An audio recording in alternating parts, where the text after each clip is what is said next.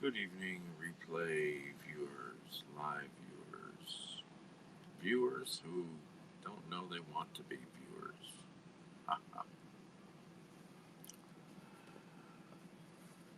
right, sorry about that. I can take your order whenever you're ready. Hi there. Give me a number 2 large with a Coke. That's it. Okay. Is that all you want, sir? That's it. All right, so it's gonna be 1026. Thank you. We're only accepting exact cash, credit, or debit. Okay. Sure thing.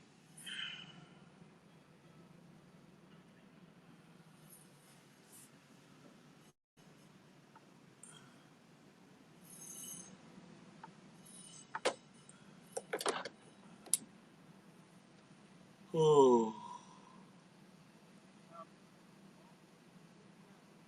I'm hungry. I don't know if I should eat, but I need to eat.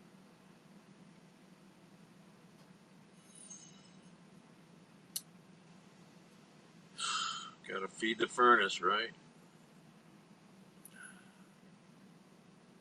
Fulfilling the call that God had on her life as a wife. Own sound. Oh, well, around about 19. Well, I started thinking about it in the 1951, somewhere in there, in 1950 or 51. But I was scared to try it because, I could get a lot of work sounding like Nat Cole. I could work in nightclubs and I could make a living, with his sound. I could take the amplifier and tune it and add a little bass and with a little bit of treble or something like that to it, and sound pretty close, almost just like it. But then I knew what I woke up one morning and I started to thinking. I said to myself, nobody knows my name. Everybody said to me, hey kid, you sounded like that. Hey kid. It was always hey kid. Nobody never said Ray. Never, never, never. So I started telling myself, your mom always told you to be yourself. And you got to be yourself if you want to make it in this business. You got to, I know you love Nat Cole, but you got to stop that. You know, it was just a question of thinking one morning when I woke up, people don't even know my name. I'm just hey kid. Well, your sound, draws on rhythm and blues and also, I think, gospel music. Did you sing in a church when you were young? Oh, yeah, sure. Yeah, I ate and then I found a park and tried to sleep. I don't think I slept very well. I should have found a better place and slept better in a quieter place. I'm tired, dog tired. Then I got up about 7:30. It was starting to, get darker, and took a walk around the park. Nice little park, not a little park, pretty good sized park. I didn't, it was in that neighborhood where I was showing those big houses at the end. Um, where was that before I parked? Yeah, I did. That's right. I stopped broadcasting when I pulled into park. So walked around there, met a guy. We talked in the park for a little bit about the area. What park was that? It was Cherokee Park in Louisville. Oh, drag ass. Uh, but I found something interesting popped up on my YouTube feed. So, you guys, if you're observant enough, you may have noticed I have trouble paying attention, staying focused on things. So, I'm pretty sure I have ADD. It's actually ADHD. They don't use the term ADD anymore. So, this really brilliant talk popped up on YouTube. And it was pretty enlightening. I listened then to the next 4 or 5 ADHD talks by like 3 or 4 different people. I learned a lot. Stuff I don't think I've ever investigated before. So it's time to go see a specialist and maybe get some help while I still have time.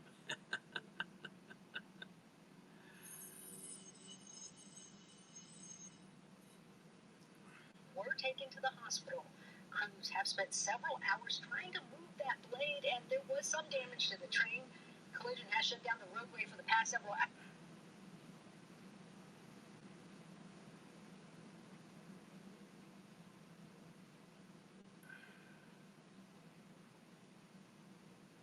Let's see, where is that video? My channel, my playlists.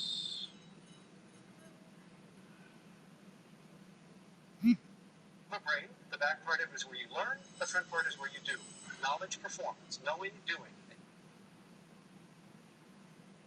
So it's under ADHD videos is the channel. And the video is, this is how you treat ADHD based off of science. Dr. Russell Barkley. It's explained a few things I'd never really, because I haven't investigated this much in a lot of years. And then the next few videos were very insightful. So I need to see if I can salvage a little of my brain yet.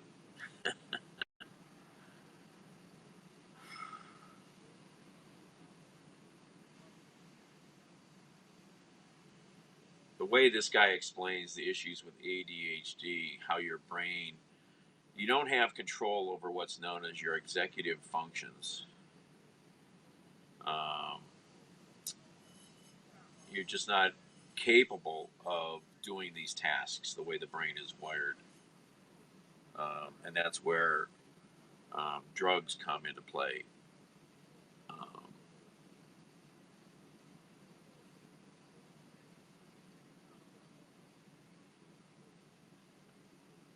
Really enlightening listening to these guys. Oh, this place is a little slow, I think. I don't know. Might be not too bad. Should have found a Wendy's and gotten a Baconator. Baconator. Bacon!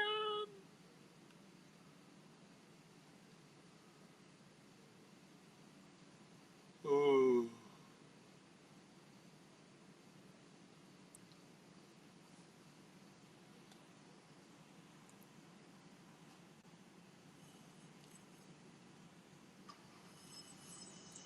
Theo, no, it's just a borrowed work vehicle from the company just to do this delivery. It's their van.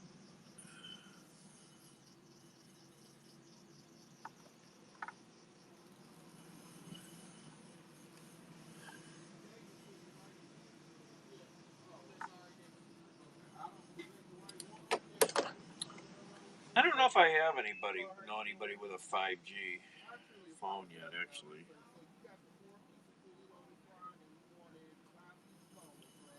I don't know about that. I'd have to ask around. No, it's not you. It is very hectic right now. But okay, what type of sauce did you want? I know Verizon in my area has already been changing out the brand new 5G antenna bays that they put up just a year or so ago. They're already changing them out because there's newer stuff, different company. So I got you the large bacon barbecue. I found that to be amazing. But the technology must have leaped, and they must feel it's going to be worth it. Well, if you've done any reading, Baba, it's pretty much line of sight, and that means you need to see the tower, that pole over there. If you go behind this building here, and you can't, you'll just drop back to 4G typically. It's hard to say how it's going to work, but yeah, until you can practice it. I've seen demonstrations, live video demonstrations showing guys walking around. Sir, you got the bacon barbecue? Thank you. Only 10:26. Yeah.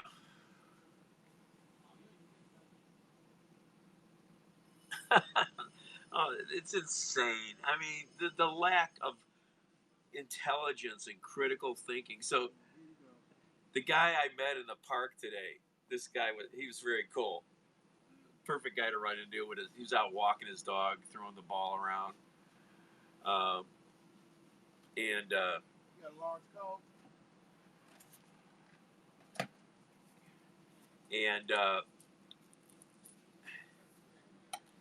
was talking about where I'm from, Cleveland, and how it's mostly Democrat. And he goes, the rest of Ohio is a Bible Belt, And he goes, yeah, the same thing here. Louisville and Jefferson County or Jefferson, Kentucky are like the only Democratic,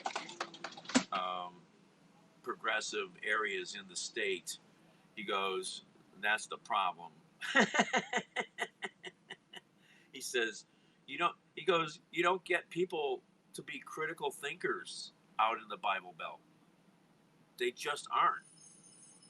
They want to believe, in magic or whatever, They don't want to learn. They don't really want to question and get out of their mold. And that was an interesting observation from somebody who lives down here. Um, uh, Pretty interesting. It's sad. I mean, you go over to I'd love to kind of go to that damn ark down here in Kentucky, where they show people riding dinosaurs with saddles. Give me a fucking break. It's so valid. It's so sad. You know, where kind of a brain do you have? How ruined are you if that's what you believe? Oh my gosh. And they can't critically understand how you can't put microchips in a fucking syringe. I suppose you could, but what's it going to do? How's it going to communicate? They don't understand the how these things work, so they think it's all some insane evil science. Oh my god, it's so sad. It makes your brain hurt, it really does. You just want to scream. All right, sir. How you doing? All right. You Thank you. Okay? Get out of your way. All right. I think I'll just pull over here. It's a nice dark parking lot. I can watch the city go by out here at the intersection.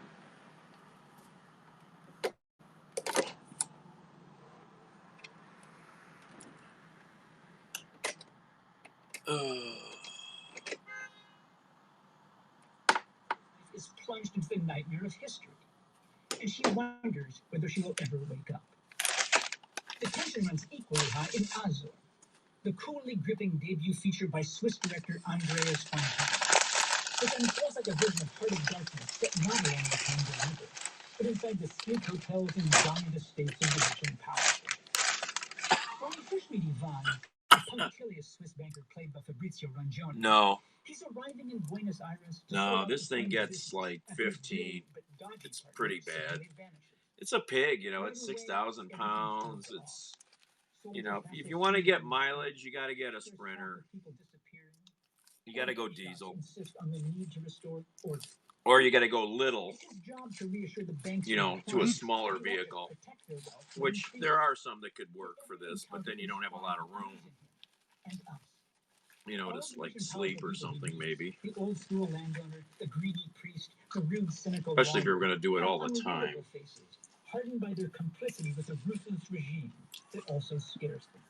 This poses a problem for Ivan, an anxious soul who's nostalgic for some imaginary past when banking was a genuine profession, and you didn't have to handle the dirty money of people. I don't want to hear anything.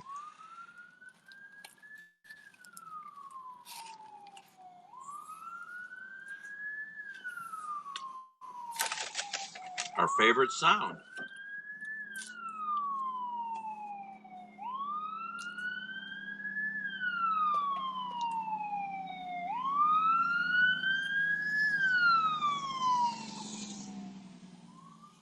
Big ladder truck in a hurry.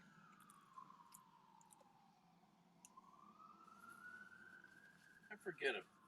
Cincinnati. Can I tell where they're going here? I forget. Let's see.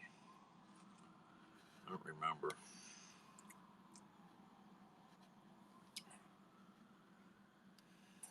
Let's see here. Let's see.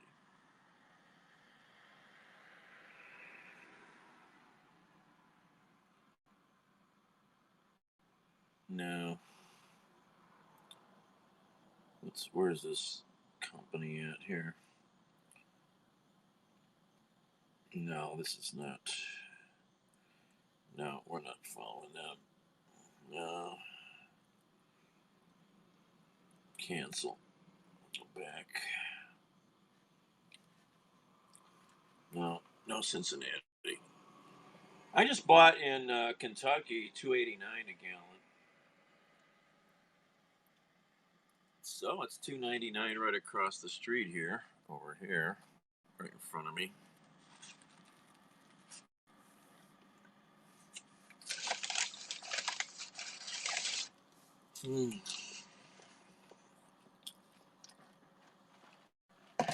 Cleveland dropped. It was back into the 270s, I think.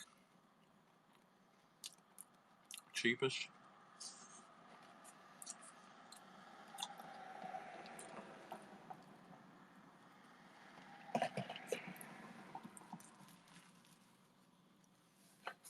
I needed food. Hope it just doesn't make me sleepy. I'm hungry.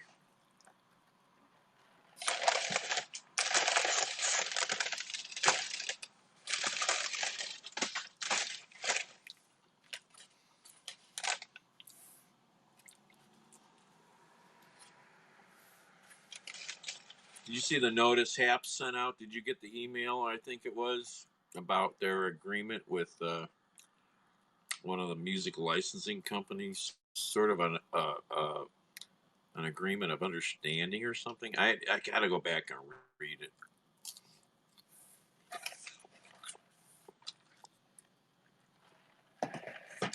It's nonsense that people are penalized for this kind of shit.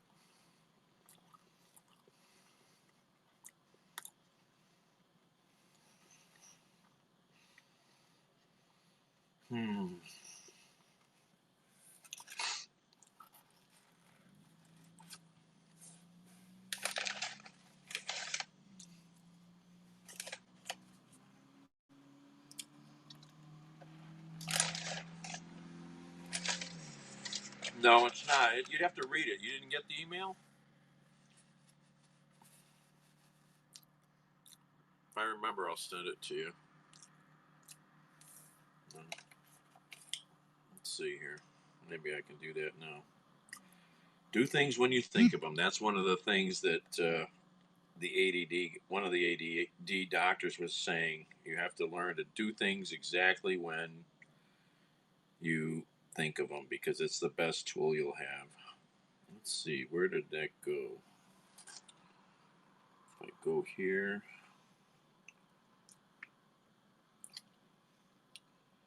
Where is that? Didn't I get an email for that, I thought? Let me look. I thought I did.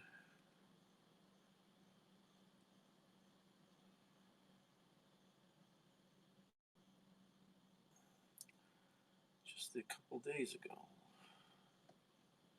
Where was that?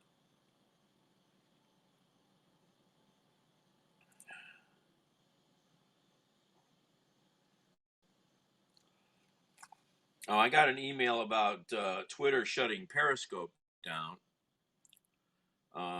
Did you get that email? There's no more linking to Periscope with live streams. Uh,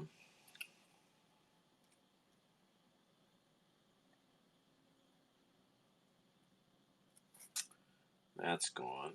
What is this?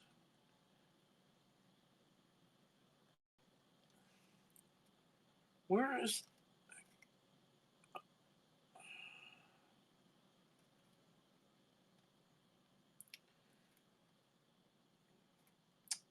Do you get the emails from HAPS? Like joining them on their Discord server to talk about things? Where did I just... I swear I got a damn email from them.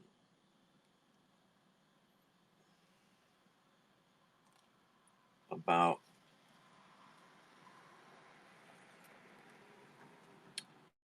an agreement they kind of reached. Maybe because you don't broadcast. You know, if you did one broadcast a week, you get 500 coins a week. As long as you keep broadcasting every week. Why don't you do some? You don't have to show yourself if that's what you're concerned about. There's plenty to show in DC.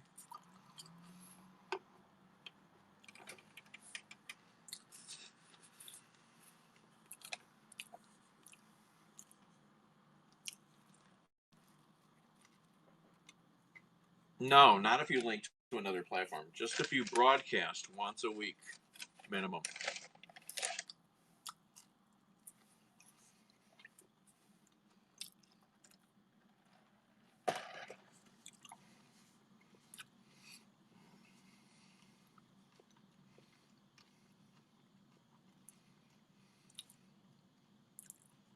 It'll show up when you log in to get your regular coins. It'll show up after you have done at least a broadcast every week. It'll start to show up. Yeah, I mean you get around, it seems, so you could start to do stuff. Start competing with Penguin 6. Ah, dripping burger juice all over.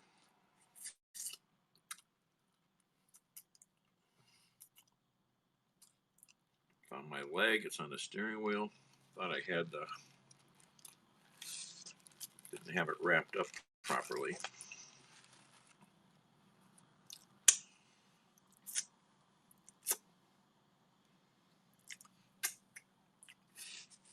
Somebody would have just had a fit if they saw me lick the juice off the steering wheel.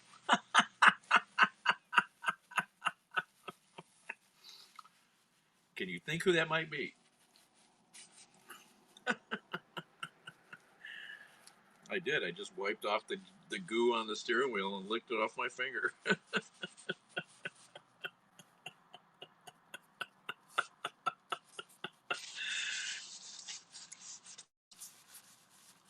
Somebody told me they were asking about me. I'm like, really? Okay. Enough said.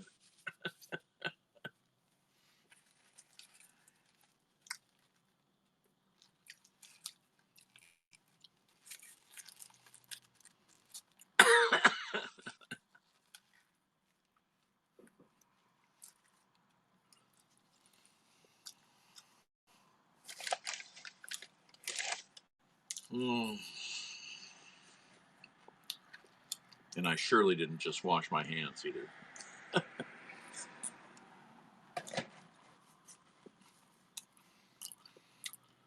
Oh, this feels good. I was hungry. It's funny how you don't realize something sometimes until you fix it.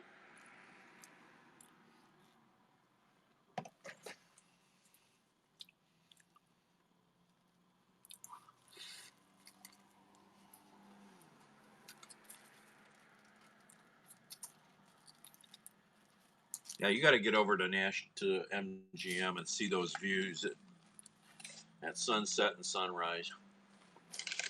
Pretty spectacular. Watch the lights come and go. if you got any they have some of those tourist type binoculars mounted you can look through. But if you had any binoculars or a good lens, you should take it up there.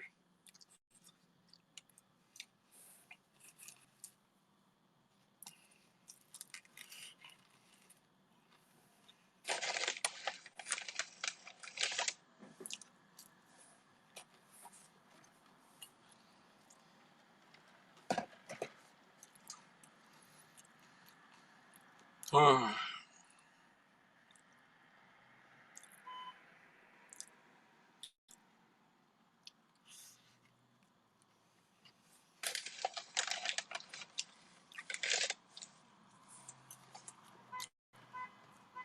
I always wanted a good set of Steiner binoculars.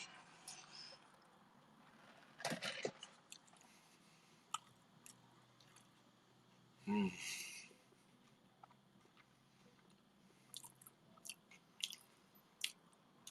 Who was beeping? Why were you beeping?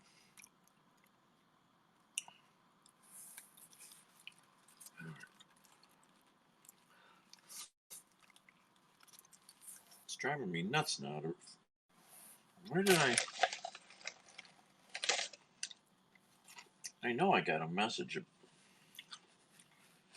from Haps about. Where did I get that message from?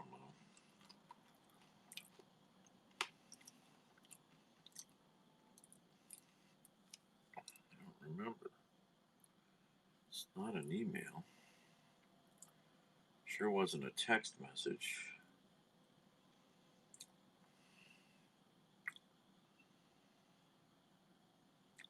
It's crazy.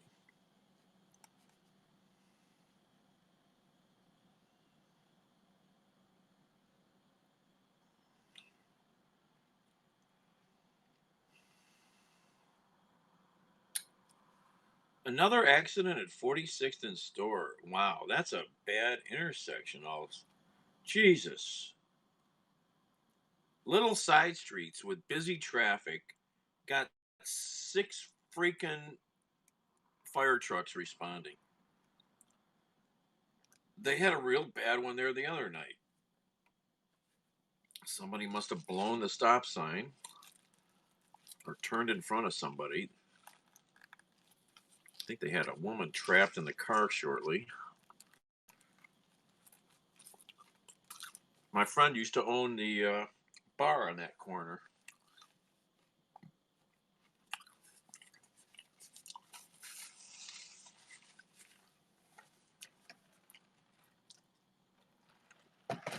There's a good chance something from this accident will pop up on Citizen.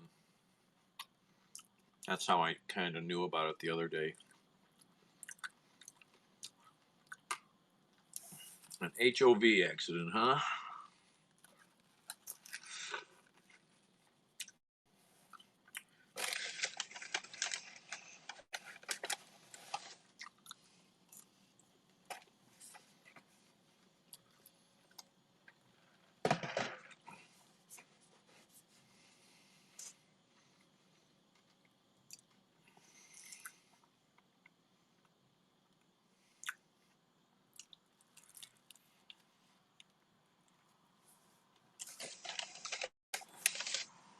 Oh, dripping again. Son of a bitch.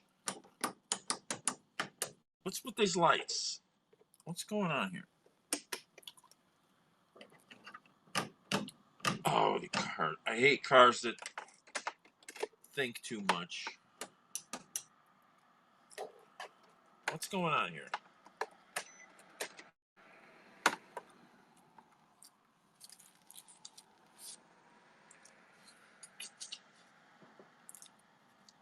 Cars with timers and stuff that turn things off.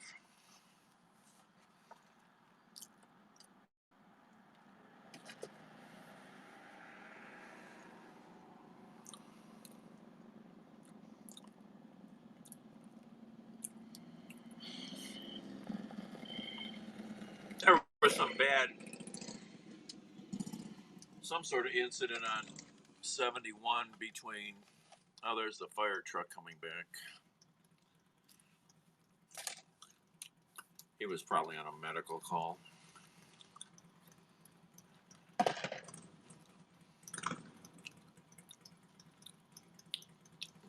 On the southbound side of 71 between Louisville and here, traffic was backed up. I barely noticed what was going on. A lot of vehicles stopped, flashing lights, but I couldn't notice what was going on.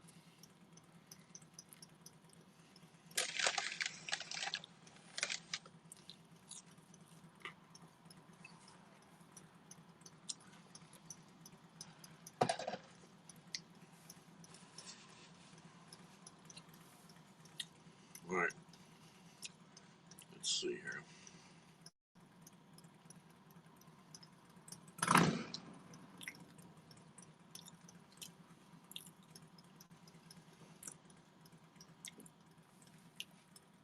Wow, a lot of stuff on the Citizen app down here in Cincinnati. Let's see. Woman assaulted in vehicle. Report of man armed with a piece of glass. Police activity. Report of shots fired. Search for man after brief vehicle pursuit. 2 men fighting. Person struck by vehicle. Vehicle crashes into tree. Search for suspects with guns. Report of man forced into vehicle by armed man. Dog stolen by man. Cincinnati's pretty wild, man. I mean, when I was down here that one day, and the damn freaking guy being chased by the sheriff right in front of me. I caught it on video. It was wild. I'm like, what the fuck? Let's see here. Let's see here. Can I change my map? Mansfield, Parma, Cleveland.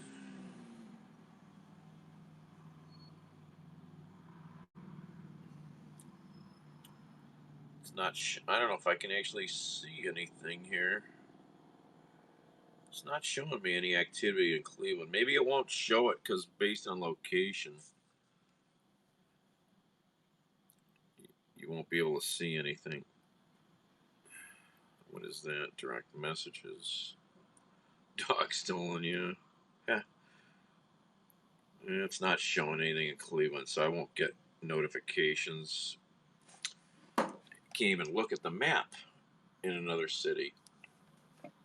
It's not showing anything. Interesting.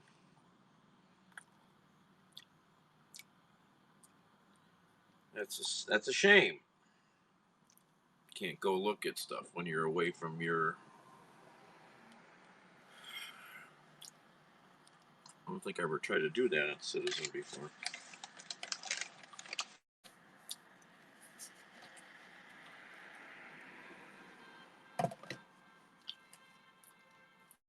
Oh, another horn. Beep, beep, beep. The best horns here in Ohio.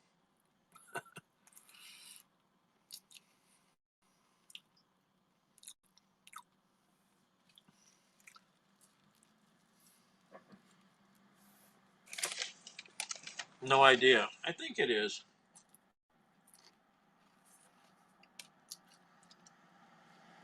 I think I remember listening to the police.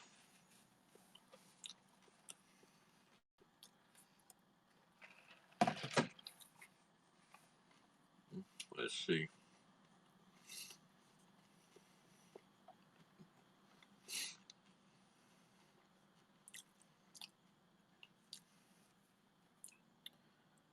Let's see here.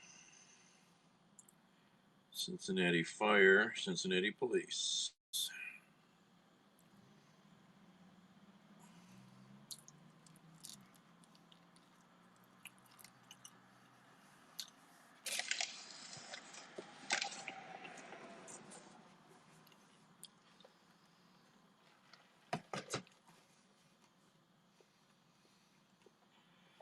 Is 1330 not available for the lockout kit? 1339.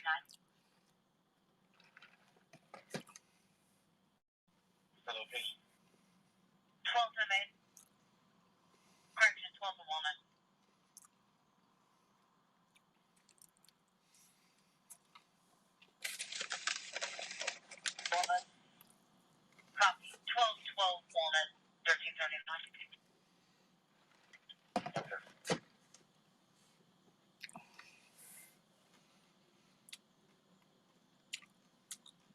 You think it's a little busy? It's pretty busy, isn't it? Oh, no, no, what? Pardon?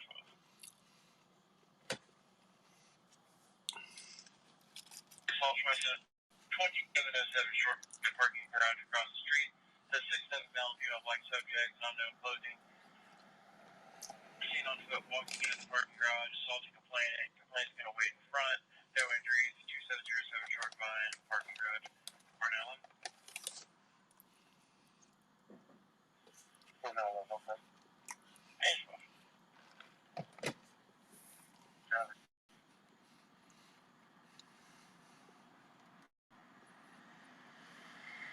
By the bus stop area, and I did not see anyone. I'm going to head to VP. 33, I copy.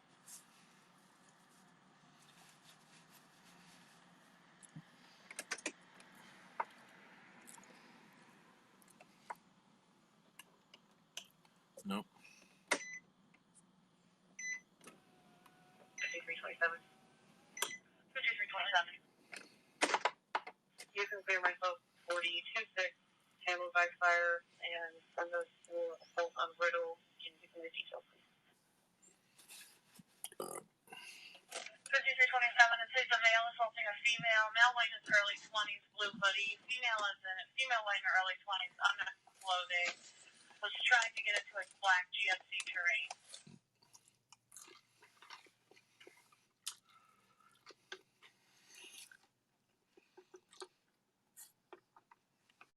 Okay.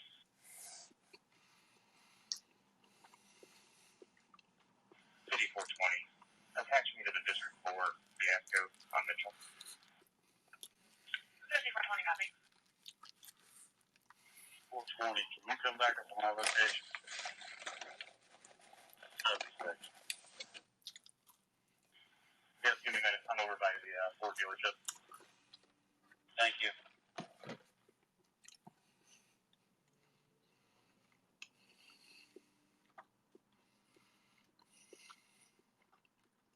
5333. You guys talked to, I guess, our caller. We were still over here by the bus stop, and I cannot see them. Yep. 33, I copy. Just a hop, skip, and a jump. 5340.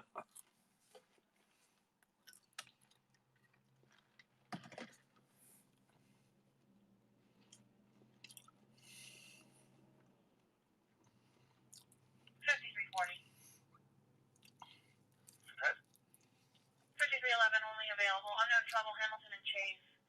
Female arguing with someone else, upset that someone ran away from the location. Line disconnected, voicemail on callback. Probably be quiet, yeah.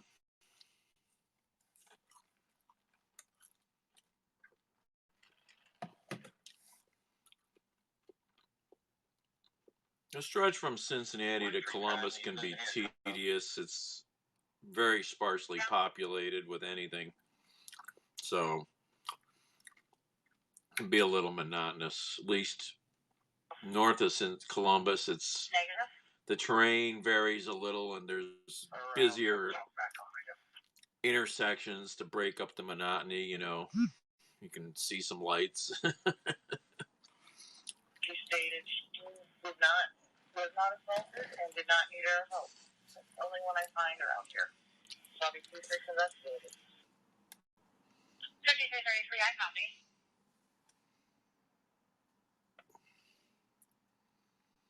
Since Hamilton is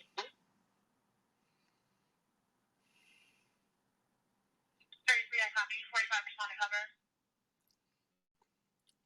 45 cover. Wow. Shasta Lake fire, the Fawn. I don't know if I haven't heard about this fire. From Bellevue, Kentucky. The Fawn fire in California near Shasta Lake, 100 structures destroyed. Wow.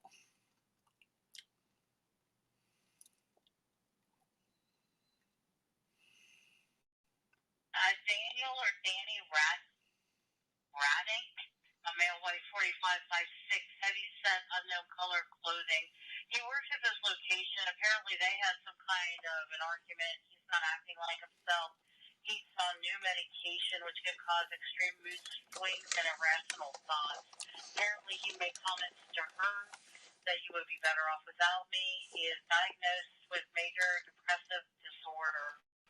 No means of harm is mentioned. She's concerned for his well-being. Should be the Herzog Music location, 811 Ray Street, 6316. Copy for both.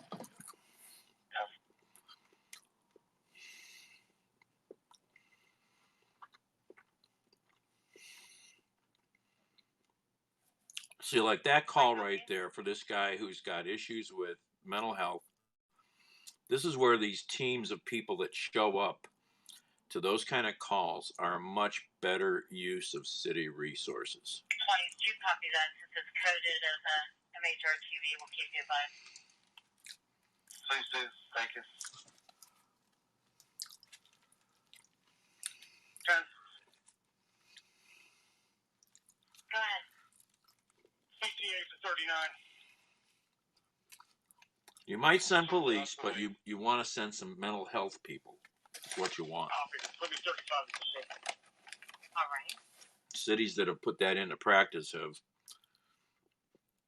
That was a good call. They got obviously the person that called it in knew what they were talking about. You know. Negative. It looks like it was an uncooperative complainant. I will send a call back to see if we can get further. All that stuff matters so much, you know, instead of just calling and saying somebody's acting crazy.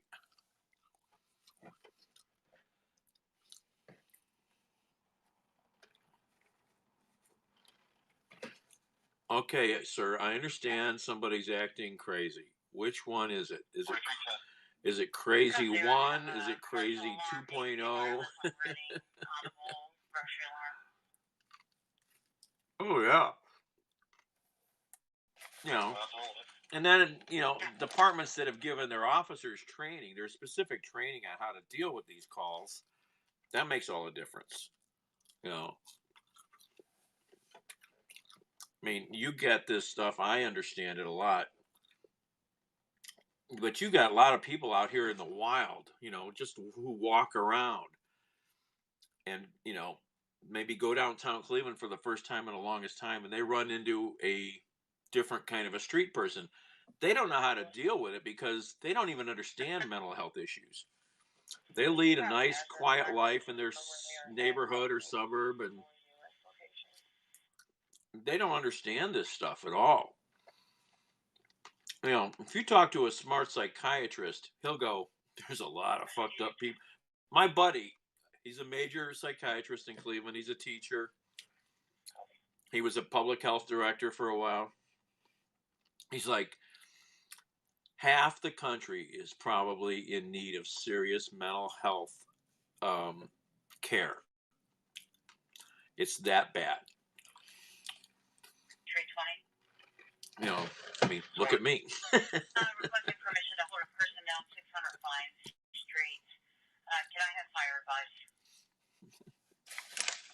That's fine.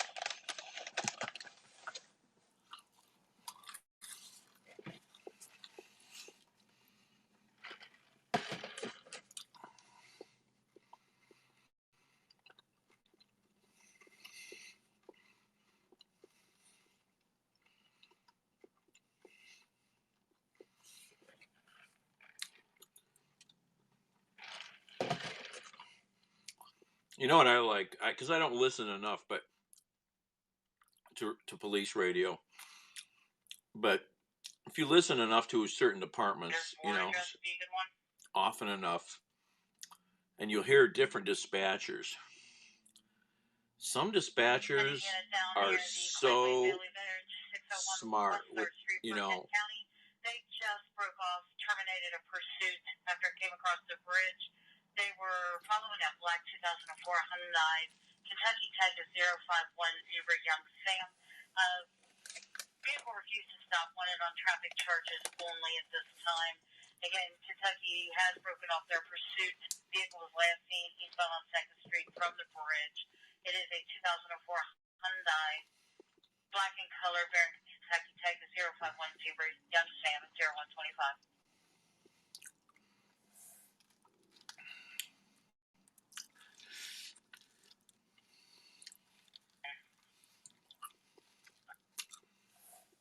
Still good, Sarah and I are breaking it on night.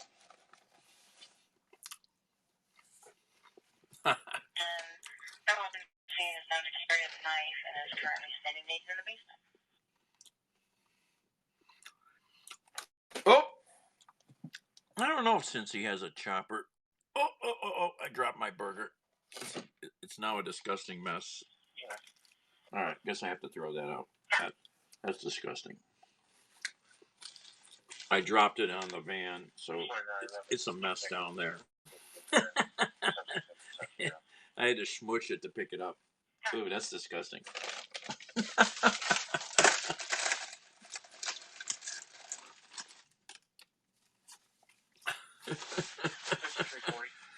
Oh my gosh. Periscope was so good. And then,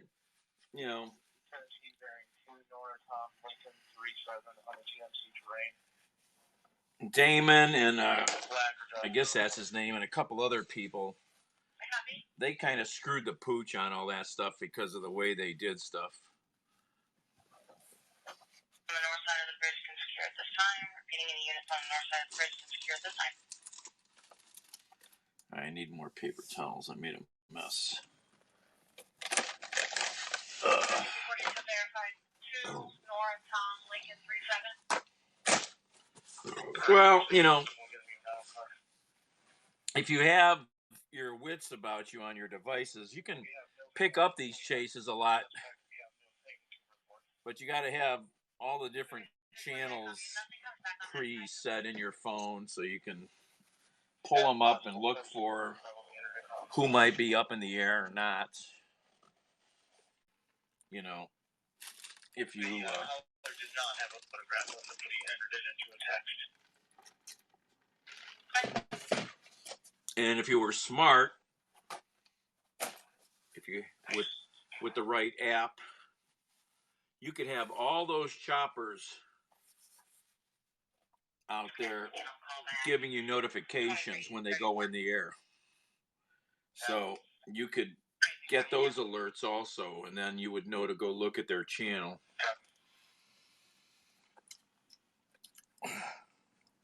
But yeah.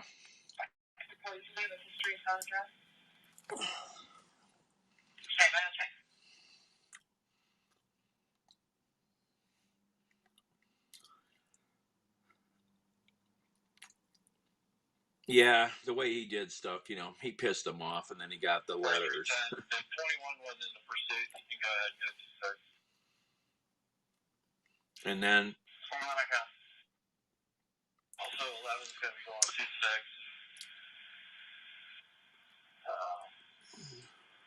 That's it.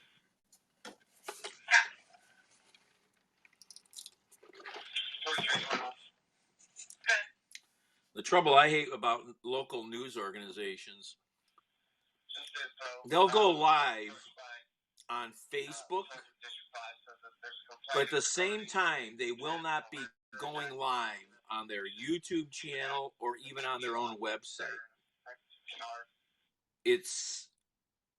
I've yelled at stations for doing that. It's like everybody in the fucking world is not on Facebook.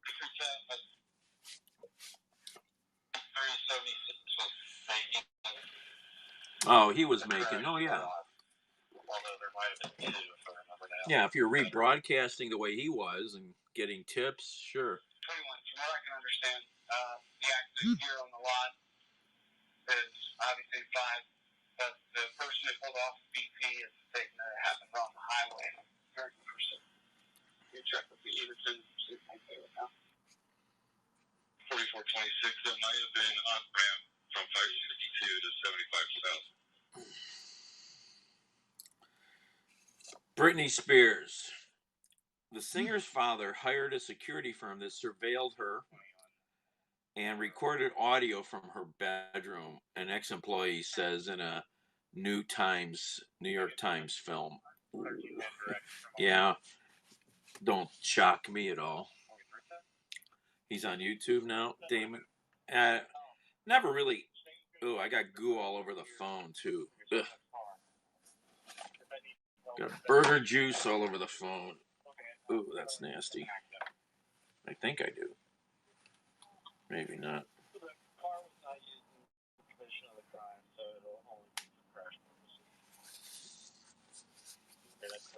Well, that's it too. I don't get that whole thing. Why would you want to watch somebody smoke pot? You know, I never even did that when I was young. I mean, it's like I don't get that whole culture of all these people smoking and people watching you smoke. I don't get that. There's tons of that out there. I don't get that.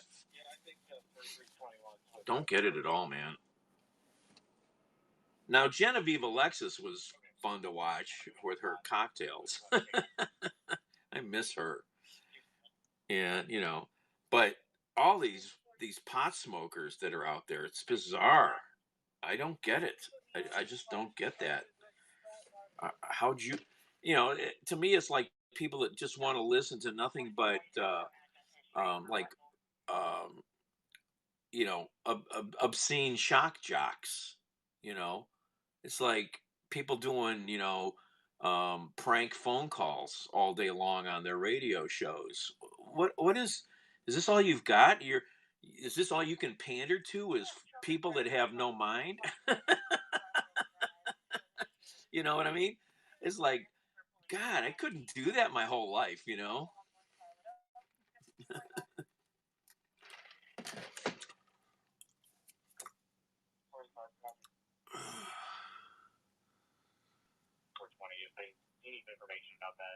I don't get, watching people, smoke pot is bizarre. Just sit there and, talk about your pot and take hits off your bong or your pipe or whatever.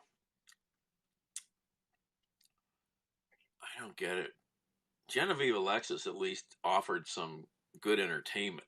I mean, she was interesting, and she could show you how to make a good cocktail.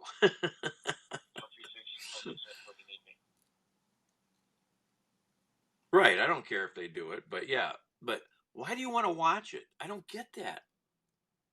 You know, I don't get that whole mindset.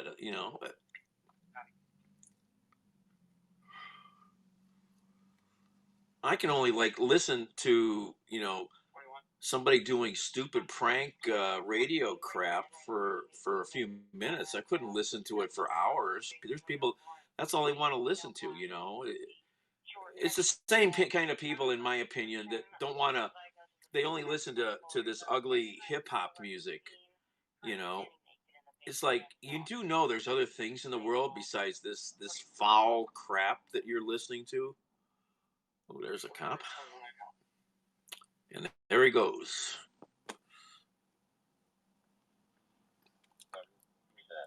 Someone smokes cigarettes.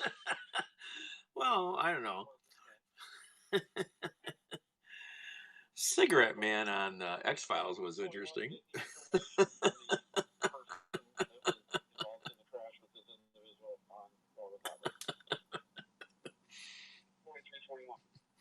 I could watch him for a while.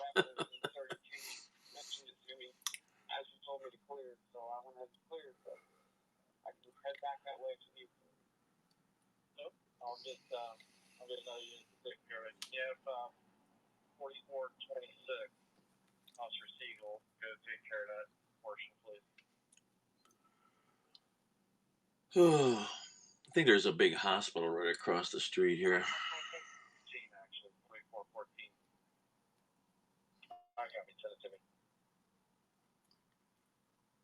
I think it's called the Summit.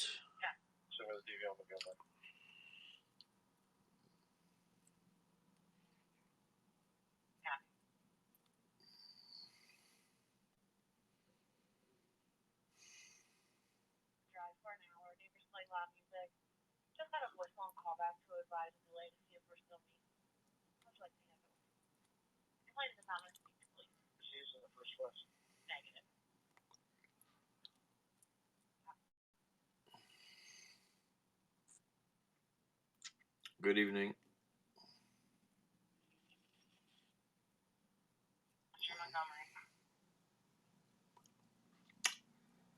When you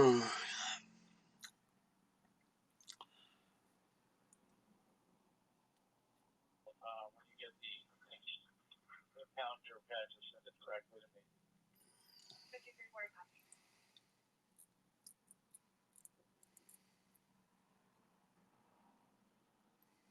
I'm probably back on my previous run, backing out to the clerk's office to finish my start.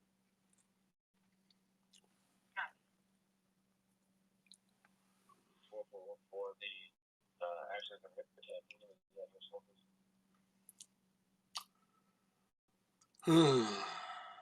West Mitchell Avenue.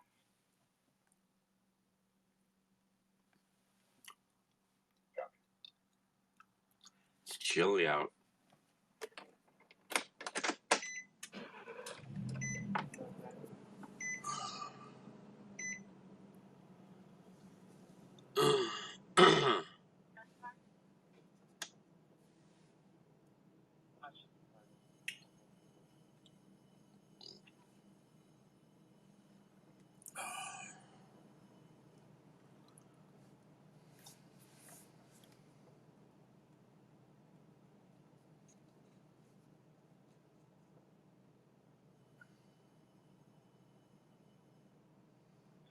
Comes back to the silver 2016 Nissan, no active one.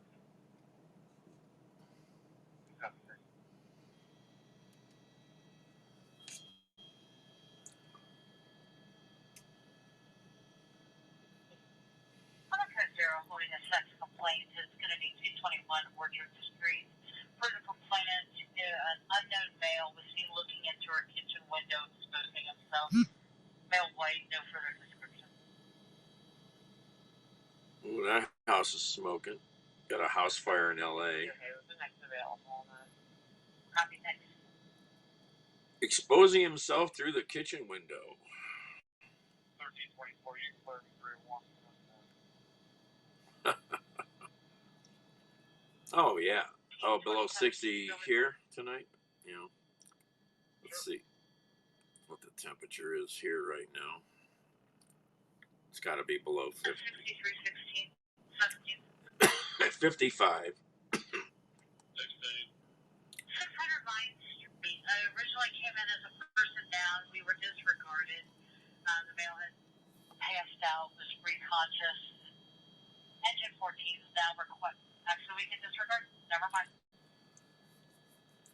Yeah, that house is burning pretty good in LA. Okay, Matt. I'll be on the ground here in a few minutes. Nothing but smoke pouring out of all four sides. Not good.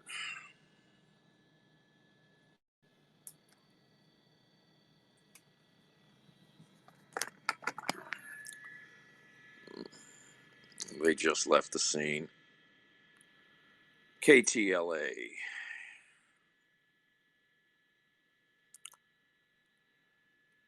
The Southland. Montgomery, be advised, we're receiving another call from a complainant in apartment 2, stating our neighbors a female white, late 20s to early 30s, dark shirt with white underneath, sweats with white stripe on the side, saying that she was assaulted by her live-in boyfriend, who's also high on meth, unknown injuries, unknown weapons.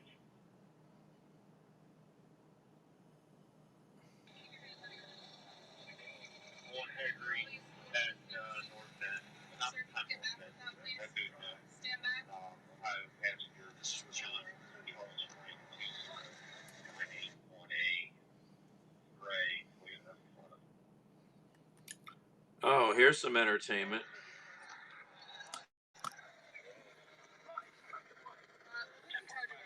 I'll take charge or responsibility. Now, what I have is about 16 citizen complaints, and I have one off-duty officer who's already called and said that there was some reckless driving up over Mingus Mountain. Did we ask what that was? Yeah, you were passing vehicles, riding more than two in a lane, passing on the left. We were tandem all the way to the game, so... Stand back from me, please. I'm not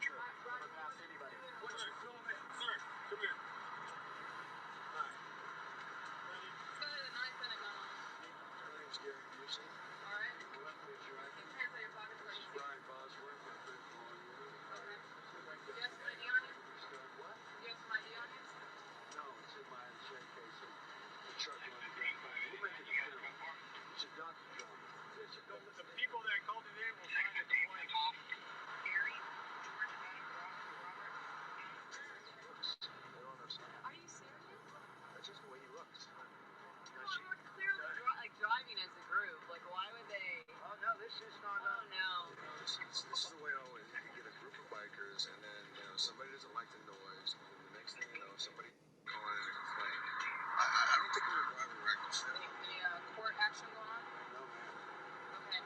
Well, so what I need you to do is turn around for me. Put your hands behind your back, all right? Okay. Apparently you're up here in California. Yes, my Yanni? No, I don't.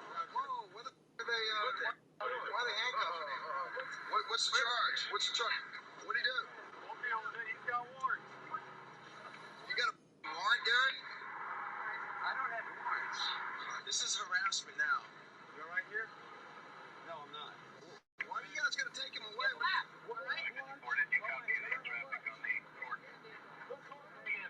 the charge? Yeah, we're going to see if they're extraditable, and if they are, then he's going with us. So everybody else is cool, officer? All y'all can get out of here for all I care.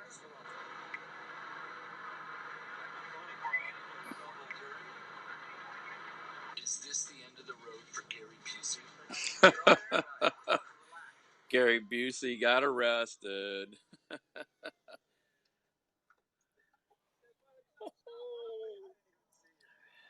Okay, Bella.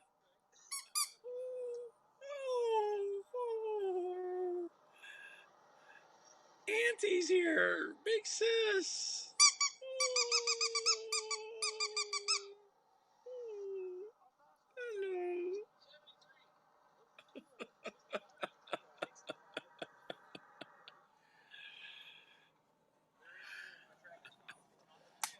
Hello. I'm out here watching Gary Busey get arrested on some stupid shit.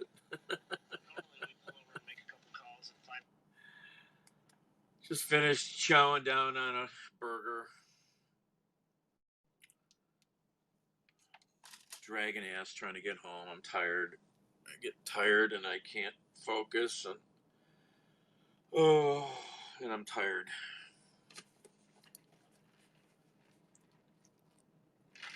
But I got to get back, especially because this is not my vehicle. So,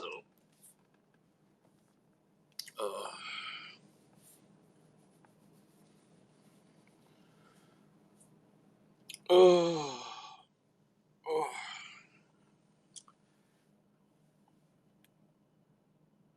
your people, yeah, you've got snitches, huh?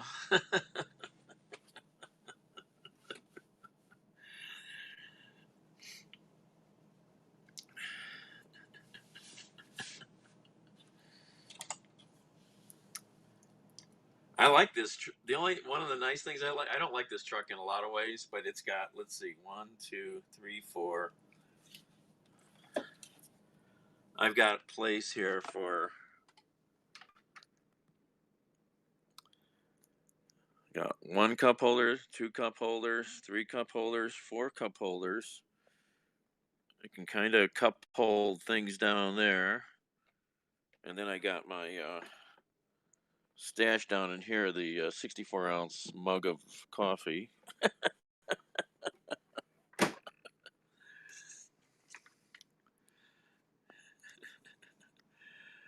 Yeah, we're procrastinating together. I was just going to send you a video that popped up by chance on my feed.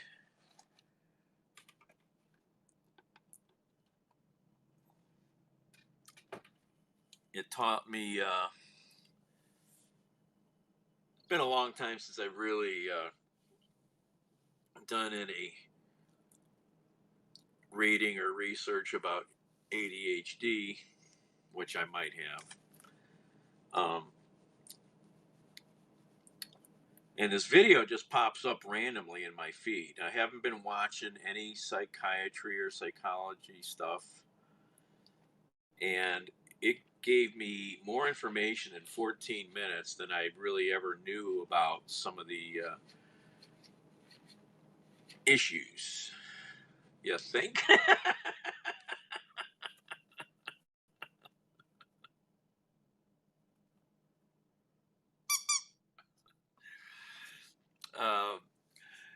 And then, so after I watched that, there were following videos in that same realm.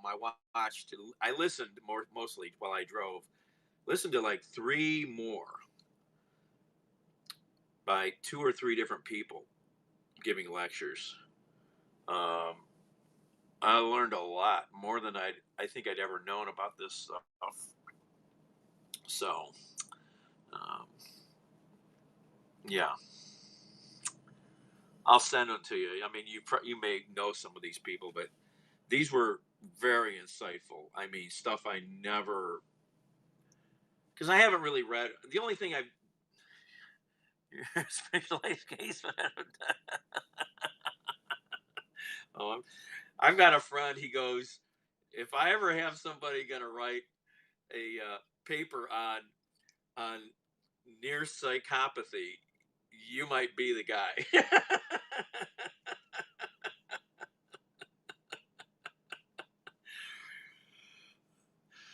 I'm right on the line, or socio. But I mean, decades ago, I read the book Driven to Distraction. And one of these doctors did mention Hallowell, actually, too. But I haven't done a lot of reading. I never really went and got diagnosed or clinically, figured out. But listening to these other videos, the guys talk about um, how you um,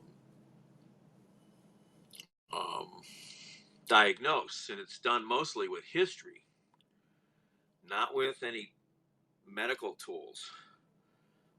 It's observation and history, and maybe getting family or friends to talk about stuff, and questionnaires, well-designed questionnaires. Old timer, City by the Bay. Hello. I'm not that old. Let's see. Just finished eating a little burger. Not so little, but now it's time to try to get back on the road here. I've been procrastinating. I'm very good at that. I could teach a master class. Why are these lights on now? I don't understand this car. Push those buttons.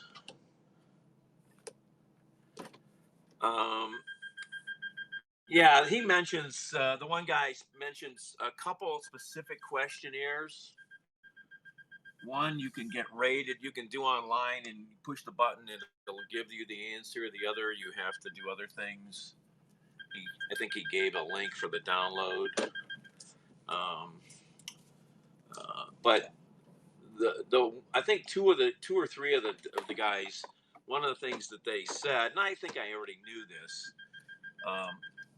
ADHD is the most treatable kind of mental health issue out there.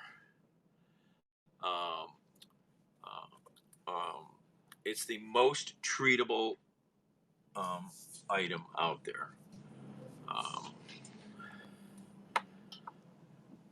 All right, we're leaving rallies.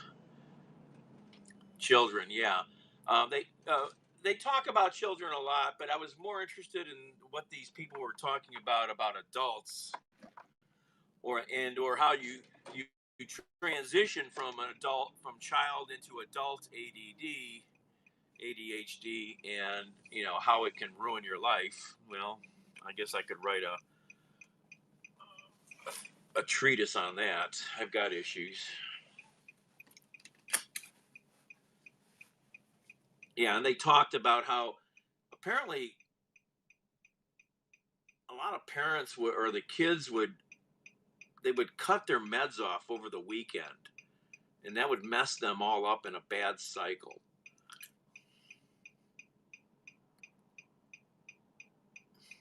Damn straight, man.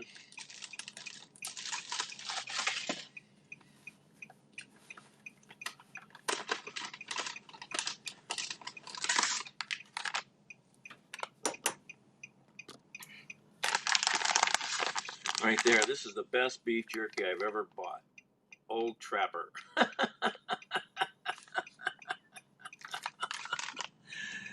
Old-fashioned beef jerky.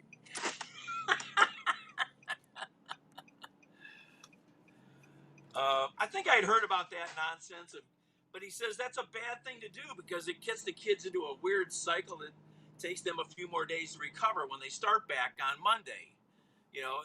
And he says it's better to, just maybe cut their med down a little over the weekend, but keep them on it. Very interesting stuff. I mean, these 4 videos, I learned a whole shit lot. This was like a definite, like a short master class. Really, the things that I really struck me in the first video was the whole thing about executive function. I guess that's kind of broken in me. Really broken. Yeah.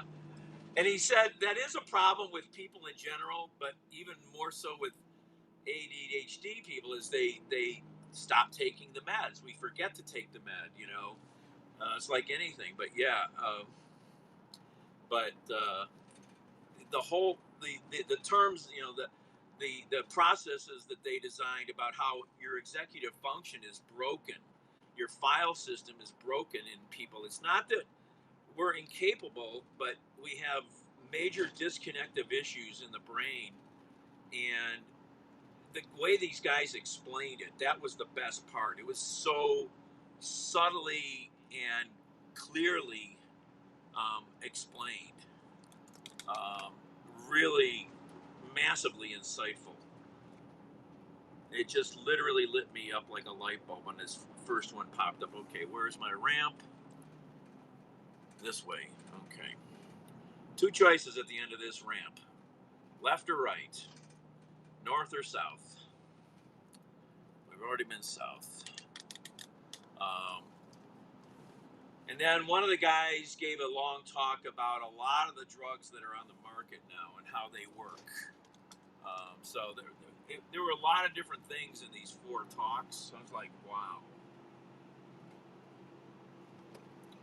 But the way the guy explained things about, your inability to stay on task and such, wow, it just was like, wow. Yep.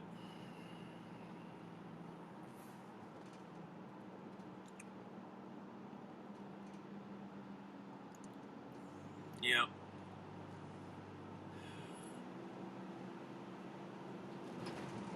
And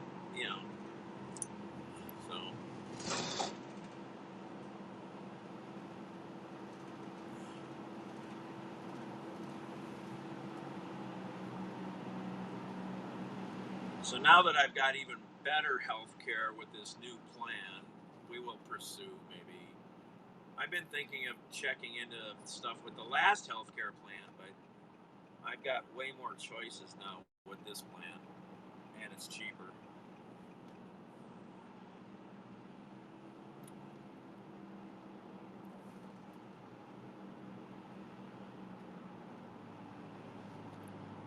Oh, okay. I'll send you these 4 videos. Now, the guy talking about the meds, these are all like 5 years old, I think, these videos. So the world has probably progressed a fair amount, but as he said, the basic drugs have been around since the early 50s, all of them. The only differences mostly now is they have newer versions of these same drugs with longer lasting effect. 12-hour time, time dispensing ability, so they work for you better throughout the day.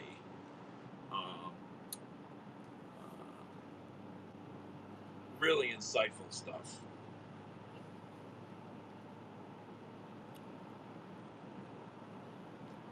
You can go find him if I forget to send them to you.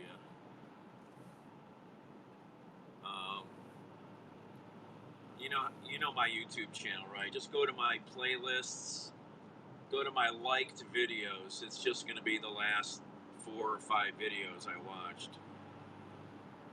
Yep, extended release. And the one guy, I think that same guy is talking about you've got to try, you've got to find, you've got to take the prescription levels up to the max and figure out if these are working or not. If they're not, then you go on to the next medication. I liked his approach.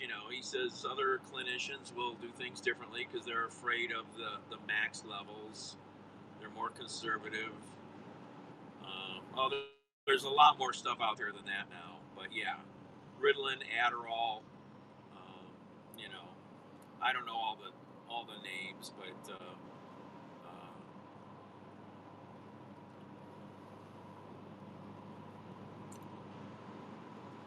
all right, we're moving forward.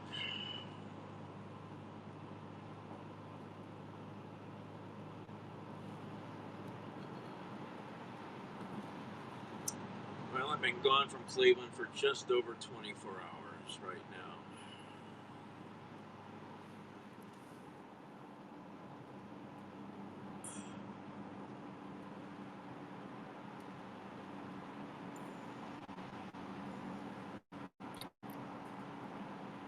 Yeah, yeah.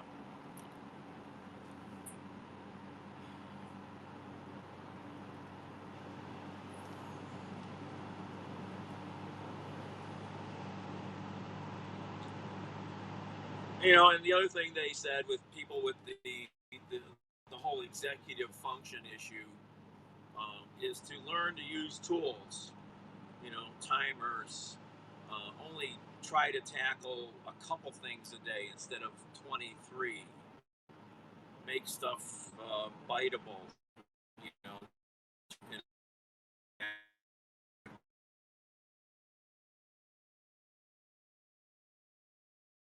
Out in your presence to get your attention and get you to pay attention, to focus. Quaaludes. That's something I didn't really like. Do the roots, man. It's so good. Don't worry. You're slurring and drooling. Yeah, it's great, man. It's great. What do you mean, Baba? I preferred speed. That's probably why. Yeah. Um, so the one talk was about a guy who's well known from the Red Green Show, and a doctor that he's very close with. They had a 45-minute presentation. Apparently, he's got ADHD, um, and I guess he's talked about it a little. You know, um,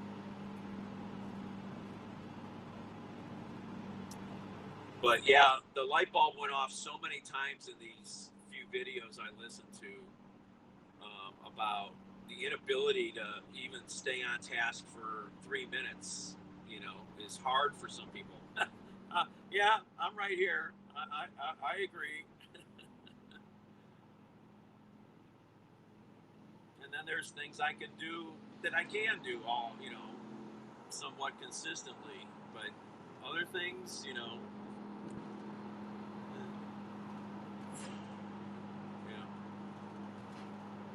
Yeah, I wish I'd have listened and heard this stuff. Or yeah, it's time to see if we can fix Daniel a little better.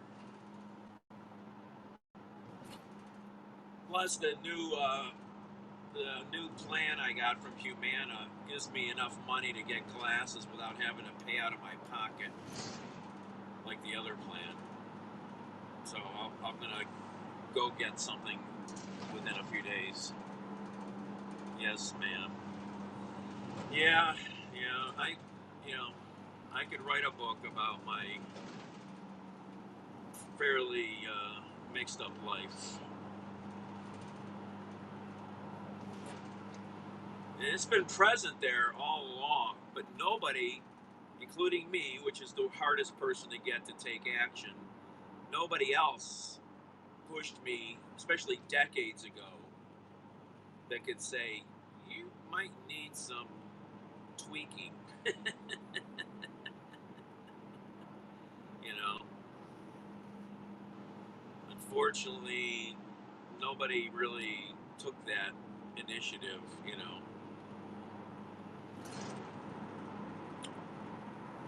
And April, left alone, we are left to our worst devices.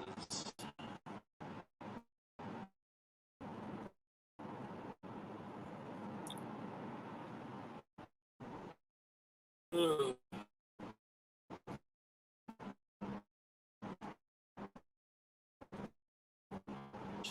And I did clean the coffee pot, made coffee for the first time in months.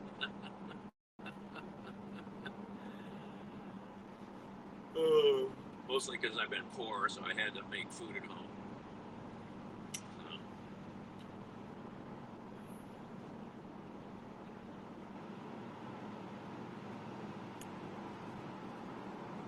And something else I think one guy said about exercise. Exercise is especially useful for ADHD people.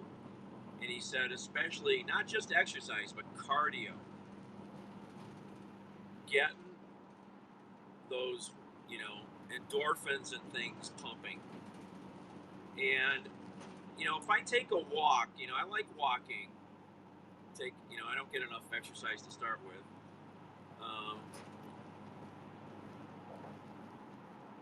I feel okay after, but I don't feel like if I cut the grass, which I don't do slowly.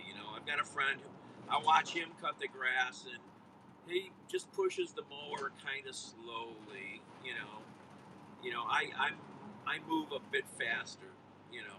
And I like how I feel at the end of that good exercise. Pushing that mower for an hour or two, just sweating and getting your heart rate up, and um, I notice I feel a lot better a little bit after that. The trouble is being able to focus on it and do it regularly.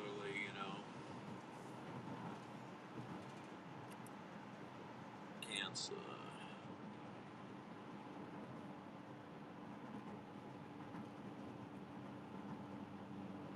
Yep.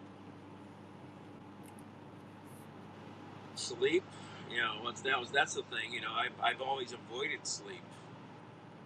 That's been a big, fairly detrimental problem in you know, my rhythm, my daily rhythm. I don't have one. And like he said about kids, with if the kids grow up in a chaotic household where there's no regimen, where you don't come home from school, you do your homework, the family settles down into a quiet evening, and you move toward that chilling out and then going to bed. That was never our household. Ever. you know Ever.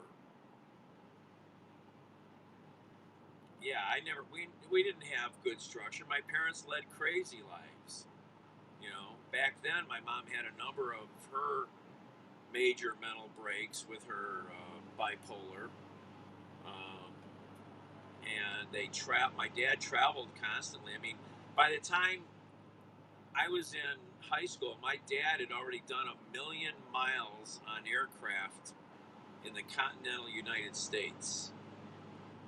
And that's back in the 60s when he hit 1,000,000 miles. So that's slower jets, propeller aircraft flying all over the place. No, he was traveling. I think he was working for the CIA. I don't know what he was doing. you know, he said he was in public relations. Okay. I don't know what he was doing, honestly. And he, I think the company he worked for was a front, honest to God. It was perfect. now looking back, you know. And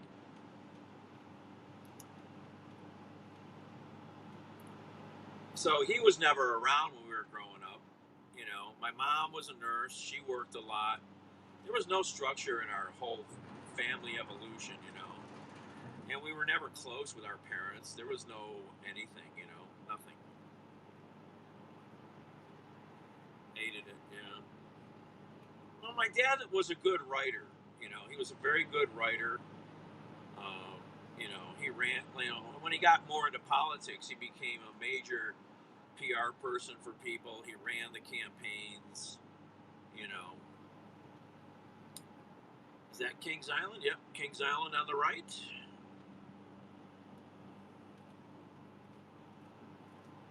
I never noticed. What is that?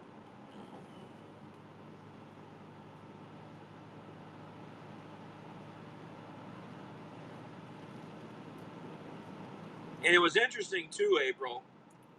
He said that uh, the one doc was talking case studies about like a guy. He brought his daughter in because she had trouble in school, and the father was listening to the daughter give her history, and they're looking at um, these symptoms, you know, her actions or non actions of things.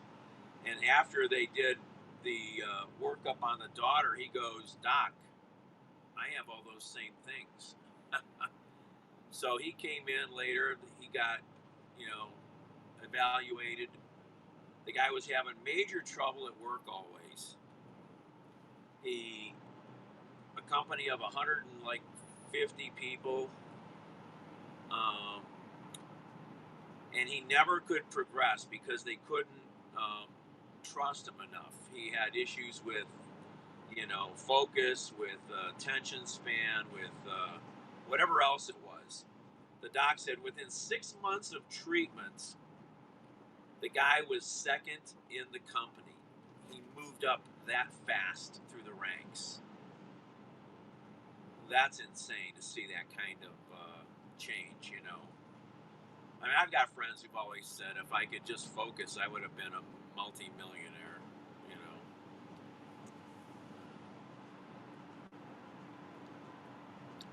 Oh, Sue. Hello, Sue.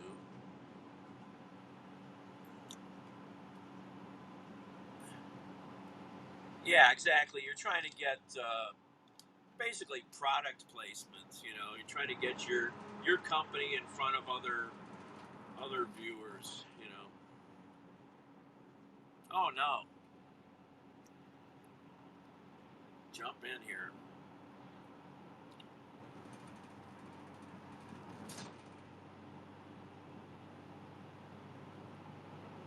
But one of the other things he says is to try to recognize your strengths. So he says a lot of people who have issues with focus, they have trouble doing the jobs that say require paperwork. You know, and when they rise into those positions, they fail because they can't stand to do the paperwork, the tedium of it. So they you know, it's like driving. This is perfect for me because well, I've always liked to drive, but um, it doesn't involve all these other types of tasks. There's enough typically going on with the driving to keep me busy that I like, you know.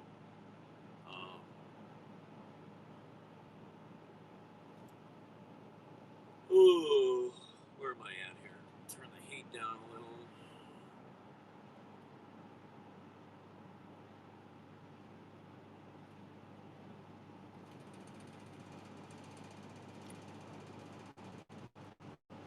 Ooh.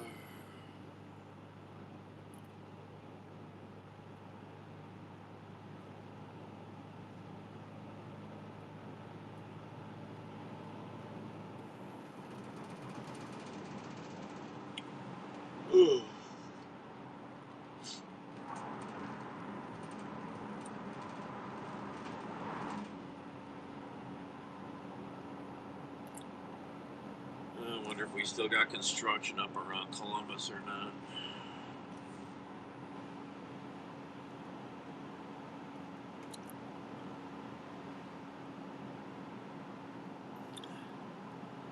Well, actually, I'm the same way like that. I can do better work, in a coffee shop or something like that with all the white noise. Yes, that helps.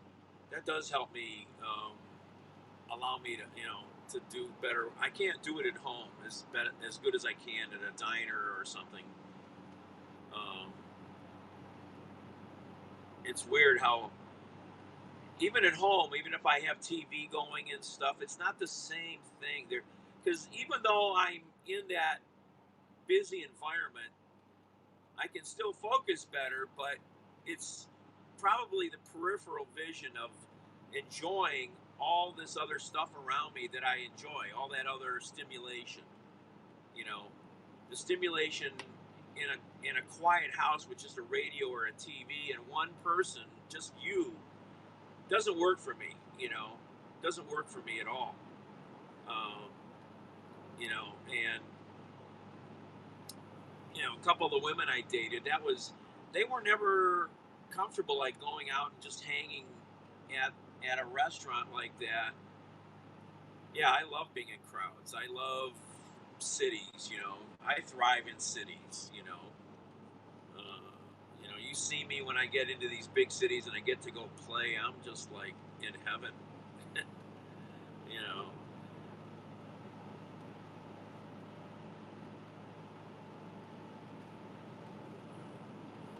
Yep. Let's drink some water. I haven't drank much water on this trip at all. Mostly coffee and soda. Did I even open a bottle of water? I don't even know if I opened any of these. Well, let's open. I think I did. Didn't I? Open one of them? Where is that other bottle of water? Yep, I did open this one. There we go. I was so pissed the other night. I had 2 bottles of Pellegrino, and I opened the one, and then I didn't pay attention, and I opened the other one. It's going to lose all its fizz.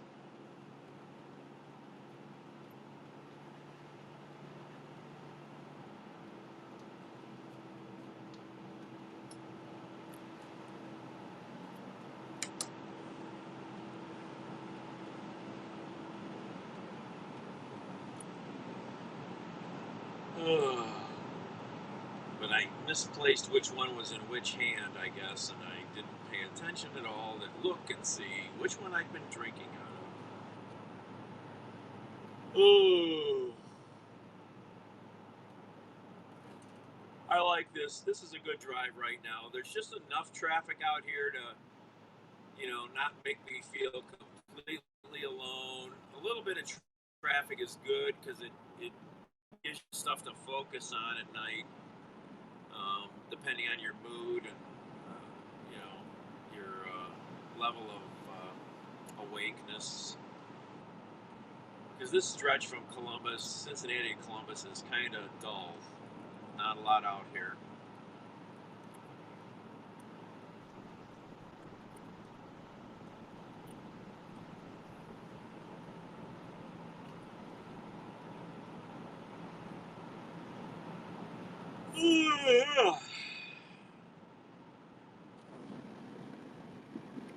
Yeah, this stretch is very flat and straight, pretty much. Columbus to Cleveland is a little more interesting. It's a little more hilly. There's more exits with things to pass, more lights occasionally. Makes the trip kind of go faster sometimes when there's more things passing you by.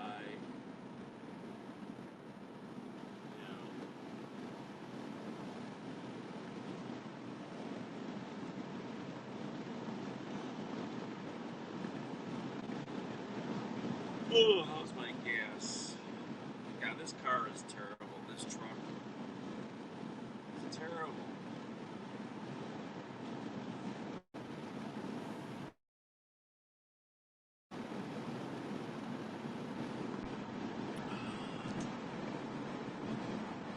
Oh no, no.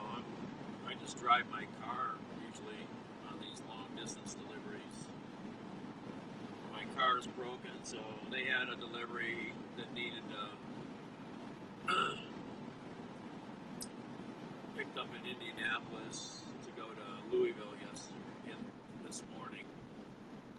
So they called and said you can come and take our van. So I'm in the van. I need one of my own. Oh, I should put this on cruise. Set the cruise.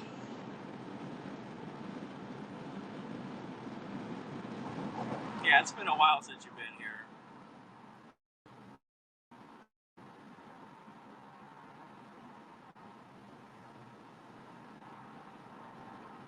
I haven't been on the road really for a month and a half.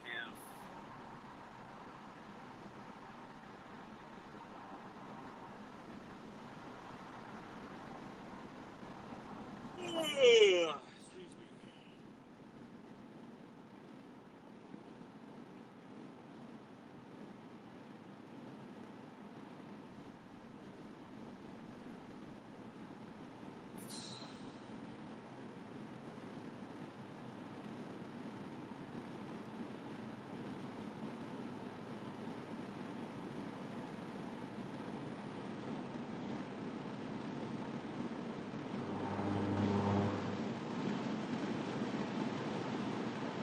I don't have good sleep habits, especially doing stuff like this where they call you in the morning and say, "Do you want to drive somewhere tonight?" Yeah.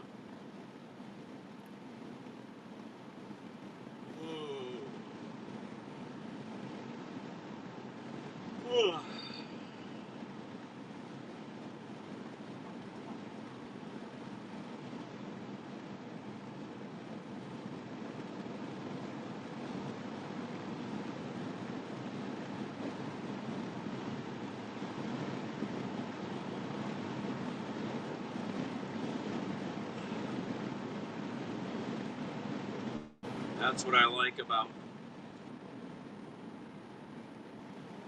H&I TV. 6 nights a week, Star Trek. I can watch 5 different episodes of Star Trek 6 nights a week. It's awesome.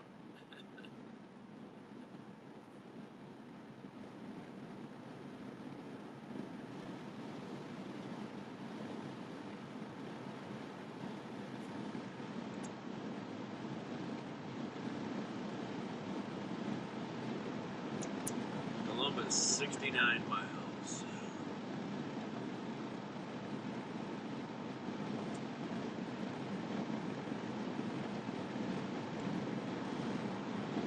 Yeah, if you can get H&I TV, you can look it up on the web if you've never heard of it. It's a free channel here in Cleveland, one of the sub channels,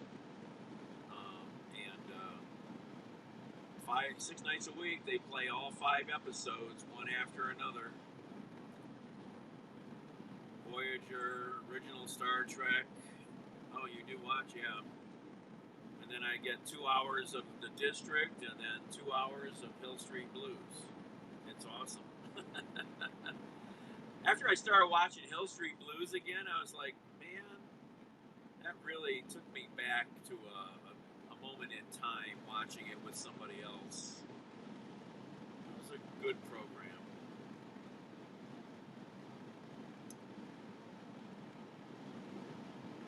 Just like NYPD Blue, you know. House, yeah, House is pretty good. It's not the same kind of thing to me as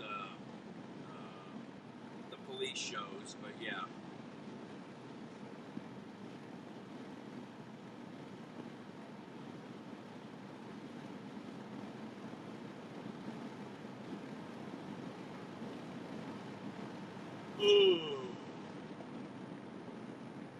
Excuse me. Of course, now they also brought on Babe Watch. I can take that show occasionally. It's not so bad.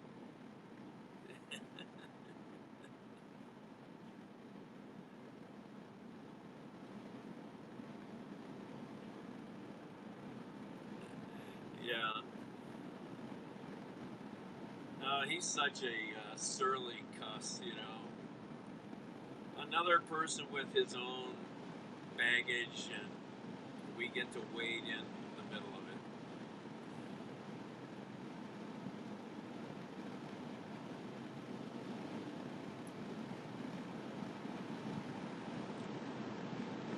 Oh, my speed. Okay.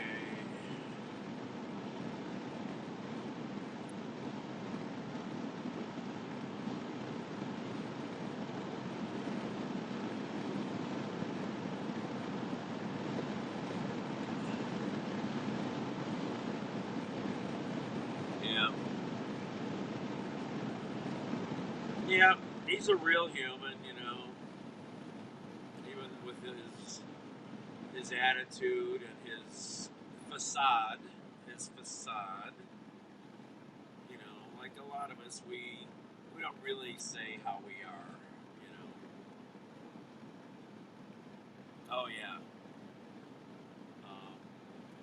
Can't think of his name right now. Yeah, they have a really interesting relationship.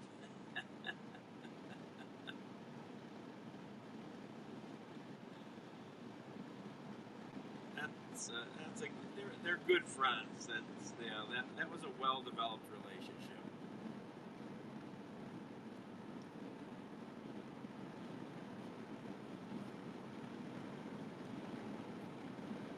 It's so funny watching Hill Street Blues the other night when Hunter Lucy just became the Sarge, and she now took over for Esther House and doing the roll call and or the morning briefing. I mean, and Hunter asks her out, and they go to dinner, and she's like, "Oh." You can see she answered nicely, but in her mind, she's like, "Fucking hell no."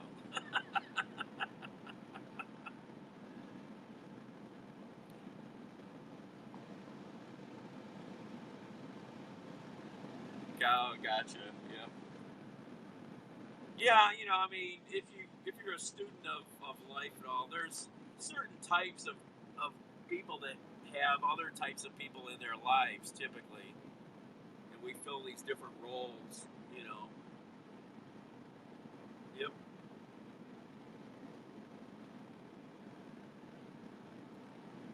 Me, I'm the black sheep friend that everybody knows. Phone.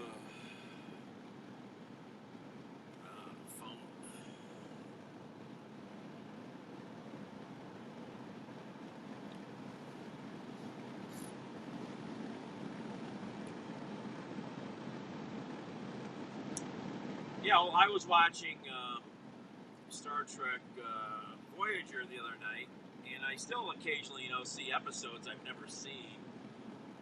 And I got to see they're doing actually really early shows in that series,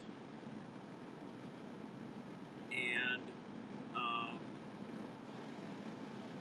where they stumble into Seven of Nine on the Borg ship, and where you know this is how she ends up on their ship and how her whole beginning of participation there ensues, and the crazy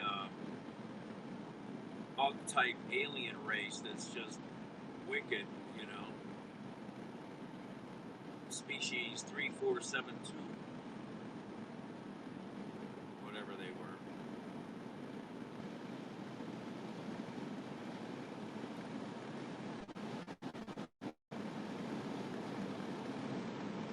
Just when you thought the Borg were the worst evil you could find.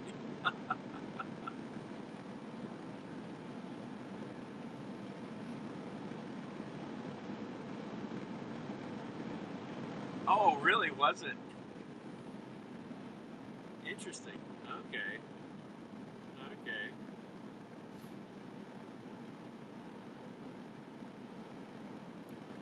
She was perfect for the role because it you can see her attitude really didn't change even from when she first was a Borg. She carried that attitude, or they allowed her to carry it all the way through.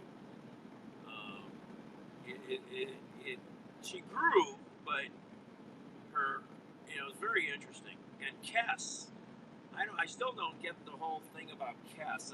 That whole early stuff. I guess I missed a bunch there with her crazy telekinesis. That was something I didn't remember ever seeing before either.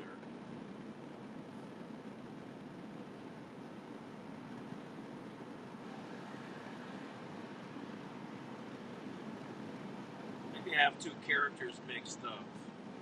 I guess I don't know.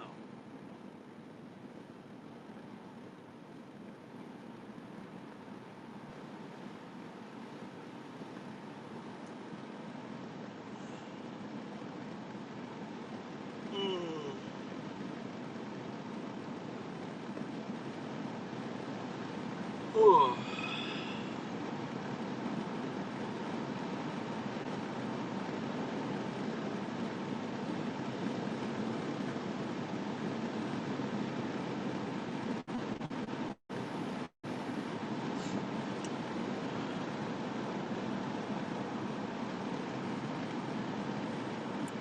Huh? Big truck on the left. I'm just not going fast enough.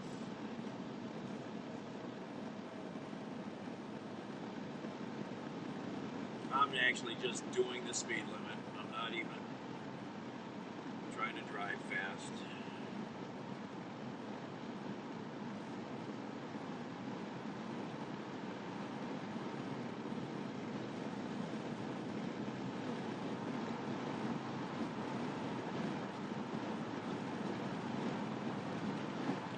All right.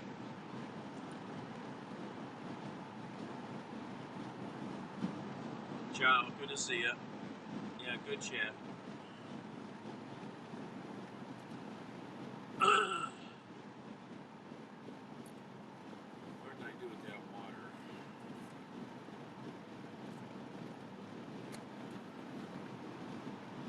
Oh, I lost that water bottle again. There it is.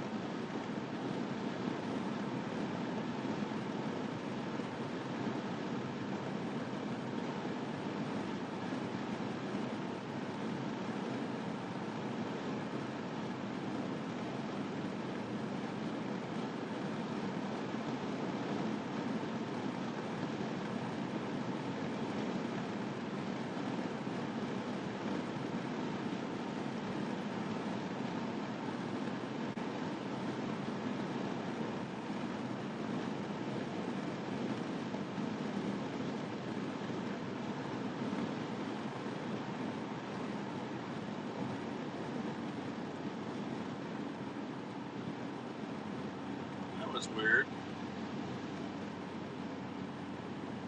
Why did that happen?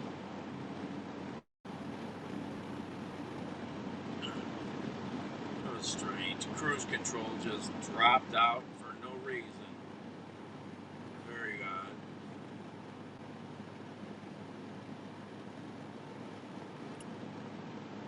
I don't think I bumped anything. Very weird.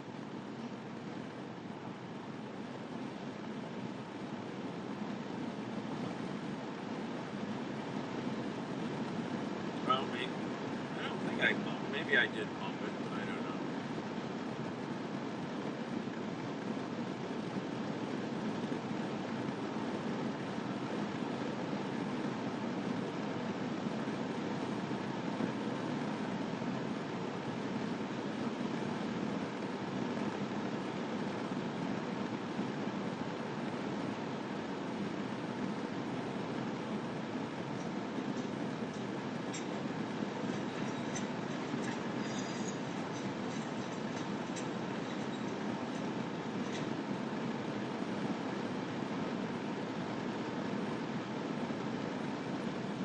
Robots are oh, David! Welcome, stranger.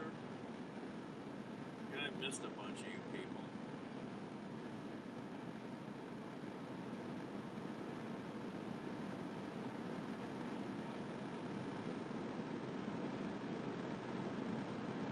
Oh, yeah.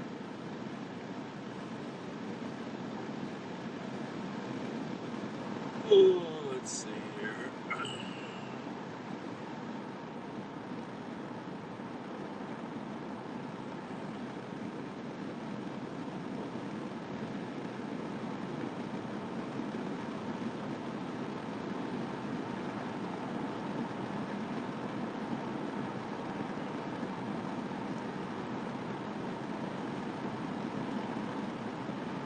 Oh.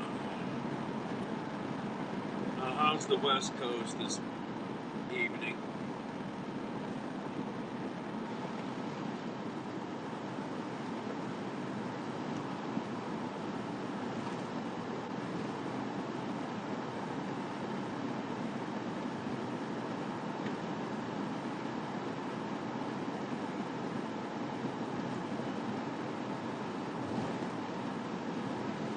Oh. Ugh.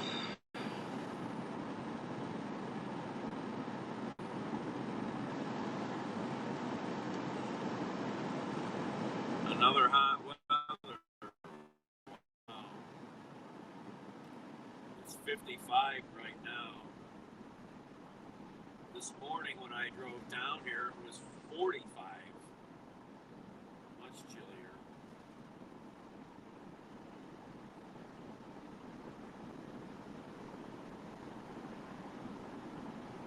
Well, if you ever want to move somewhere with cheaper rent and plenty of water, we got it here in Cleveland.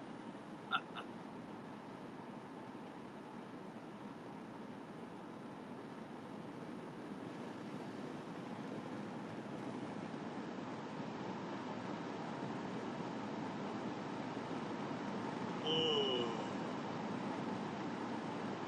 Oh.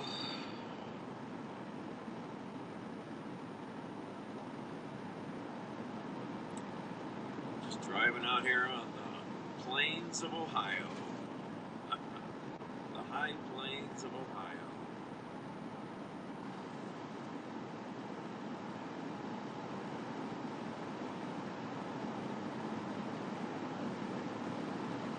Oh, it's much better.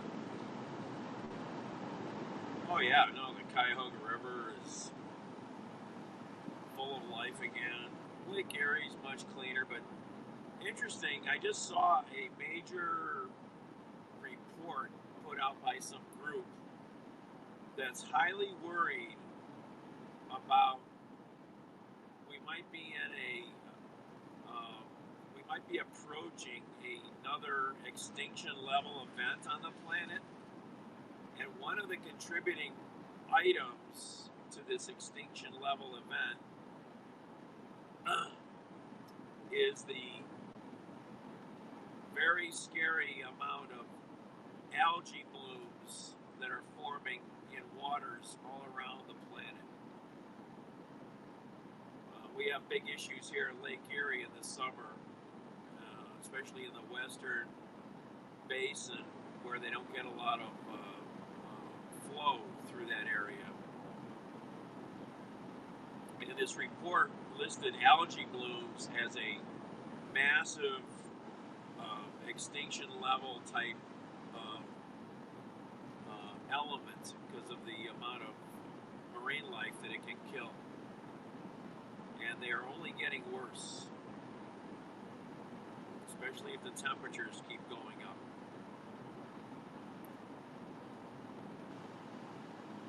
And we got volcanoes going off all around the planet right now again.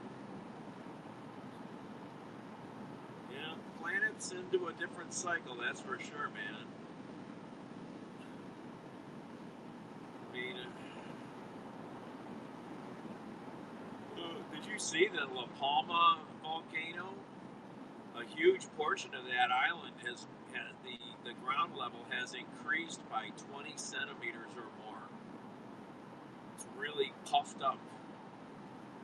There's a lot of disturbance going on under that one.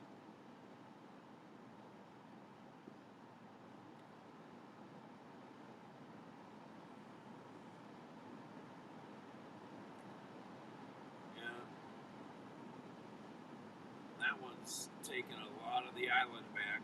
Said, sorry, I was here first.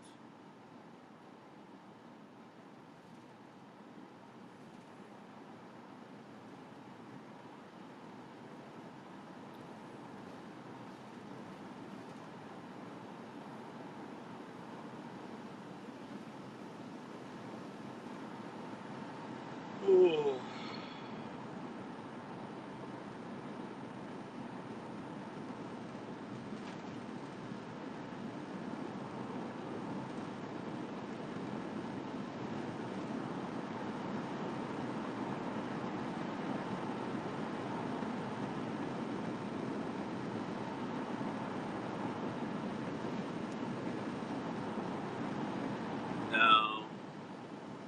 No, I just hate at rallies.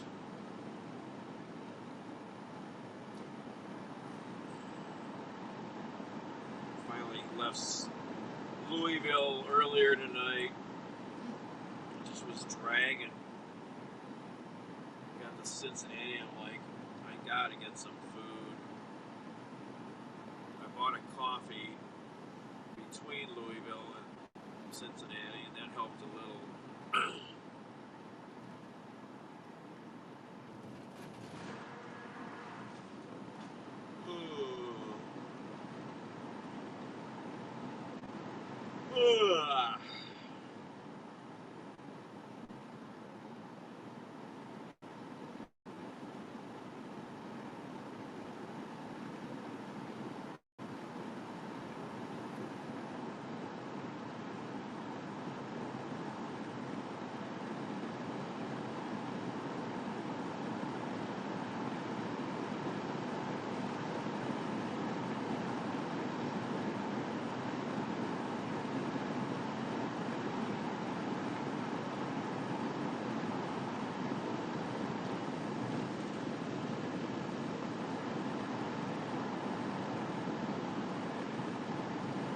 Never heard of that one, yeah.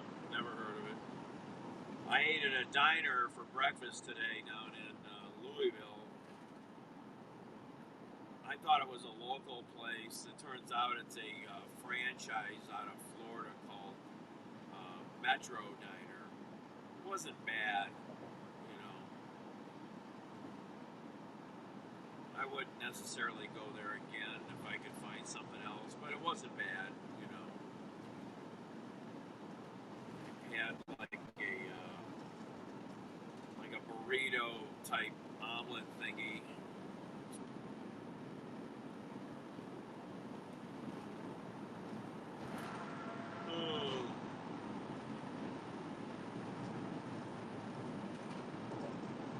The restroom was nasty.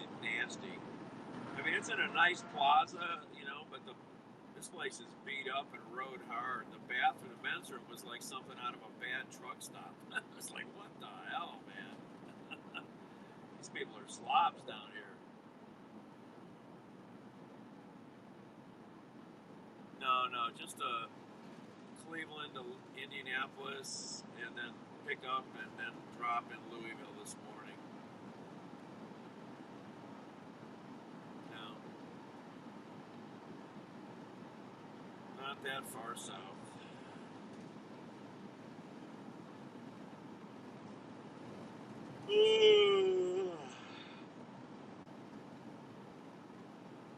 Oh yeah, that's where they had the shooter, right?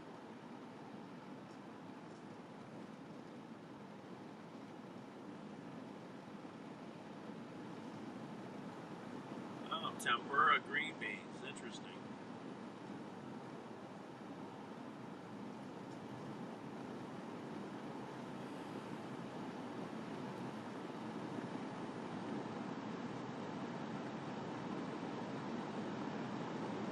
So you think they're ever gonna find this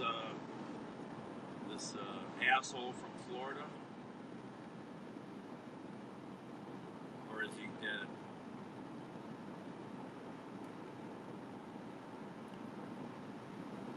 Oh,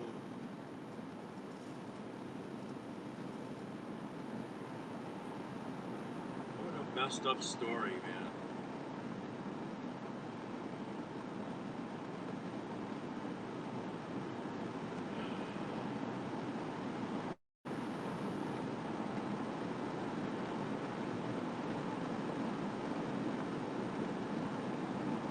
Tennessee.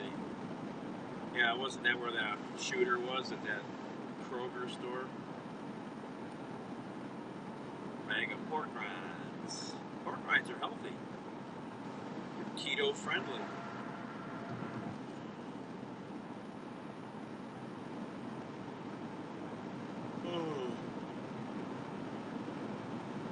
Oh, man, I got the yawnies.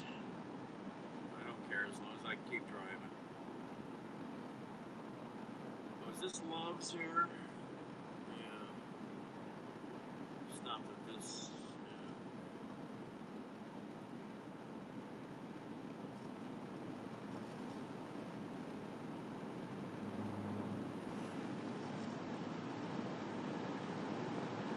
Yeah, maybe our crocodile got him.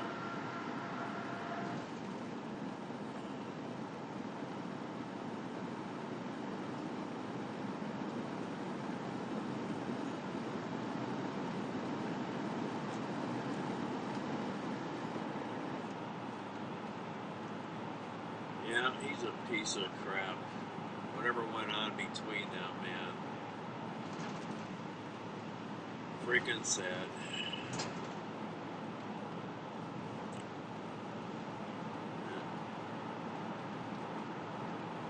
I wonder if his parents will get charged.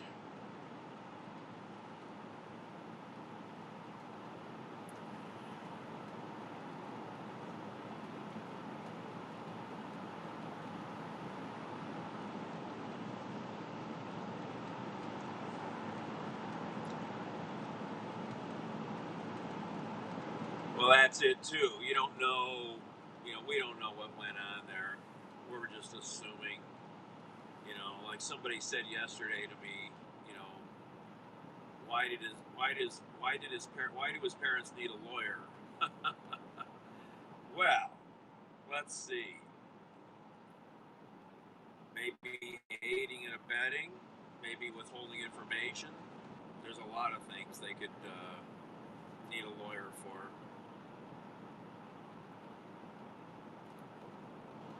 Yeah, well, we still have extradition treaties with Mexico, so he ain't free down there.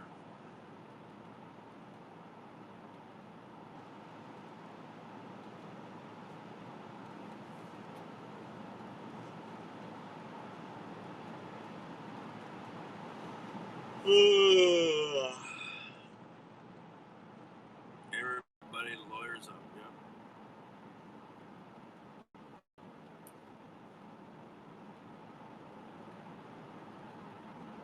You got rights.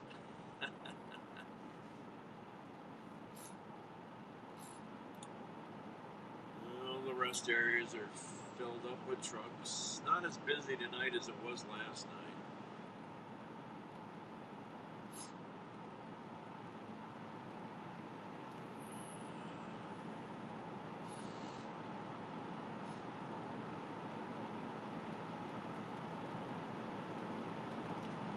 mean, you gotta wonder what went through the parents' minds. This dude shows back up in her van without her. How do those parents not like wonder what the fuck is going on? You know? It's very messed up.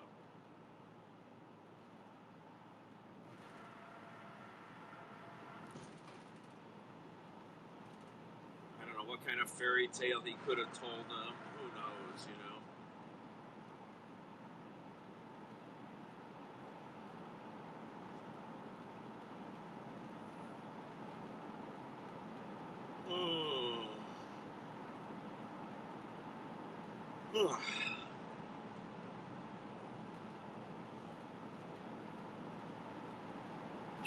Yeah, I should have done that. I forgot. No, I don't have any cash, so I couldn't do that this time.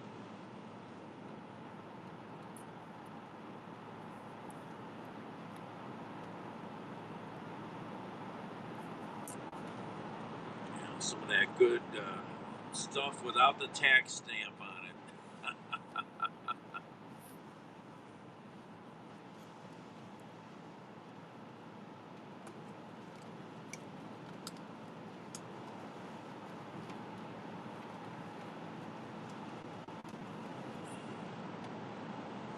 What was I going to look at?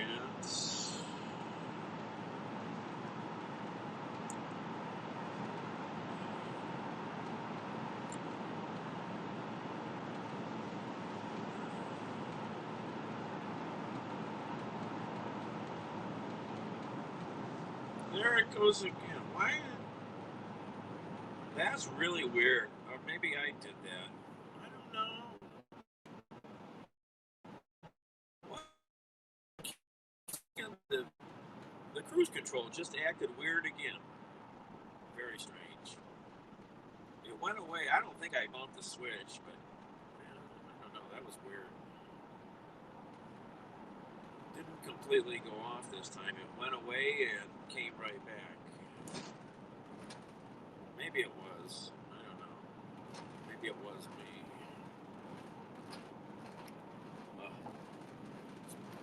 I'll be a stretch of road here.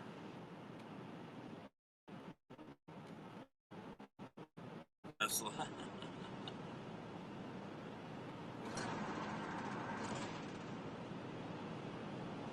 Do you ever watch the Tesla guy, Rich Rebuilds? He's interesting.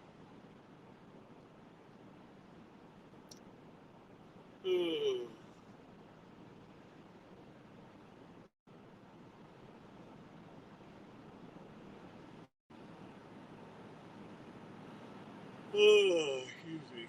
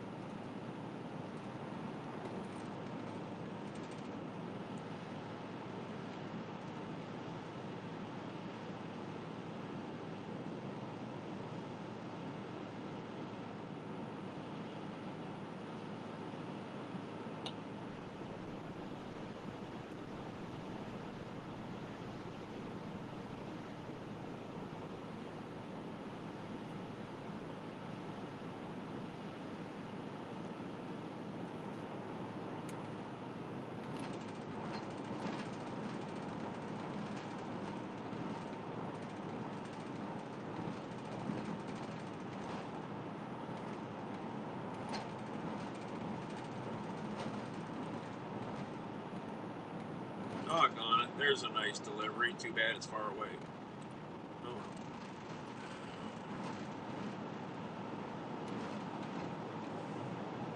Oh.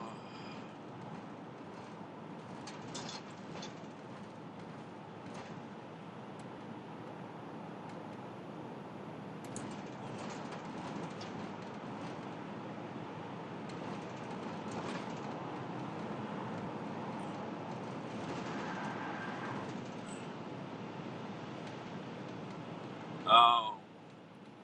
Went and got himself lost and cooked himself. Yeah. It amazes me to some degree how people can do that, but I guess I've never put myself in that tough of a position where I was, that worn out when I've been out in that kind of country.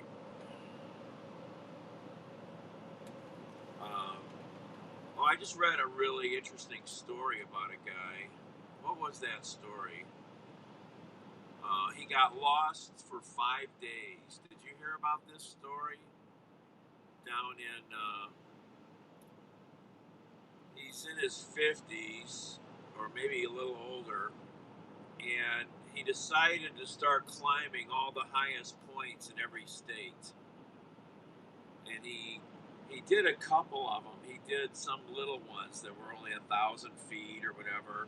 Then he started tackling some of the taller ones, 6,000, 10,000.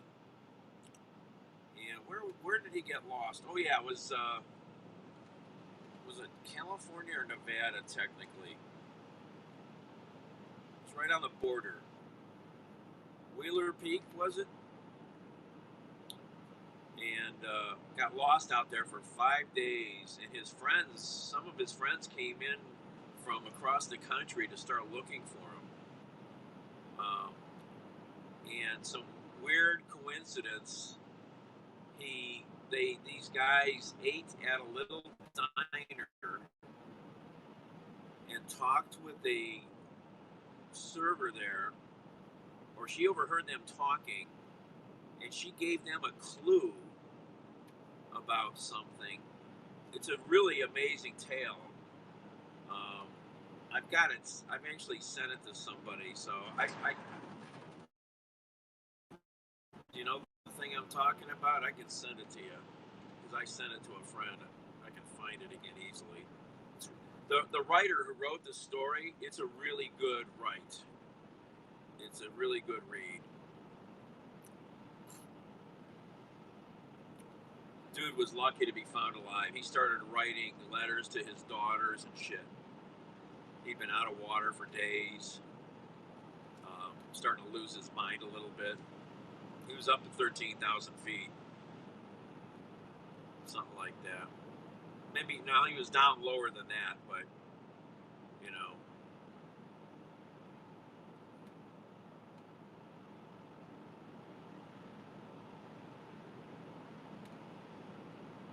yeah, I don't know. I've got a pretty good sense of direction, but I don't know. I've never put myself out there that far, I guess, where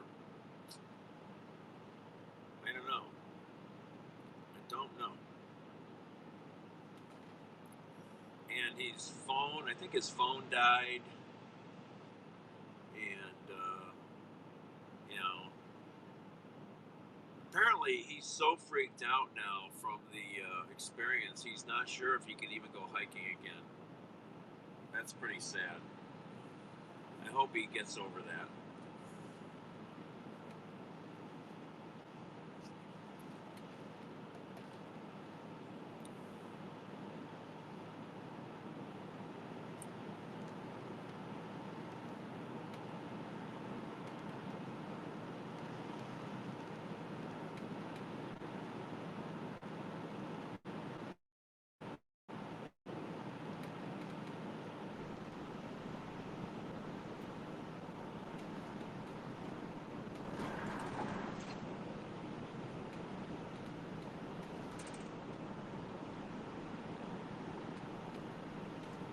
Kenny Charles.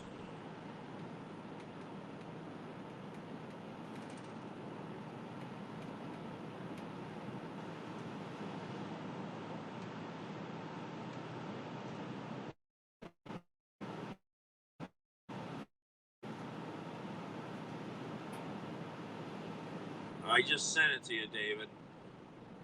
It's a really engrossing story. And since you're a Cali person, you'll appreciate it.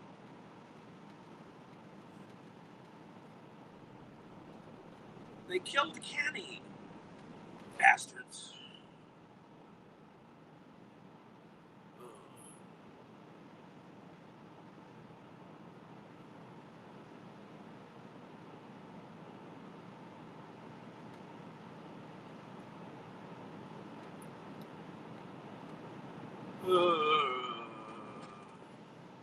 Are we there yet?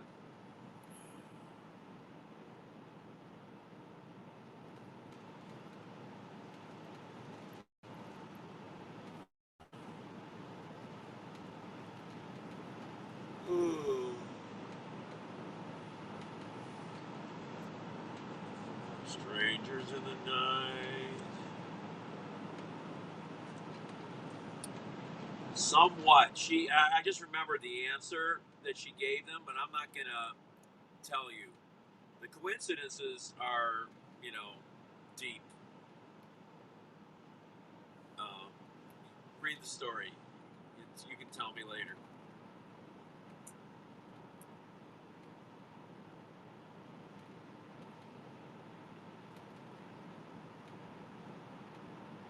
It's a pretty amazing tale.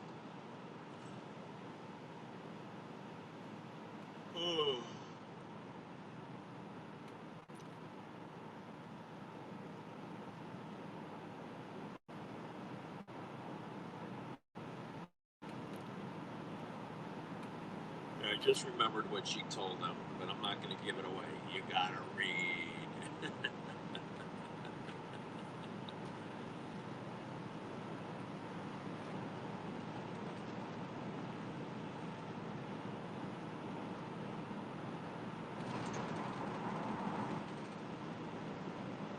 Writing like this person, the author of this story, is the kind of stuff I could, I, it's the kind of reading I could do all the time because it's just so well constructed.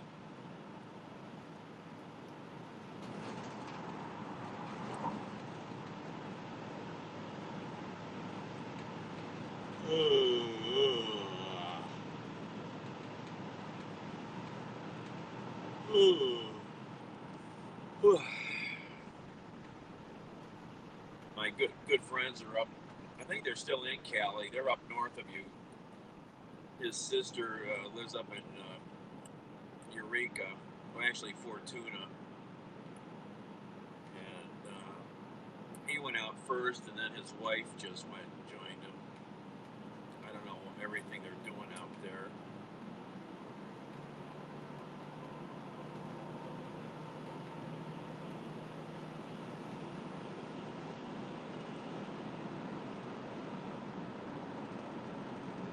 I'm jealous. She's sending pictures back of those gorgeous NorCal beaches. I need a long trip. More construction. Welcome to Ohio. I guess I should slow it down here. Move over one lane.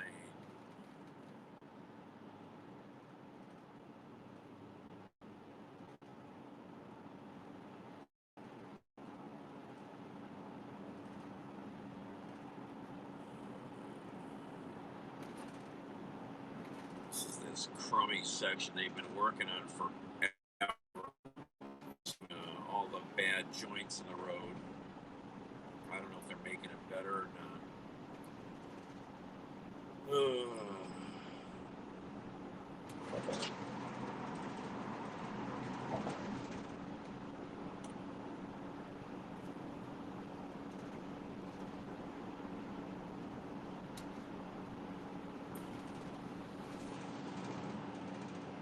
Oh yeah, the earthquake that messed up all those great Victorian homes.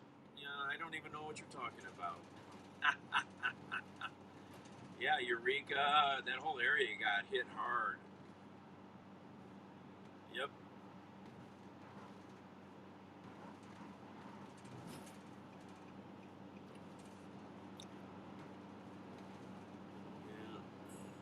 Been a long time since I've been up that way.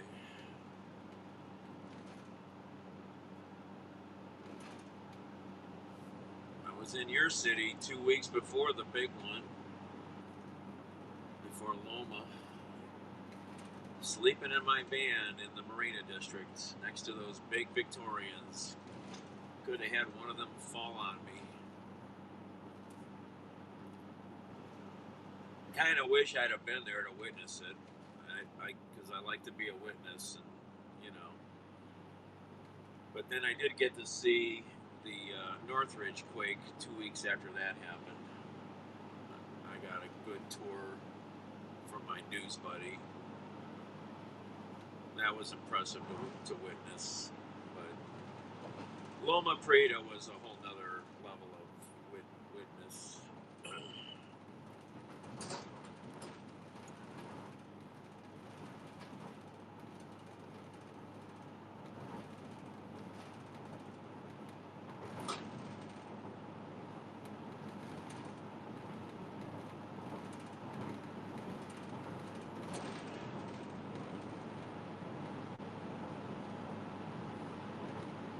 Yep.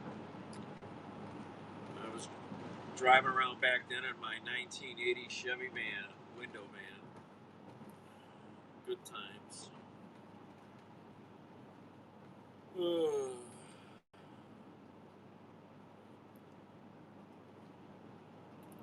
Yeah, I could have been the big guru if I'd have stuck with it. I'd be the old sage.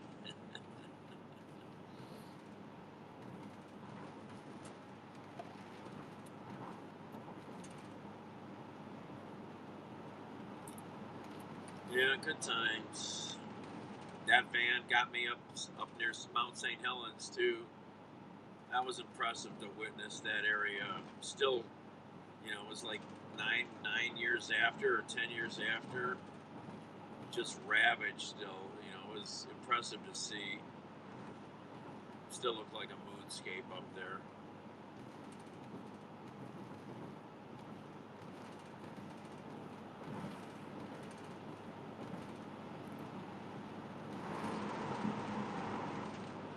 If I can get out west, where I want to go visit is that crazy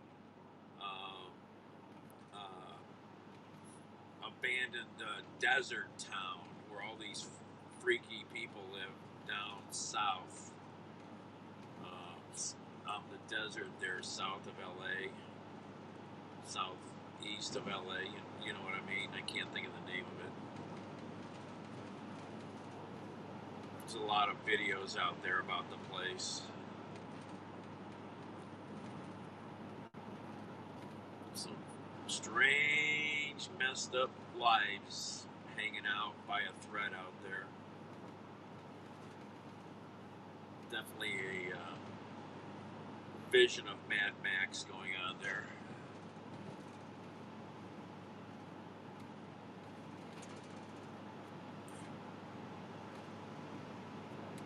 By avocado toast.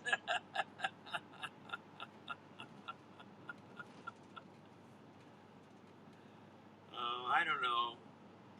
I don't think I knew about them at all. I mean, I follow some of these people, but I don't think I had stumbled onto them. Yeah.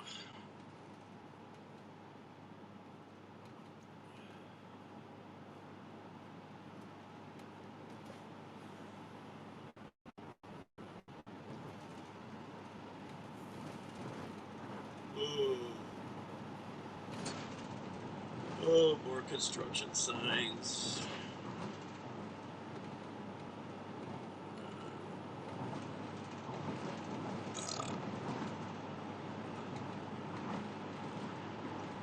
I think I've only had avocado toast once or twice.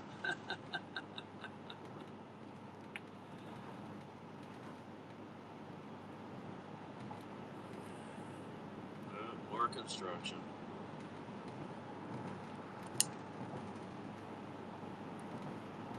Merge to the left.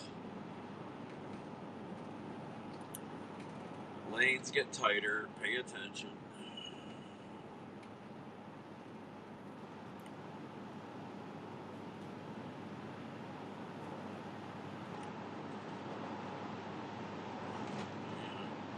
It's too bad those cops were not more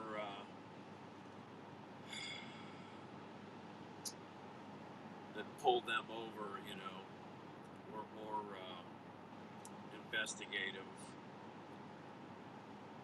They could have saved that girl's life. She could have spoke up too. There was so much going on there,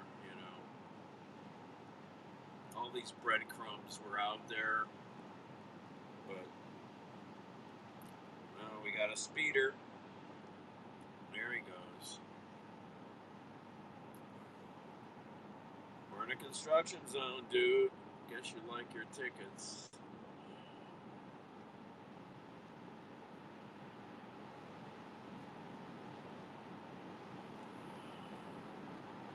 Midnight paving.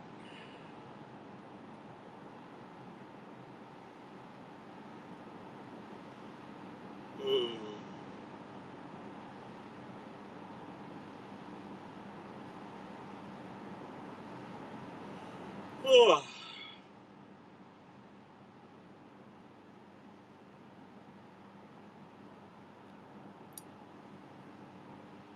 This has been going on for quite a while, this mess south of Columbus here. Very slow process.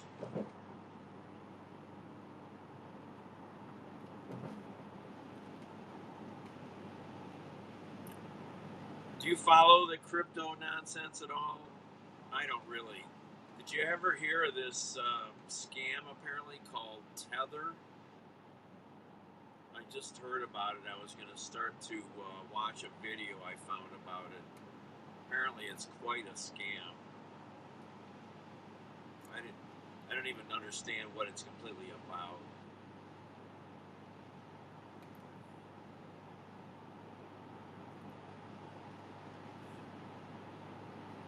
But I found a guy apparently who blogs about scams on YouTube I'd never heard of.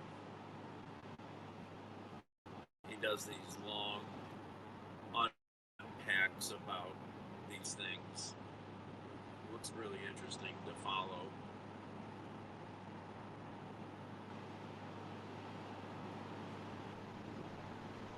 And how about that nut job Elizabeth Holmes? Theranos. There's another scam artist. Wow. She needs to go to jail. She did bad stuff.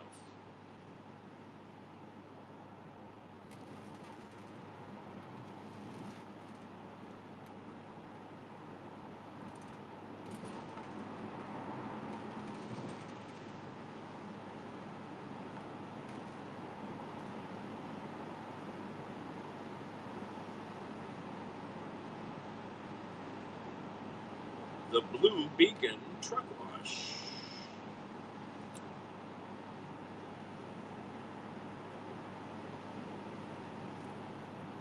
To futures. Oh, you're one of those guys messing with the markets, huh? I see.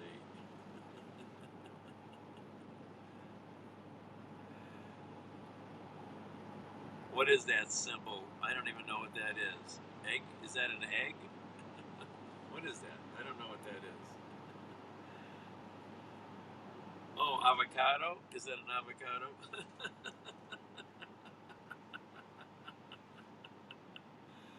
Alright, go for it.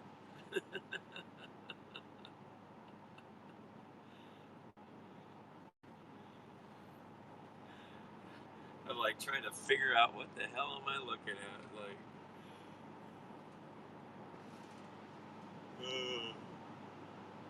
then I gotta get my brain engaged to think, what the hell is that thing? Okay, it's got something in the middle.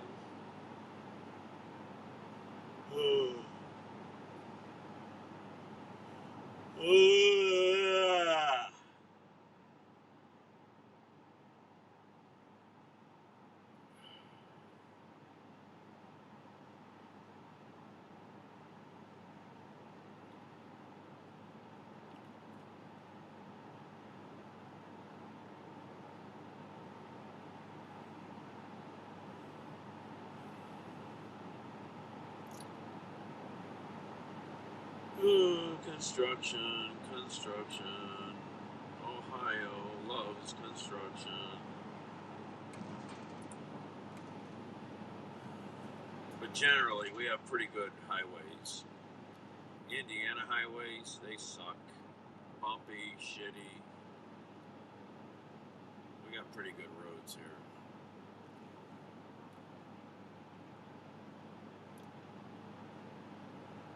Really? Interesting. Yeah. Oh, did you see the numbers about shipping containers from overseas?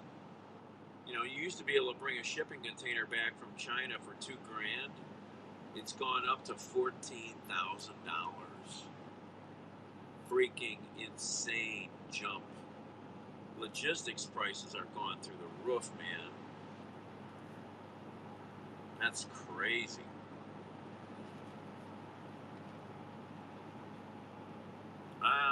Back at ice. Back at work, ice. Me too. I'm just trying to drive home finally.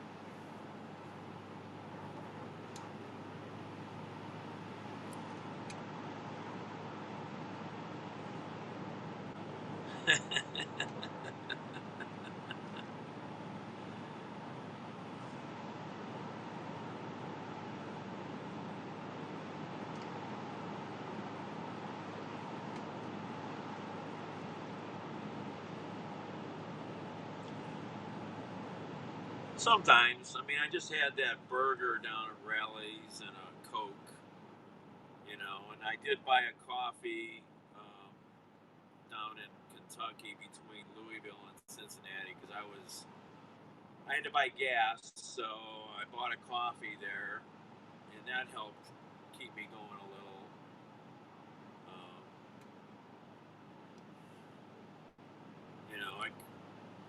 trouble is, a lot of regular coffee, no matter how I might flavor it or whatever, it won't give me the same punch as I get out of like a Dunkin' Donut coffee. Dunkin' Donut coffee just really works for me, but you can't always find it. All right.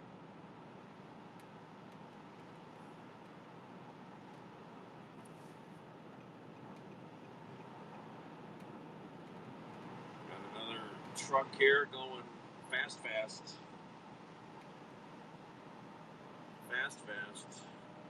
Oh, this is an exit. I need to get over. That's why he got over. I thought he was just going to pass me, but this is an exit. No.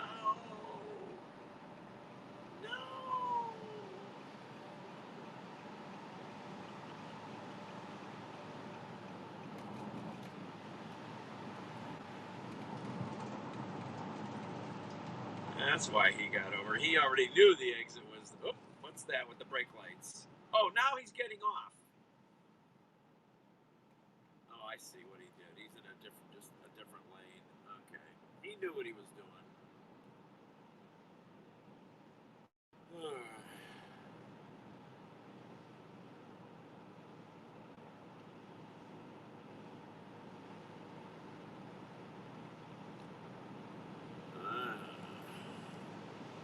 This is all nice new asphalt here. Smooth as a baby's bottom.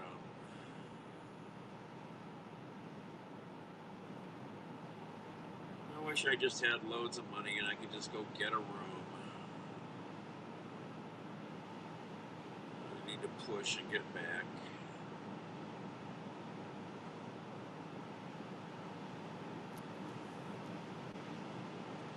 I'd probably have to buy more gas. Maybe not. Yeah, probably.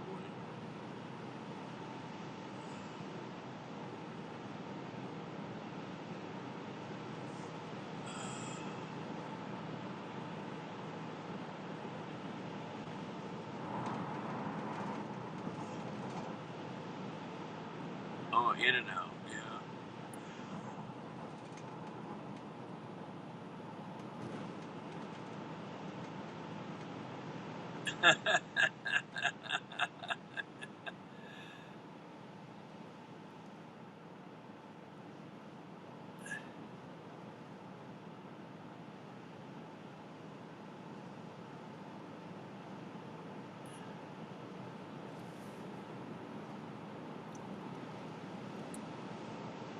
Yeah, I mean, definitely certain foods will kick you the wrong way. You know.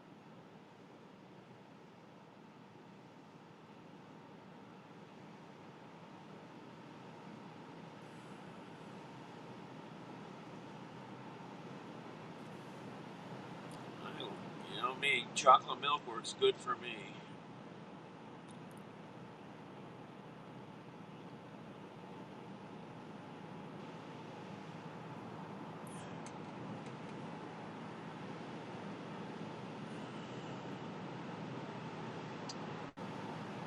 All right, coming into the central interchange.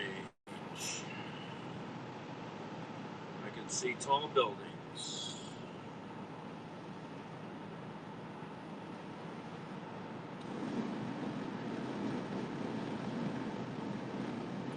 Ah, yes, the smell of refinery in the afternoon.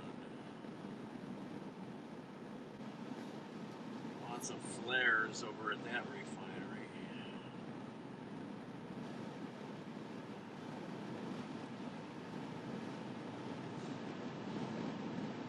What time is it?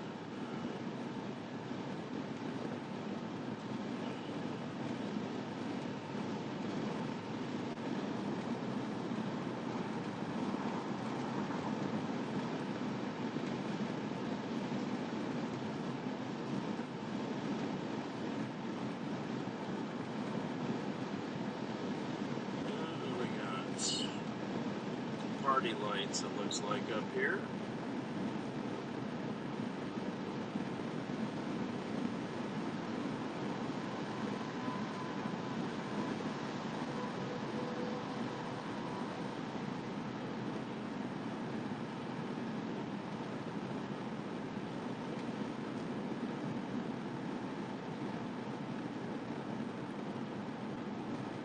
Oh, where's my exit? Gotta get over.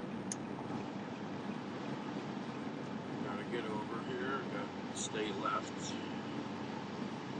Got Popo up here.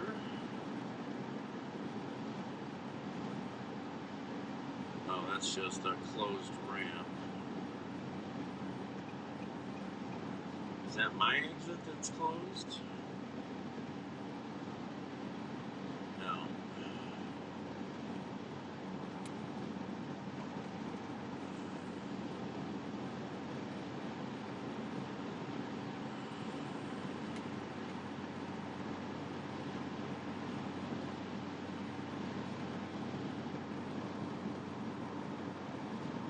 I don't mind coming through here at night. This can be crazy busy going through downtown Columbus here, changing freeways.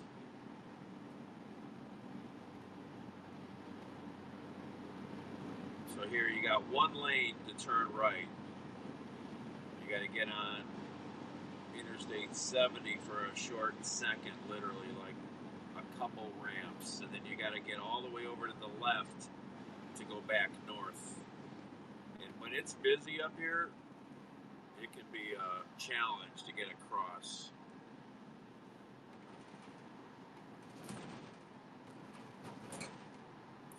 Jason, hey Jay. Yep. Just coming through Columbus right now. There's downtown Columbus. Cebus.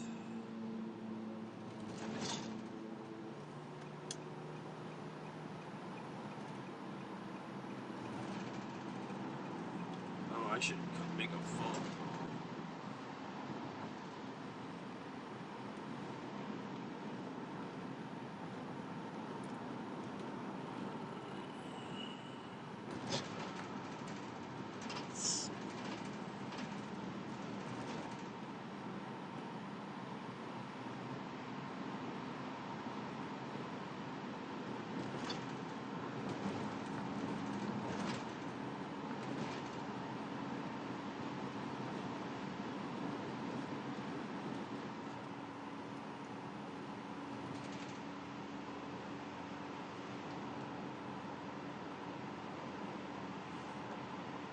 Hi, Marie. This is Dan from Cleveland.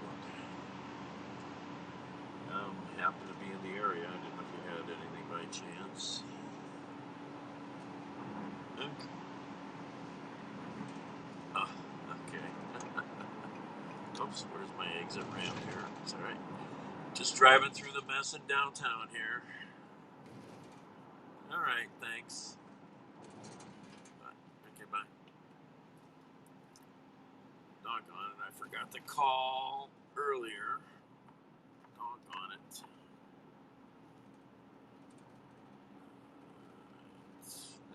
This whole area is undergoing massive reconstruction down here. Brand new roads and ramps and bridges being put in. It's an insane amount of construction going on through here.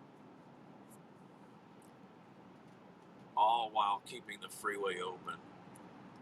There's one other city I've been through recently where they've been doing crazy work, and that was, where was that? Over in Queens by JFK was crazy. Same thing. And then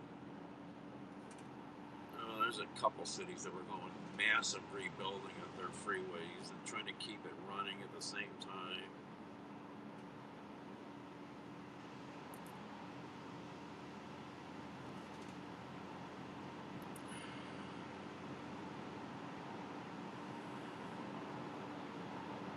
This construction here has been going on for I don't know how many years now. A bunch of years. This stretch right here. Is this still... Oh, I missed my split. Damn it, I went the wrong way. Ah. Son of a bitch. I screwed up now. What am I going to do? Ah. I should have got off. Damn it. Now I gotta figure out how to fix this. Alright, never did that before. And there wasn't even any traffic. Just wasn't paying attention enough. Reading the signs. Okay.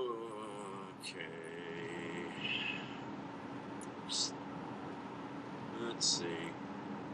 I'm gonna have to...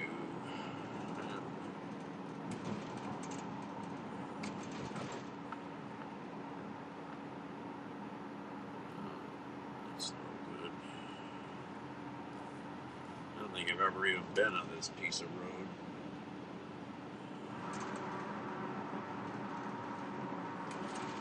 Let's see here. Suppose I should get off. What do these signs say? Neil. North, 4th. Oh, let's see here.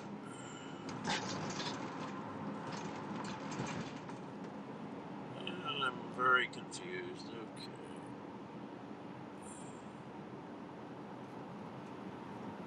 I've never been on this, I don't think. This is one of the spur freeways. Alright, where are we at here? I have to get off here, I think. Need to get off no matter what. Let's see. Alright, where did I go wrong? A few miles back, that's where I went wrong. Alright. Close that. Close that. Open that. Where am I at? I think I know. Alright, where am I at? I gotta go back over there. So I need to go... Where's a ramp at?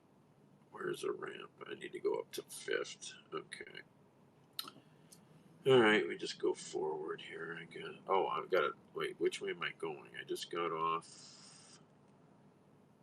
Oh, which way is north? Which way am I going? Which street is this? Oh, this is right. Oh, that's... Yeah, turn right. Okay, I think this is what I need to do here. Now we're going the right way. Yep. Okay.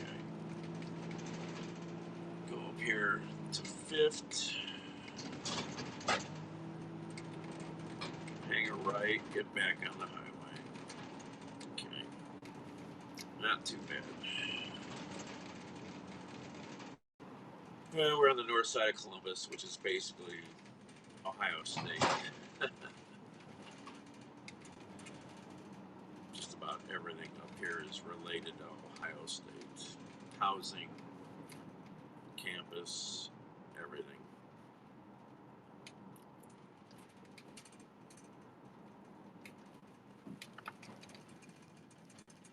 I see some party lights up there. What the heck is that? Where am I at? Lost my map. There we are.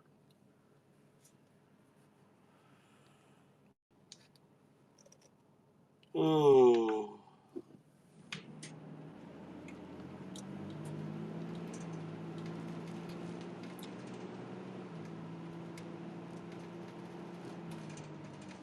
We got a bunch of flashing lights. Is it an accident or is it work? Who wants to take a bet? I think it's an accident or a fire. Maybe a fire. I think it's an accident. That's what I'm gonna say. Got a lot of crazy flashing lights up there.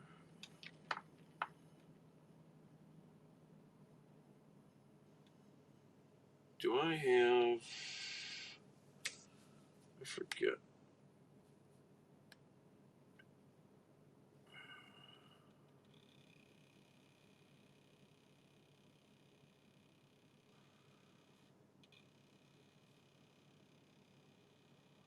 No, they're not in this.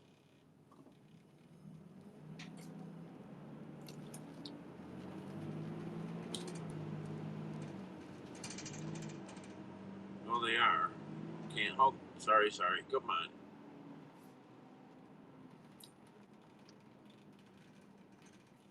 What's going on here? They got the road blocked. Yeah, they got something going on up here.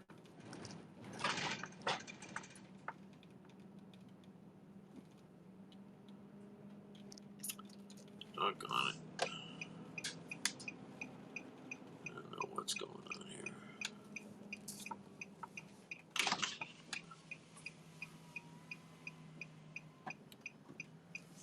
Can't tell.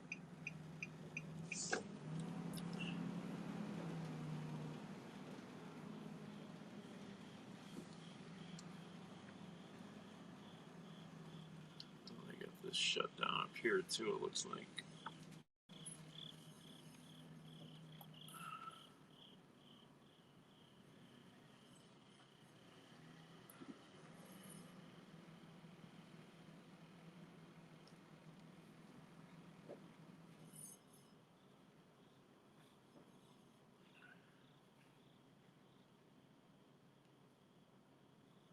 What's going on up here? I don't know. Maybe it's just a police.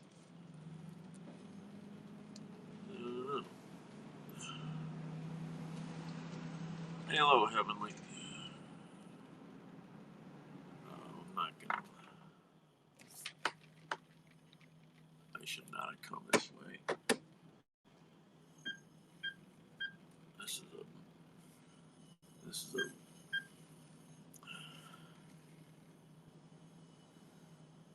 Turn around. This is not good here.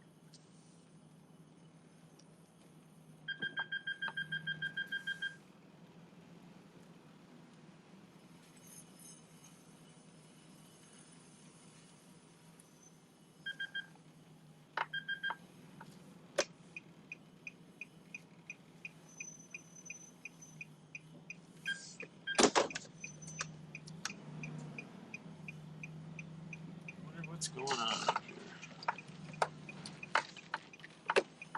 I'm curious.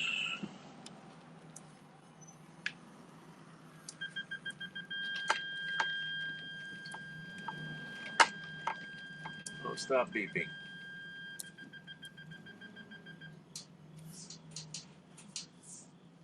That's big. Yeah, And there's some sort of police activity. Got roads blocked off, so this was the wrong choice to come this way.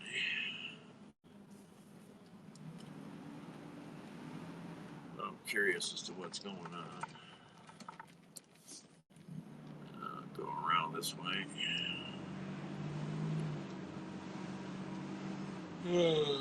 What is that? An alley? That's an alley. I'm gonna go down this alley.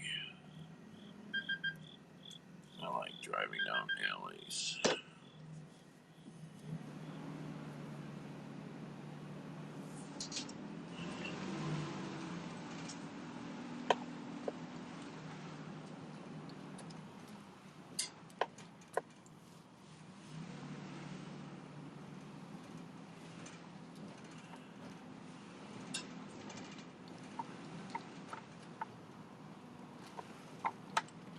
Let's see what's going on up here.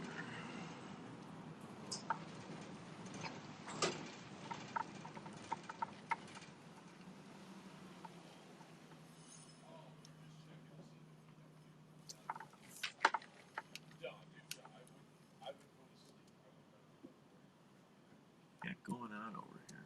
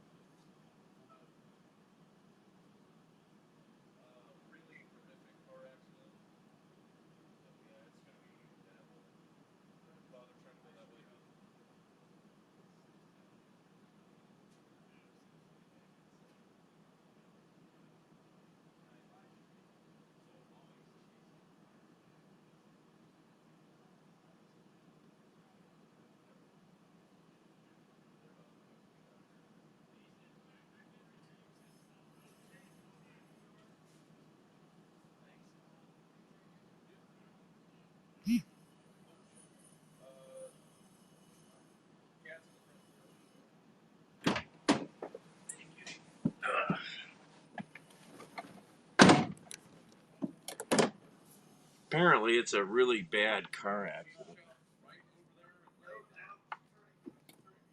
But you can't get close to it. You can't see any. I'm trying to see if I can see anything.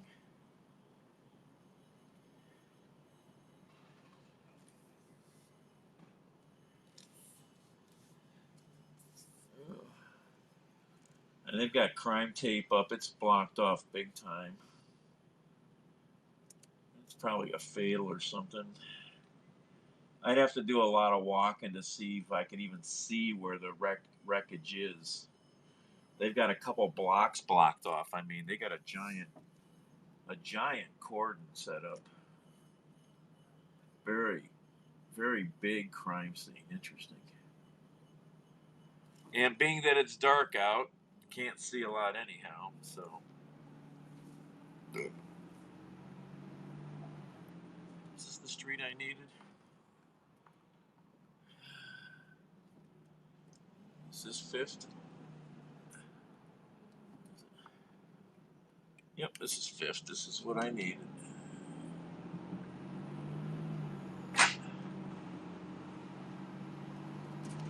Yeah, it's 340. I mean, they've got a couple blocks blocked off. That's really unusual for any kind of an accident. But I don't know what's going on. I'm not really going to be able to see because they've got it very roped off. So I'm not going to investigate it.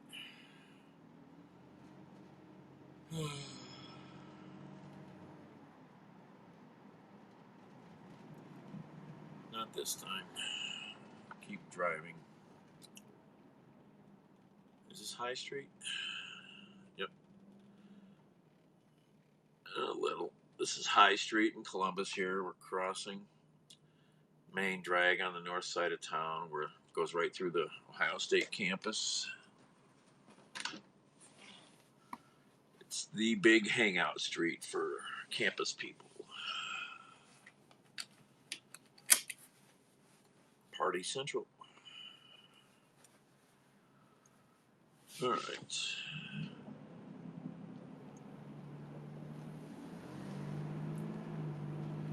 Oh.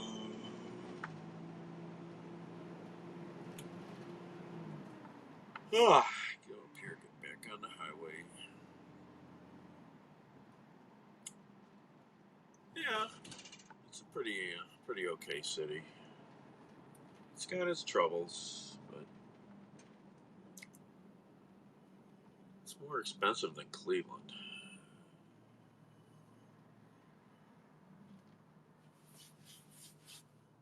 Oh, what's that over there? Is that a bar or a pizza joint, maybe? Can't tell. Yeah, pizza, I think.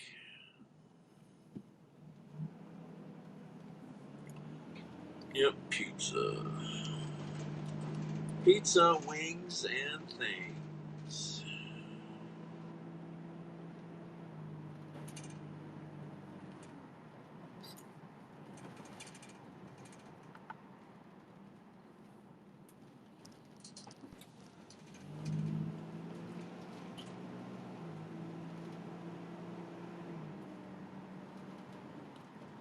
What's this? Another big new building going up on the left here.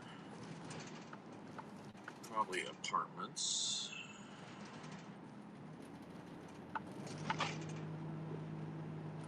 Ooh. Oh. Another big pile of apartments there going up.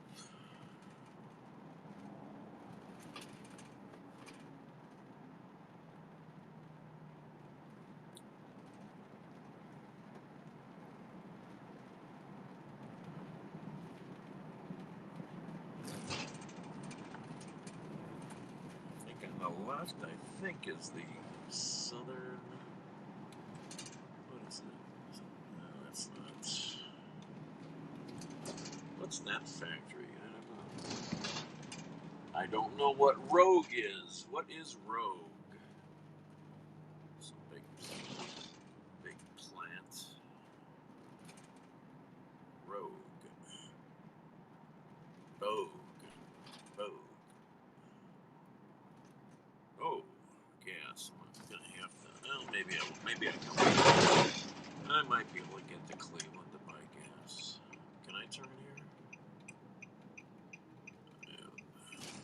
White Castle. Get your White Castle.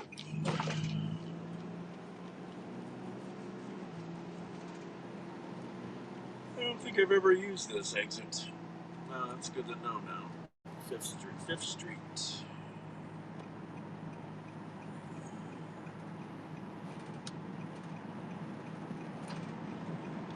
Gotta get over.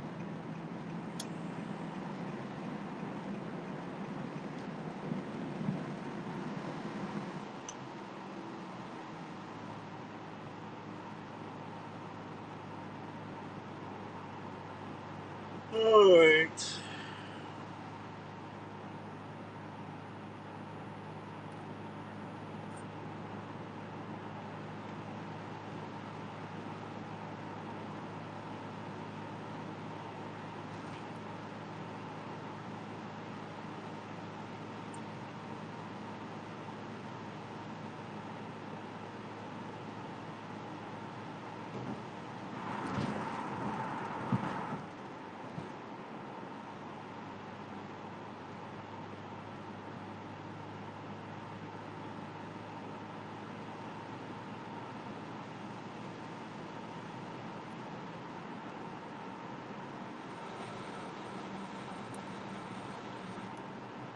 Universal Studios in Japan, and I would get, a decent way, but never got the roles. And I always had in the back of my mind, it's because Wicked's gonna come, because Wicked's gonna come. And I loved the show so much, I didn't need to be Elphaba at all. I was just happy to be part of the magic of the show. And I went through the audition process, and it was very, very difficult. And I had to sing day after day after day. And I remember thinking, what are they doing? Why are they making me sing, for days on end? And I figured out, I think they're testing my voice to see if I can handle singing that amount, that vocal load. Yeah, so it was actually quite smart, really. And I was then offered, after quite a few months, a standby role, which just basically meant that Amanda Harrison was our original Elphaba, and so when Amanda was unwell, I would take over, but I didn't have another plot in the show that I participated in, so I was basically there for her when she needed. Christine, what would you say was your big break? Out of school, I did a lot, I did a lot of shows, kind of.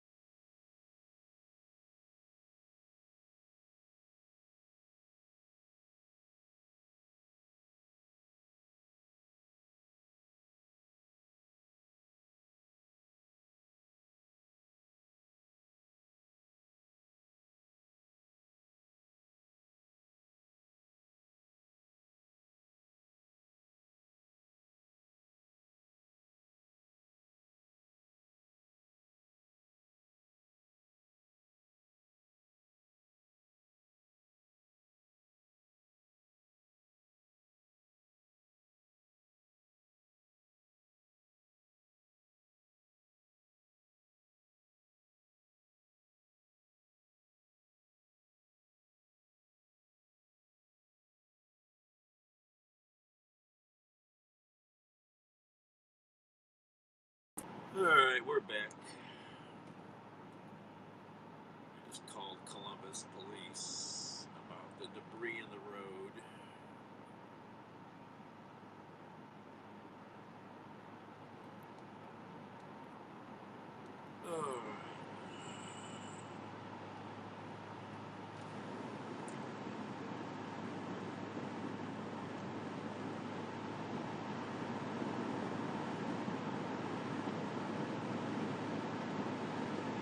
Oh.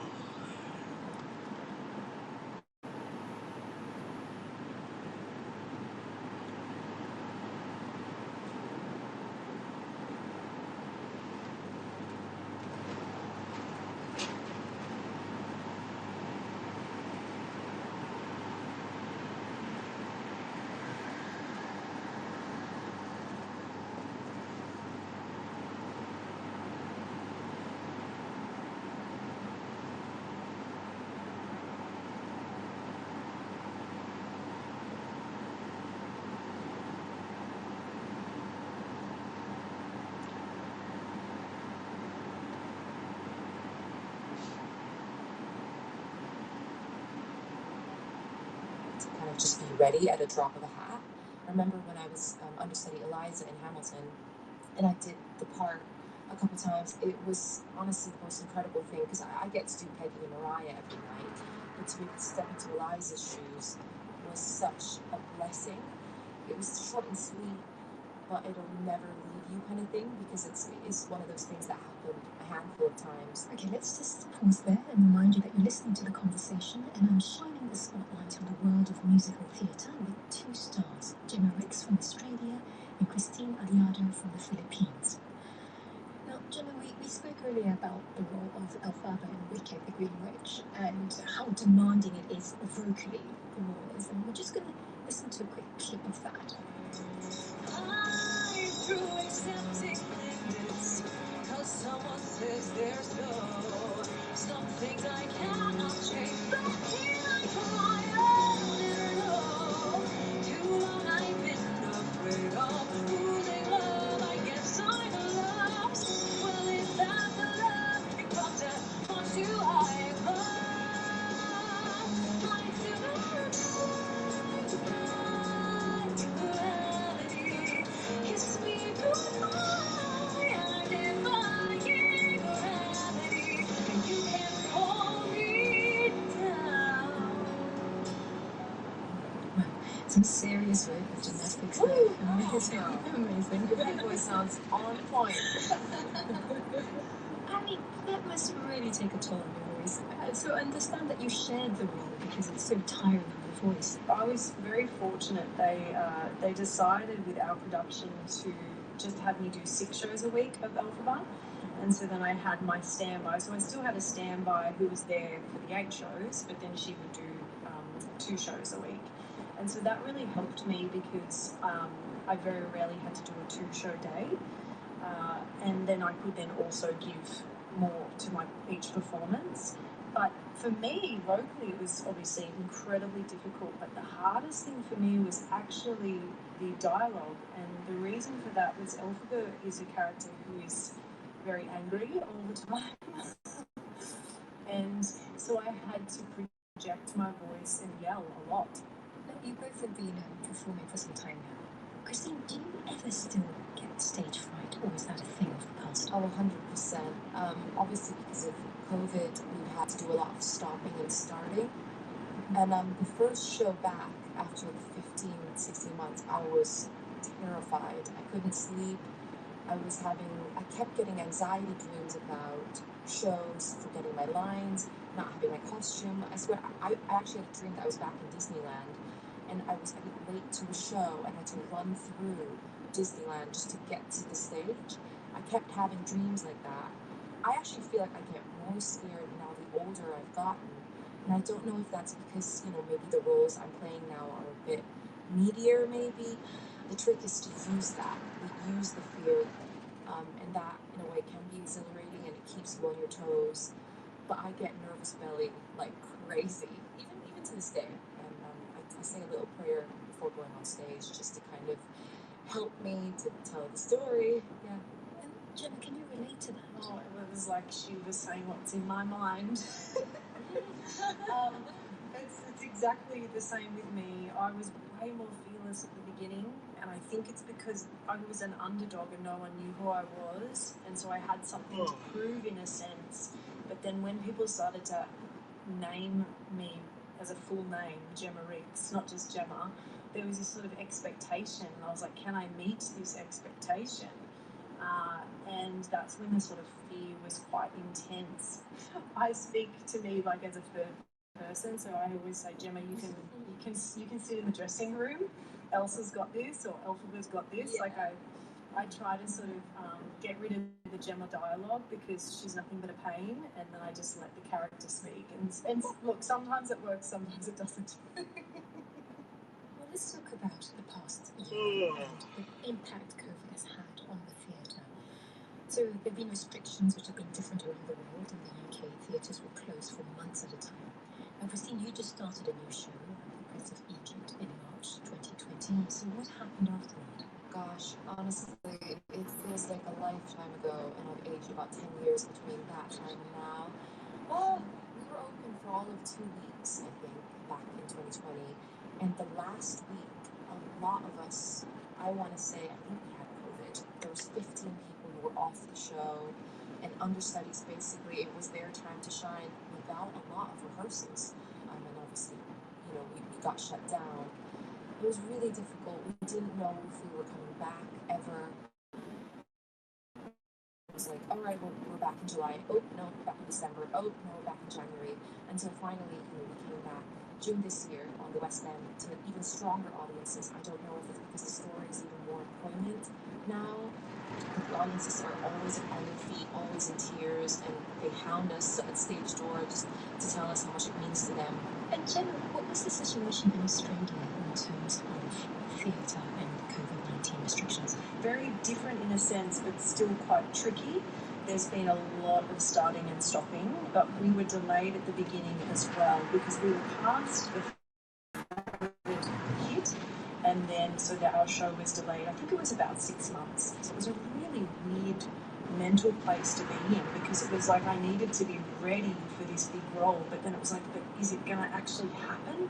It was so crazy because I had so much time off. It was just sort of like, oh goodness, I forgot that this was what I normally do for a job.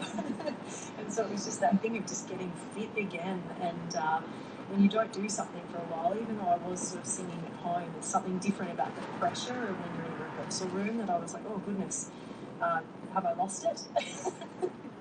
And then luckily we had a pretty good season in Sydney, and then when we got to Melbourne, it's been pretty stop-start.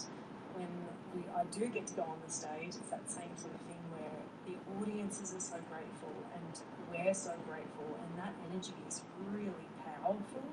Let's talk about the different roles that you're playing. Christine, how important is it to you that you're playing a strong woman, for example? Do you give much thought to that? Yeah, it's such a great thing to be doing personally. I find it to be a privilege to be able to do it. Obviously, the story is about two brothers, but how I see it in my head is like, Moses would not have been able to part the Red Sea if he didn't have the women in his life. It's his mother, his sister Miriam, and myself who represent faith, strength, and love.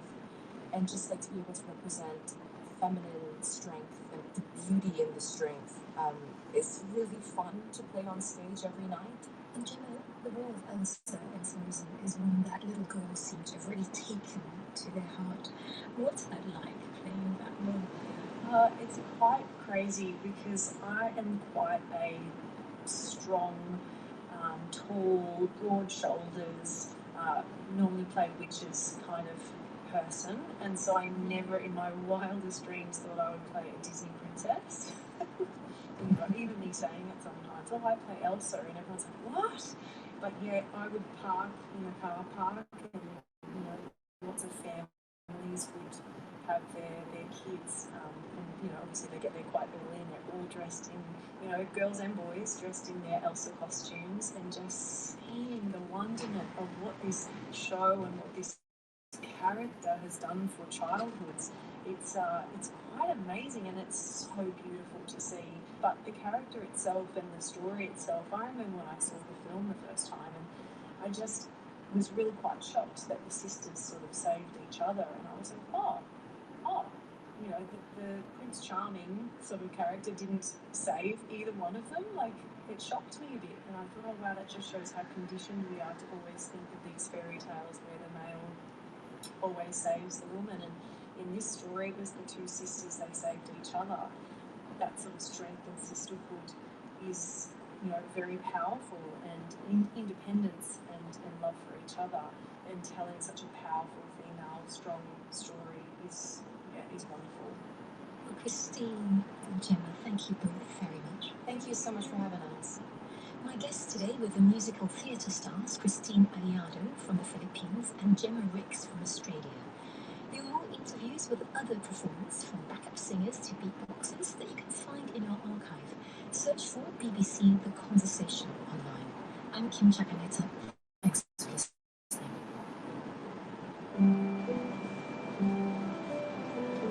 Hallo, ich bin Natalie, Praktikantin bei Ohio State University. Hi, Hi, this is Natalie, intern from Ohio State University. Und jetzt hörst du 90.5 FM WCPE Columbus zu. And you are listening to 90.5 FM WCBE Columbus, 106.3 FM Newark, und online bei wcpe.org, 106.3 FM Newark, and online at wcbe.org.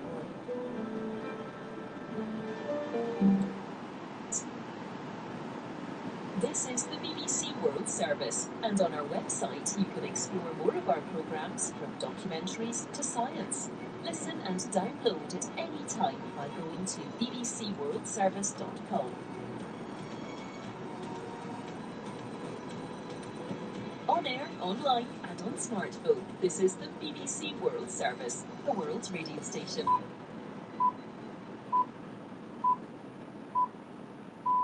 Hello, I'm Connie Shop on the BBC World Service, and this is BBC OS Conversations, Vietnam and the Philippines.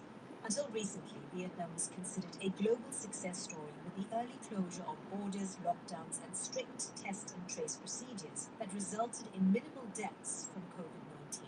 But within the last few months, all that has changed, with over 200,000 Vietnamese people currently infected with coronavirus and over 18,000 deaths.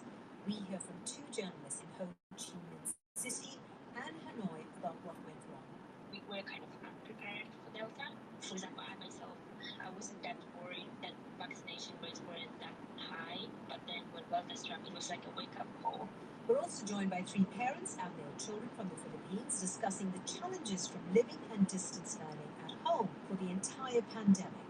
That's BBC OS Conversations, Vietnam and the Philippines, all after the latest BBC News. Hello, I'm Debbie Russ with the BBC News. A tense legal battle between three countries, China, the US and Canada, has come to an abrupt end, resulting in the release of one Chinese telecommunications executive from home detention in Canada and two Canadians in China.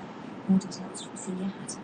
When the Chinese executive Meng Wanzhou was freed, she immediately thanked the Canadian judge in court for upholding the rule of law. In China, it's a different story. The Chinese authorities had long maintained that Michael Kovrig and Michael Spavor, the two Canadians arrested shortly after Ms. Meng's detention in Canada, were not being held as de facto hostages. But shortly after Ms. Meng's case had been resolved with the U.S. Justice Department, she was on a plane bound for China.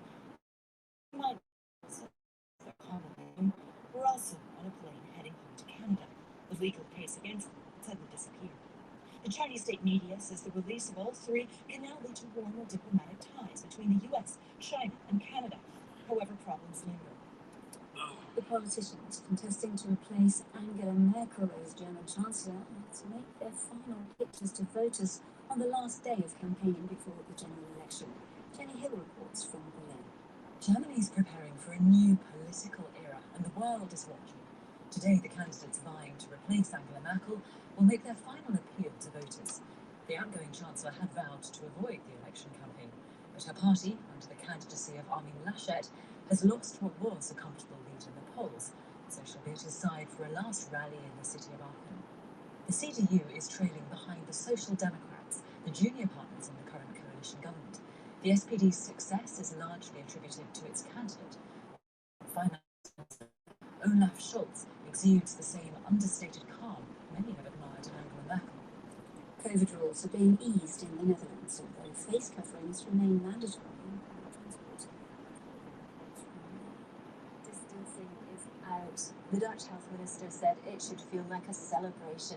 Vaccination coverage is considered high enough to let people socialise without worrying about their proximity to others, but not yet high enough to relax the rules without putting new conditions in place, including the vaccine passport, which shows proof of vaccination, recent negative test, or recovery from COVID. Anyone entering bars, restaurants, events, arts and culture institutions, or sports competitions will be expected to flash their corona passport. I was going to do this earlier. I didn't look for the control. I turned the bass down. For audio, I prefer almost no bass. Typically, it's a little clearer sounding, depending on how the vehicle's sound space is. That's displaced thousands. The blaze, north of the city of Reading, has spread over 27 square kilometres. Nearly 2,000 people faced mandatory evacuation orders on Friday, and more than 7,000 are under evacuation warnings. Roman Catholic bishops in Canada have issued a written apology for the historical abuse of Indigenous children in residential schools run by the Church. Earlier this year, hundreds of unmarked graves were discovered at the sites of institutions which operated from the late 1800s to the 1990s. This report from Bernadette Kia.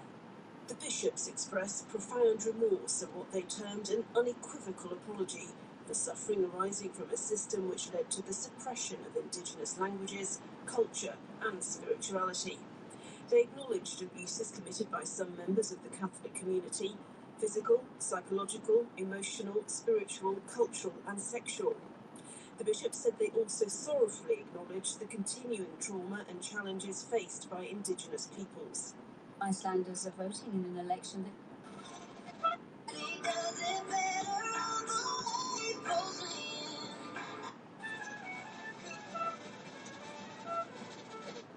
a right independence party. The new government is also likely to be a coalition, but analysts say the fracturing of Iceland's political landscape could lead to lengthy talks on forming the new administration. The election campaign is focused on healthcare and environmental issues. Thanks, Ice. China's broadcasting regulator says it will encourage online producers to create what it called healthy cartoons and clamp down on violent, vulgar or pornographic content. It said children and young people were the main audience for cartoons, and content needed to uphold truth, goodness and beauty. BBC News. Truth, goodness, and beauty. Oh, those silly elders.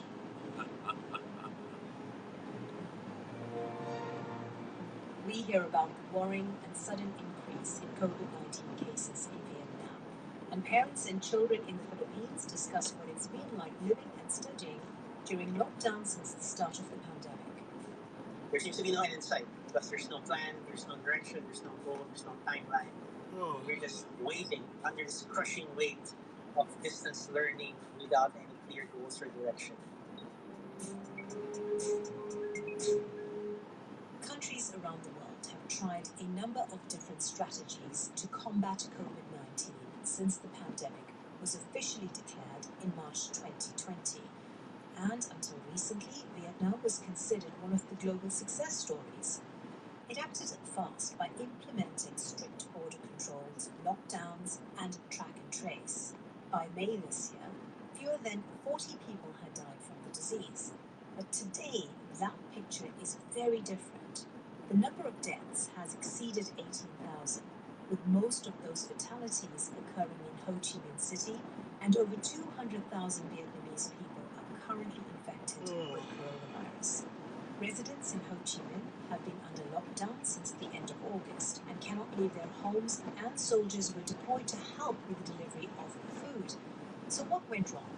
I spoke to two journalists in Vietnam, Lam Ly in the capital Hanoi, and Nguyen Nguyen in the business hub Ho Chi Minh City. Nguyen began by explaining the public support for the government's initial response. There was even a trend on TikTok where people were dancing a song singing that if you love your country, stay at home. At first people was like, is it like way too much? But then over the time when we look at other countries and number of people who died of COVID, we started to realize that probably maybe this time the government is doing something right. And that idea got assured over time when we see what happened in Europe, in the UK, and then in the USA. And at the same time, you know, we have the kids go to parks and dancing, and we got crowned, and we like drinking bubble teas together, like nothing happened. And right outside of our borders, people like dying, and people was like staying home, locked down, and they got depressed and everything. So the contrast of it somehow made us believe much better in the government and their policies. And then we've come to this. What went wrong? This current outbreak started with a case detected on 27th of April this year.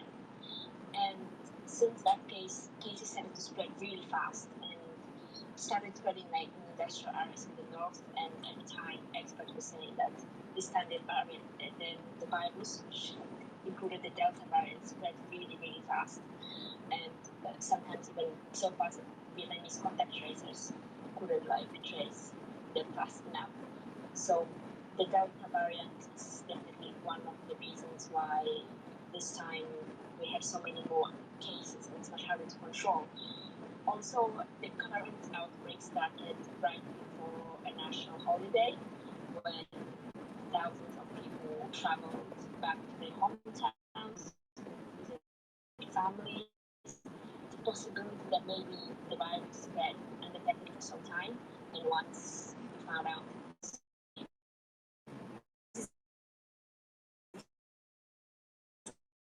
The reaction from within Vietnam, were people surprised that once the country was able to handle this, now there seemed to be the inability everywhere not to be able to control this virus? I just remember that at the time, Vietnam had a really low vaccination rate, and that's when people started to question, oh, we aren't vaccinated, and why Vietnam has been so slow in procuring vaccines and inoculating the population. It's been ramped up in Hanoi actually in the past week or two.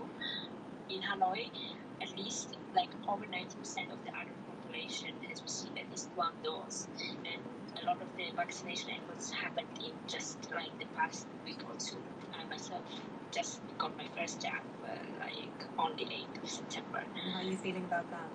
I'm relieved to finally get vaccinated because honestly I didn't think that I would get vaccinated by this time.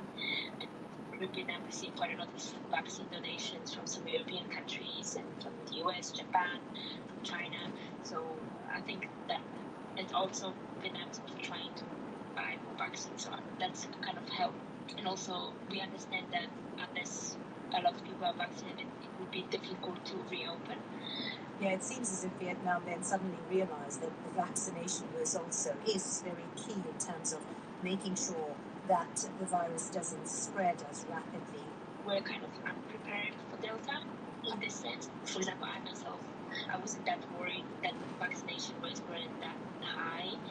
But then when Delta struck, it was like a wake-up call. Before this wave hit Vietnam, we have already seen like health problems in India, and I remember reading comments in many online newspapers where people saying something like, "Wow, this is dangerous. We should be careful." But when we started to report like first few cases in the south, I could see the swift and quick reaction as I did last year from the government.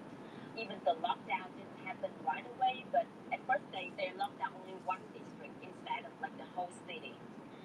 Even the Delta variant and how far and how quick it was spread, people they was like surprised at first, and then they got really freaked out.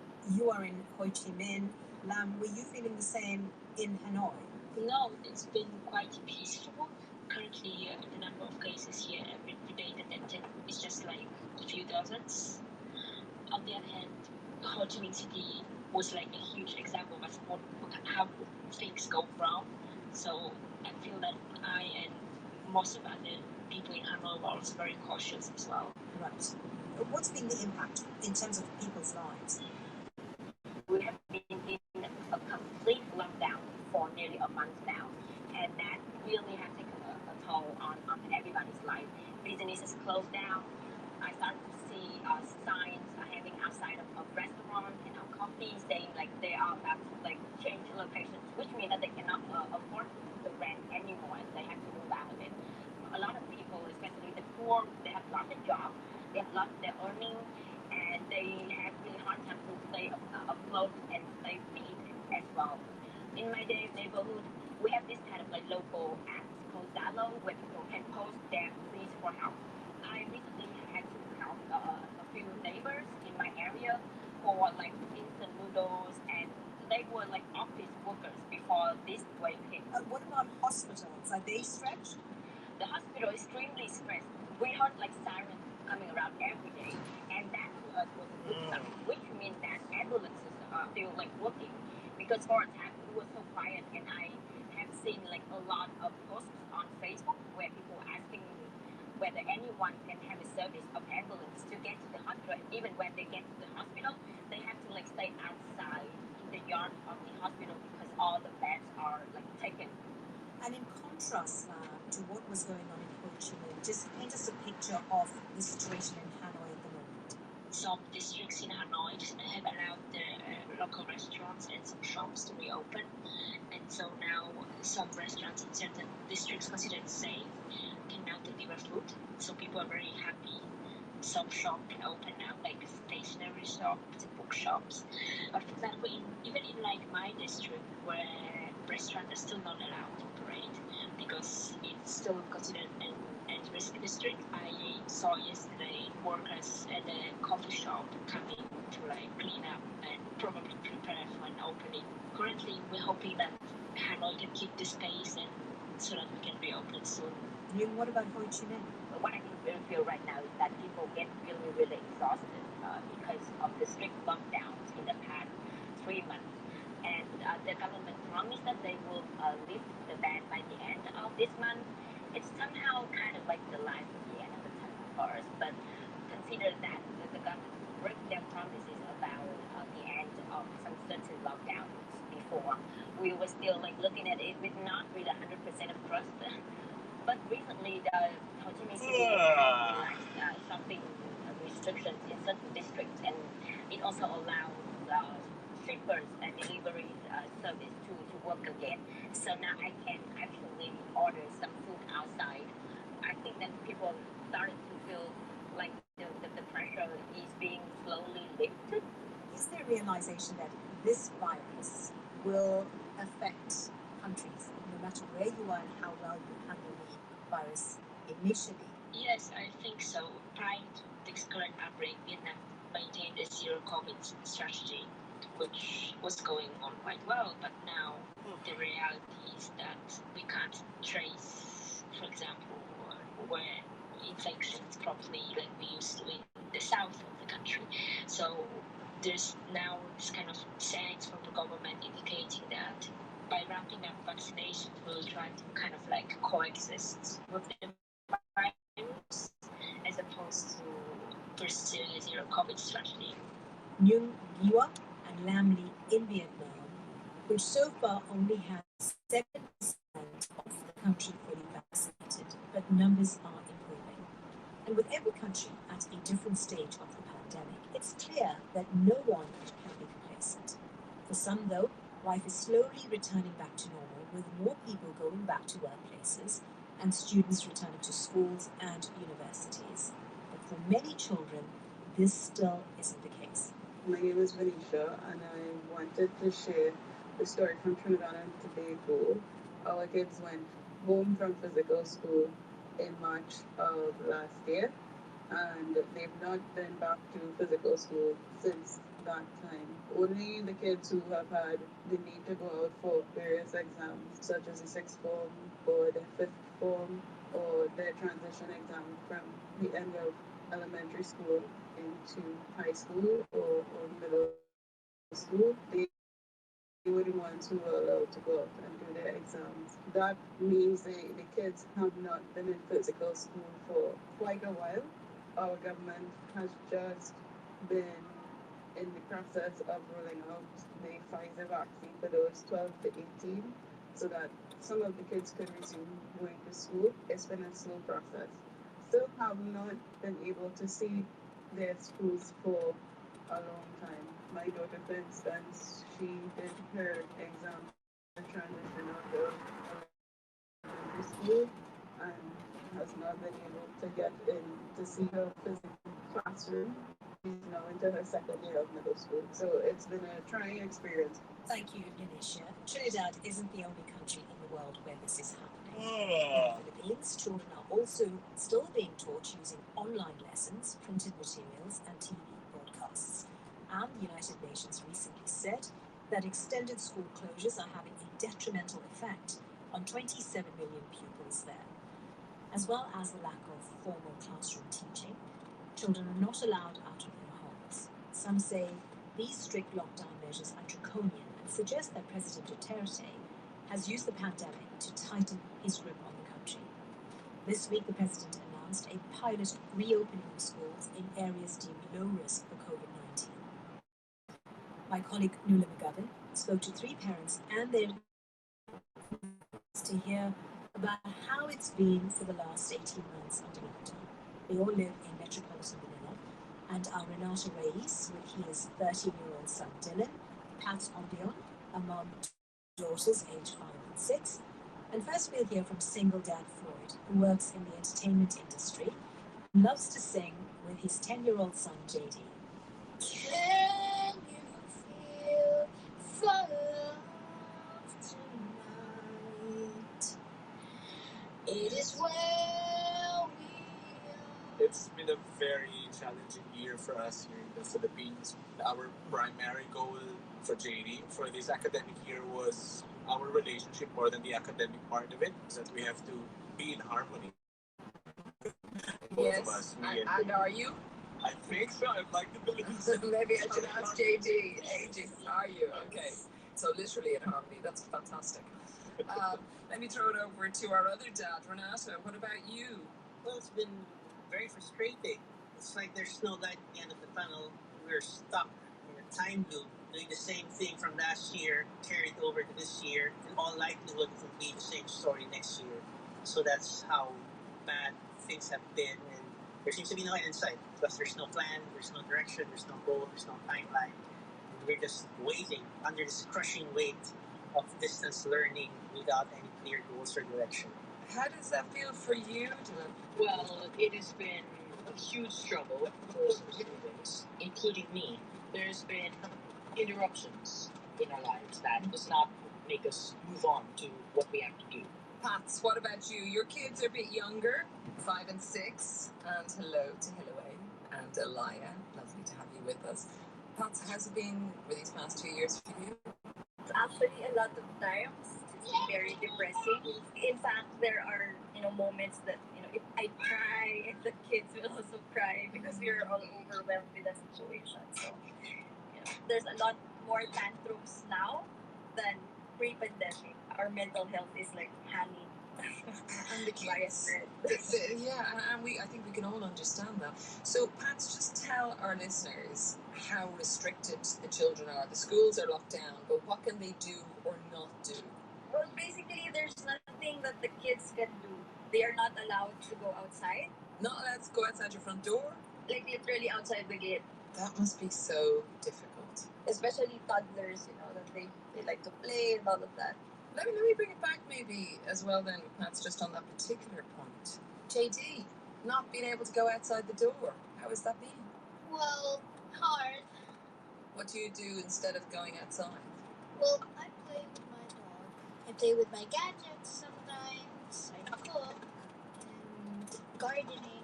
But all around just your little area. Yes. My safe space. That's a really interesting phrase to use, JD, your safe space. Do you feel safe when you're there? Yes, very good. That's good. Floyd, tell me a little bit more what it's like. The challenge for us, especially for JD, this lockdown is that he can't see his friends physically, and we can't go to our usual places as part of our homeschooling, like going to museums or something like that. Kids are basically not allowed to go out of the house premises. Also, and aside from that, the internet is also a challenge for us here in the Philippines. Everything's online, worksheets online, and since my son loves live streaming or performing online, we use a lot of the internet for that. How big a challenge has that been for you, Renata? We have one of the most expensive internet connections in Asia. It's quite expensive and inaccessible to most people. For households fortunate enough to have internet connection, postpaid internet connection, it has been very hard, and there is always the disruption of classes and learning due to the very poor internet connection. And Pat's turning back to you with your girls. What is the thinking, as it's been described, or the public messaging from the government about why the children cannot go outside their houses? It's become, really absurd because there are a lot of terminologies that they use. They change protocols every week. At the end of the day, you don't know what's happening. Any questions? I know Dylan is already older than 10 years old. And if you have the same challenges as we have, tantrums and all. This is Renata.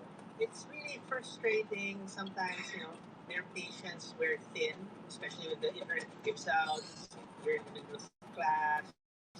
They get a little bit hot-headed sometimes because, it's not the usual way of learning. Sitting in front of a screen, especially them, these high school kids, their classes are from 7 a.m. to 4 p.m., alternating online and asynchronous class. You have only a 1 hour break. It's terrible. It's taxing on the mind to sit from 7 a.m. to 4 p.m. This Floyd, last year at the onset of the lockdown, he was very frustrated. I told him that we just have to not really get used to it, but rise up to the challenges of this now. Ways on how to or quantity. At the onset, he was really frustrated and mad. Is that a fair characterization there, JD? Yes, at first. No, I'm still mad. Okay, that's okay. It's allowed. That's completely understandable. Yeah, it's just challenging when you're just at home, seeing the same thing every day, doing the same thing every day. You want to get out there? Yes, my dog's talking to me. Oh yeah, what did he say? I think JD spends so much time with him, maybe you're able to understand what he's saying at this stage.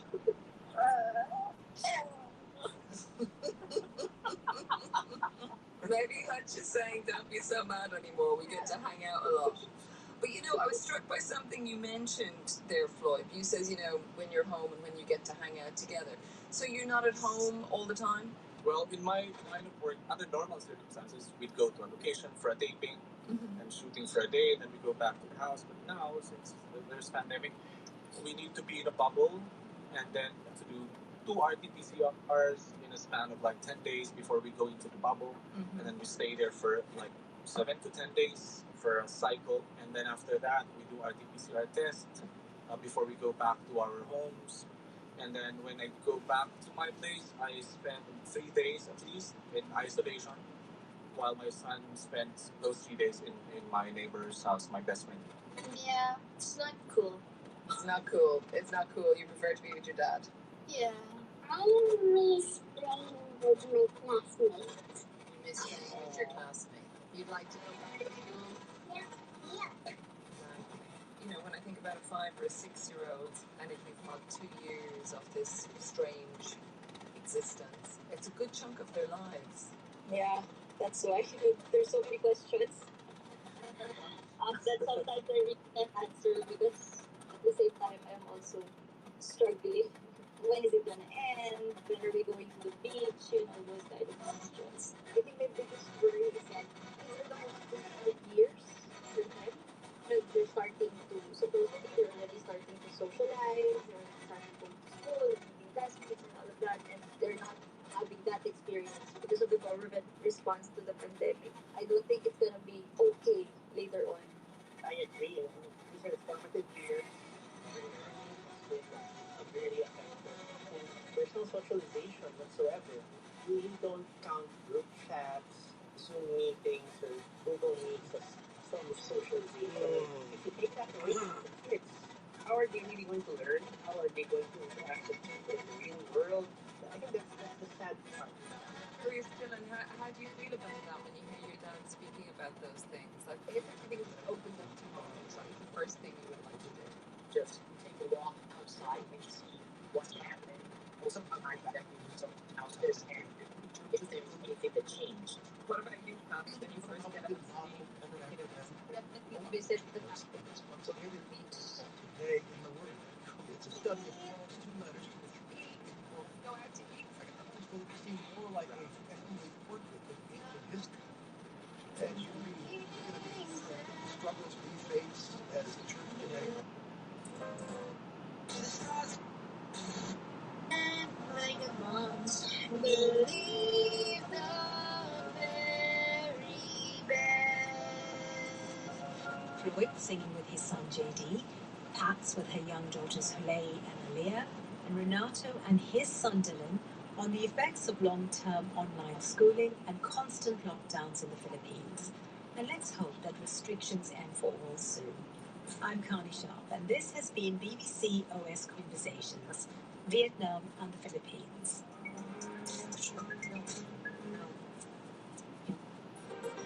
Distribution of the BBC World Service in the U.S. is supported by T. Rowe Price, helping investors close retirement goals. C3 AI software enables organizations to use artificial intelligence at enterprise scale, solving previously unsolvable problems. C3 AI. This is enterprise AI. On All Sides with Dan Fisher, we discuss everything from the economy. Wages may go up, but if prices go up just as fast, we're no better off. To the State House. Nothing in this plea agreement grants immunity for any individual. To issues of justice and faith. What's this nation's change that pertains to police footage?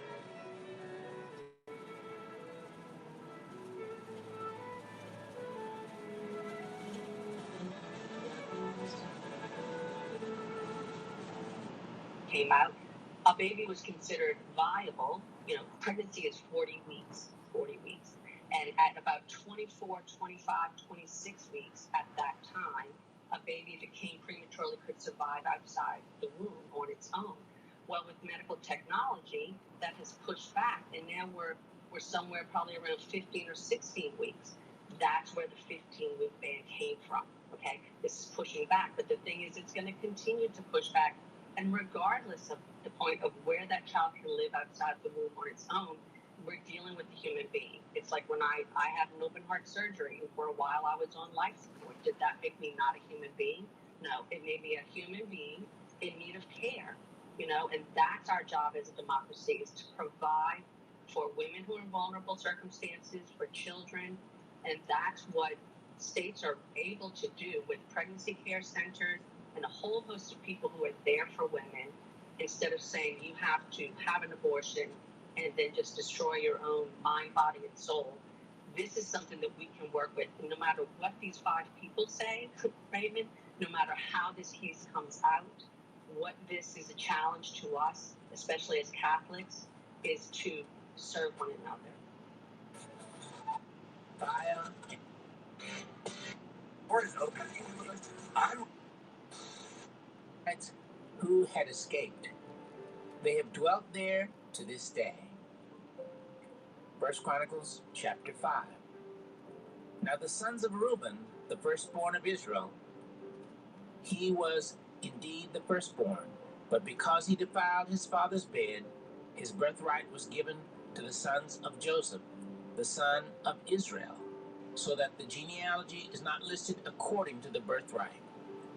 Yet Judah prevailed over his brothers, and from him came a ruler, although the birthright was Joseph's.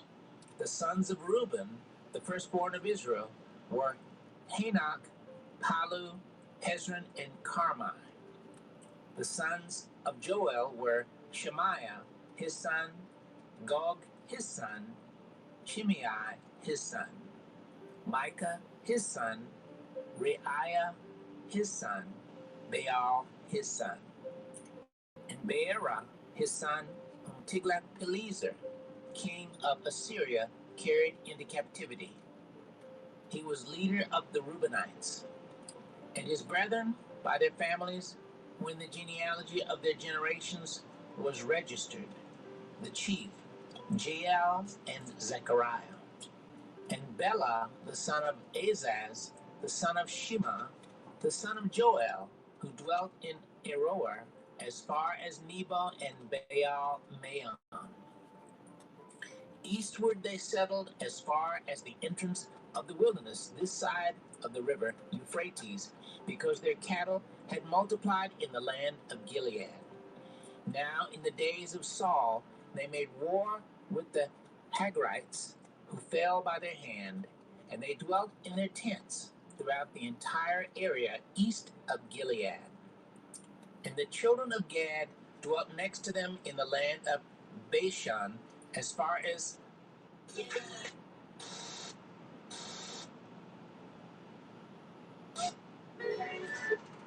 Bioethics Defense Fund has filed a brief in support of Mississippi. I believe that the abortion industry has just about recently filed their cases, and on December 1st, the United States Supreme Court will hear oral arguments. That means that the case will be fully heard, fully briefed, and they will take it under advisement. Usually this court puts out its decisions on controversial things at the end of its session, which is the end of June. So I expect that by the end of June 2022, we'll know what the landscape is, and that could just be a seismic shift in regard to what happened in Texas or in California, Louisiana. All of the laws will be looked at again affected by this. However, everything's on the table here. Dorinda Bordeley, thank you for your analysis, and we'll check in with you as this case proceeds and others. Dorinda's work can be found at the Bioethics Defense Fund at ddfund.org. Thank you, Dorinda. Thank you, Raymond. You may know my next guest from big TV hits like How I Met Your Mother and The Wizards of Waverly Place. He's been quite busy during COVID, making his directorial debut with a new film titled This Is the Year. It's out in theaters September 24th. Please welcome David Henry back to the program. David, great to see you. Now, This Is the Year was your first time directing. You co-wrote the screenplay. You're also reunited with your own old screen partner, Selena Gomez. We're going to talk about that in a moment. Tell me about the movie and why you wanted this to be your debut film. Absolutely, Raymond. First of all, great to be back here with you and hear your voice, my friend, and be here talking to you. It's always it's great to promote something that I'm so passionate about. So for my directorial debut, I wanted to make a movie that was very much in line with my own sensibilities. I'm an optimistic person. I want to make people feel good. I got into this business entertaining my family when I was a little boy, making movies for them. So I wanted to do that, but on a bigger scale. So my hope with this film was to make something the whole family could sit down together and watch. You could watch with a teen or twin. You wouldn't have to cover their eyes. It would be a bonding experience for the family that would make you feel good and make you feel warm on the inside. So it's a coming-of-age road trip film of a group of kids going to see their favorite band. For the parents, it'll remind them of huge 80s movies, but for the kids, there's all sorts of relevant messaging there. And at the heart of this, it's about love, but love linked to sacrifice. I always feel like so many times you see love as something maybe fluffy or topical, but is not linked to actually having to sacrifice one's will for the sake of the benefit of another. So you see that manifest in a familial way, in a friendship way, in a romantic way in the film. And again, but all appropriate for the family to experience and view together. And it's definitely inspired by a lot of the 80s films that I grew up watching, so the parents can feel that. But the fun things for the kids along the way. And hopefully it'll make you smile and you'll get a good message. This film is a contemporary take, as you mentioned, those classic 80s films. Are we missing those kind of feel-good, coming-of-age plots in movies today that everybody can enjoy together as a family? I think we really are, and that was one of the major motivations for this, was to really create something that could feel modern, but at the same time timeless, that everyone could come together and watch. I find it very hard to find content. I'm a new parent now. My kids are way too young to watch this movie, although it is PG rated. I can't find anything to watch together where we both can kind of enjoy it. It's really hard to find a true co-viewing experience. They're few and far between. I mean, so many things you watch teen movies, you gotta cover your kids' eyes, or it's about something that's very disagreeable from a parental standpoint, that your kids have to sleep without you. It's like, I wanted something that everyone could sit and watch together and really get something out of it that could again make you feel good. So that was a big deal for me, and we definitely bring back the 80s, but we do a lot of things that I think the 80s didn't do. For instance, a lot of the female characters in 80s movies, especially the quote-unquote pretty girl, they were just kind of used and abused, and they had no arc. They had no story, really. So in this film, one thing Selena Gomez was she fell in love with in the film, is how every character has an arc. Every person starts somewhere and ends somewhere else, especially the female characters, especially the pretty character. She's a complex character with a complex arc, and she comes full circle in the end. So that was a good goal of ours to kind of update some of the things that the 80s, maybe didn't age very well. Teens are overwhelmed with social media and how those platforms make life seem or look easy. This is a big theme in the film, expectation versus reality. Now, being in the public eye, I'll bet you probably know a little about that. I certainly do. Why was that a theme you wanted to work into this film? And how did it become a central thing? I'm glad you hit on this, Raymond. You know, coming up in the business, having millions of followers, I've got so many young, so many young people who are just, I can tell, are inundated at every moment with, you know, social media, TV, film, just like you were saying. They expect their life to go a certain way. I mean, so many young kids were like, I want to be a famous actor, and the thousands of them. And it's like, in reality, not everyone is meant to be a famous actor. You expect that's the case because that's what's kind of popular, but that's not the reality. In reality, it's the most beautiful thing ever. So,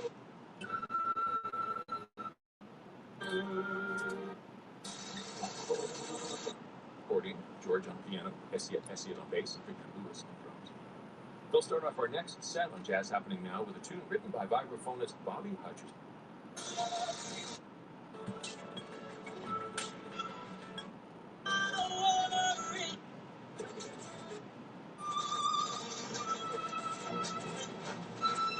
I'm not thinking here.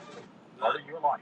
Each box costs only $45, but has more than $70 worth of gear inside. Get 20% off your first monthly box when you sign up at boxofawesome.com and enter code George at checkout. That's boxofawesome.com, code George. For every dollar you earn, there's a hideous monster trying to take it away from you. The IRS lies in wait to take precious hard-earned dollars out of your pocket. If you need to fight to keep what's rightfully yours, contact Defense Tax Partners. It's as easy as one simple email to help@defensetax.com. That's help@defensetax.com. Email help@defensetax.com now. We've got an incredible guest right now, Christine Rose. How did you become involved in holistic health and healing? By being extremely ill and trying to find a solution. I was told I was dying with 3 months to live, and I wasn't going to give up. I was treated every day with carnivore, and it's phenomenal. It's phenomenal. You don't really have to be very ill to have the benefits of carnivore. You cannot stop and say, oh, I had enough, I feel good. That is the wrong way. That's why I feel so fantastic, and I passed 80. Beautiful. Carnivore will make all the difference in the world. On 866-836-8735. That's 866-836-8735. Or visit carnivore.com. That's carnivora.com.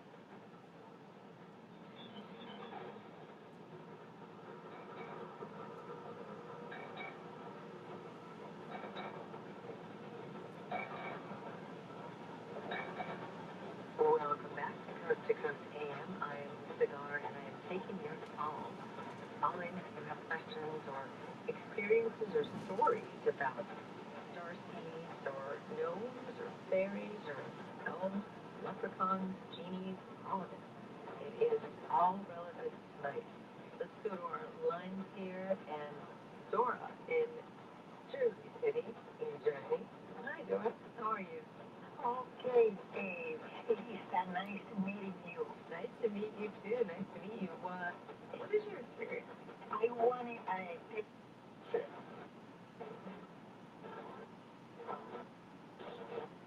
Peter John Ramos, parents. Yeah. You know? Look at John Ramos' alter ego. I know. How about that? So yeah, an interesting, Tijuana. Interesting list of names here on.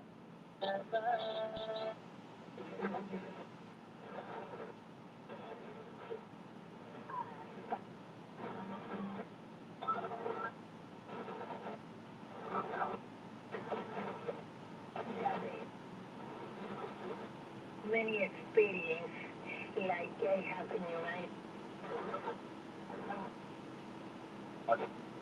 And I want to tell people what I have learned, that with the gozo o identity in Los Angeles, the two more strong I have. Okay. The people, for example, they know that I have talked, I dream with Marilyn Monroe, and she was not my idol.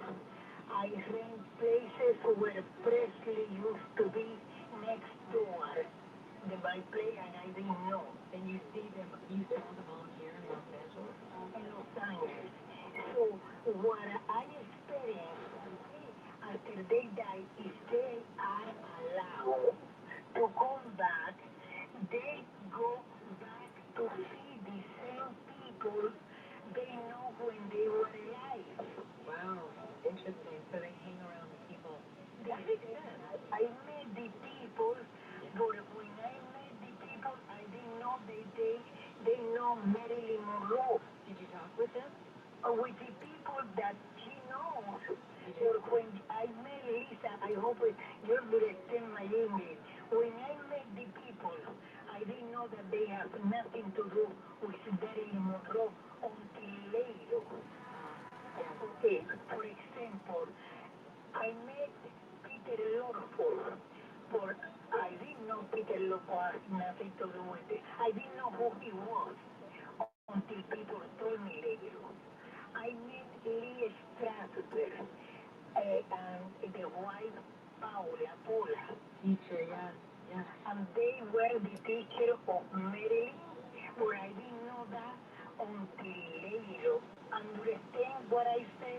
Yes, do I explain myself? Yes, no, I'm understanding that you see the spirits, you saw the spirits of Marilyn Monroe in Los Angeles, and I met people around Presley. I didn't know they know Presley until later. So did you ever tell the people that you saw Marilyn, the spirit of Marilyn Monroe? What you say, Lisa? Did you tell the people that you saw the spirit of Marilyn Monroe? Oh, no. Okay. No, before I didn't talk about those things. It's now that I am more experienced, I am secure enough to talk. For example, I met Larry Geller, his Barbara Presley, but when I met him, I didn't know he was until later when he told me. So you understand what I mean? They come back to see the same people when they were alive. Yes. You know, thank you very much. I hope everybody understands my English. Yes, and I thank you so much for sharing that story of how you know that, there are, I just recently interviewed Mark Anthony. He was also on Coast to Coast, and he was talking about his new book, which is about soul frequencies, and it made so much sense to me when you can vibrate at the frequency of the soul of your lost loved one. It basically helps you match that frequency and summon that soul back to you. And in his book, he has all sorts of research around this, but every soul has a frequency, and especially if this one was a close person to you, like a loved one, that particular soul, like, you're a crossover parent or friend or partner, you can match the frequency of that soul, and then that soul can come to the frequency match, and you can have a level of communication that way. And he's researched this and studied this, but that soul-to-soul communication has to do with the electromagnetic frequency, that if you just tune into it, and you can do that by thinking of the person, thinking of the essence of the person, the frequency of the person, the vibration, maybe holding an object that that person had held, or being in an environment, or thinking about a memory, or something that brings you and connects you with that person, and it brings you to the vibration and the frequency of that particular person. We, a while ago, on my free speech TV show, I was interviewing Anita Morjani, and Anita is an author of a book called, my gosh, why am I forgetting it? Dying to Be Me. And she has, she and I were in the middle of just starting the interview, and she and I met through Wayne Dyer. But we were starting this interview a couple of months ago. It's still up on Free Speech TV, and we were not talking about Wayne. We were just talking about her book. And this glaring light came through the blinds that she was sitting in front of, yet there the blinds were closed. And no matter how many times she tried to close the blinds, this light came through. And then we discovered, all right, what is this light is Wayne, because she and I held the frequency of the match that we were brought together by the frequency of Wayne Dyer. So during the interview, the glare on through the sunlight, it appeared to be, came through these blinds, and it never moved. It didn't move with the sun. It just stayed on her left shoulder the entire time, even though the blinds were closed. And we finally did bring the whole memory of Wayne into the conversation, and the humor of Wayne into the conversation, and the essence and the vibration, and it was as if he was there. You can watch this particular interview through BTV under the Aware Show, and you can see, and we laugh about it. And it's so interesting when you look at the vibrational match of the soul.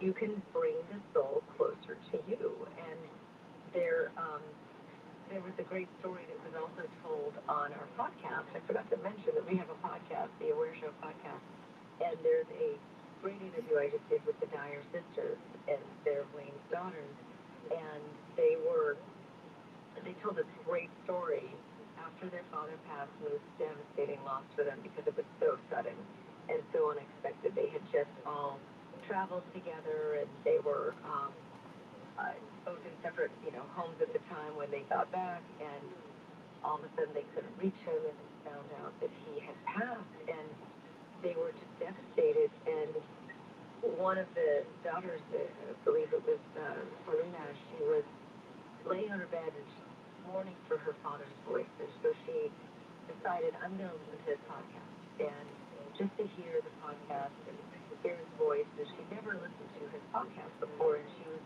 crying and sobbing. At the very, very end of the podcast, he said, and I have a message for my daughter Serena. She's feeling very sad right now, and I want you all just to send her love. And of all the episodes she could have chosen, she had never listened to it before. There happened to have been a message there from her father on that podcast for her, and there were so many other synchronicities that happened as a result of that, of just matching the vibrational frequency with somebody who they loved so much.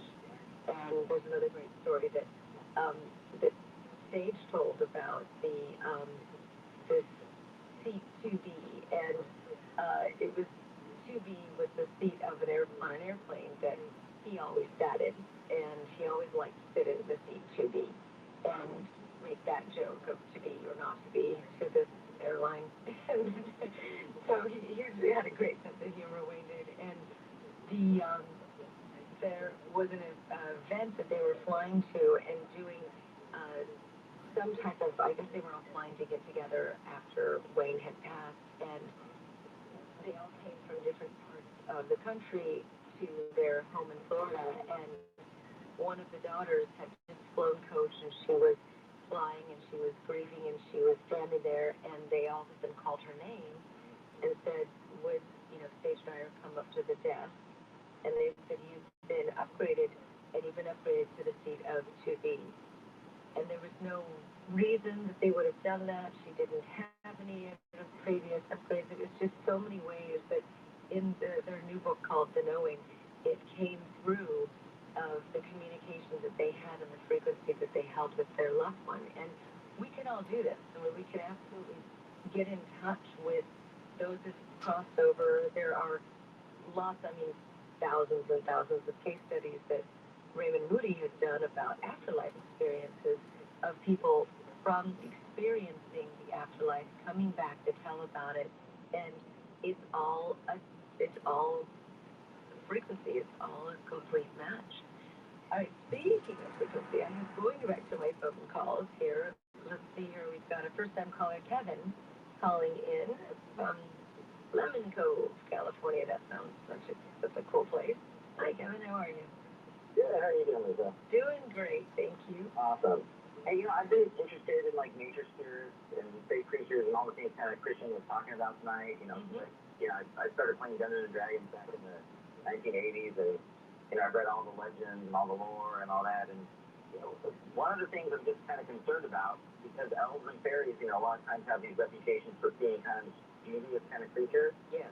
What are the unintended consequences sometimes? It's like if you're kind of dealing with them. I know Christian mentioned the escalator getting shut down, but what's to stop them from doing something that turning off the power to a air traffic control tower, or putting some brake lines or something. Right. How do we know we can trust them? Right, absolutely. And how do we know we're not messing it up, right? There's a couple things that I remember him saying. First of all, is about an offering, something that you can give to the fairies, the gnomes, the genies, that is a small offering. It could be a coin, it could be a piece of an orange, it could be something that's green for the leprechauns and gold, something for the elves, he said, that's an orange. For the fairies, it's a silver time. And the gnomes, it's a copper penny. And if you have this type of offering, and you can put it in like a little basket and put it at the foot of a tree or in a garden or somewhere, and intend that is an offering to the body of the gnomes and the gnome world, then you're constantly offering good wishes and harmony and peace to these other beings. And he also said that the ones that are mischievous are called elementals. They're not called fairies and elves. And he said those, when you bring your frequency down and you vibrate at more of the fear and lower frequencies, that tends to attract those types of beings. But if you keep your frequency high, and he said, in the 7 or above type of dimension, I don't know how you measure that, but when you keep your frequency high, then that is something that brings in the good spirits, and also combined with a little ritual and of well wishes, I think that you could probably prevent things that might be mischievous or mistaken that are happening around us. That was at least what he said. Yeah, I wish I would have known that a while ago. I try to walk that fine line between skeptical and open-minded about things, and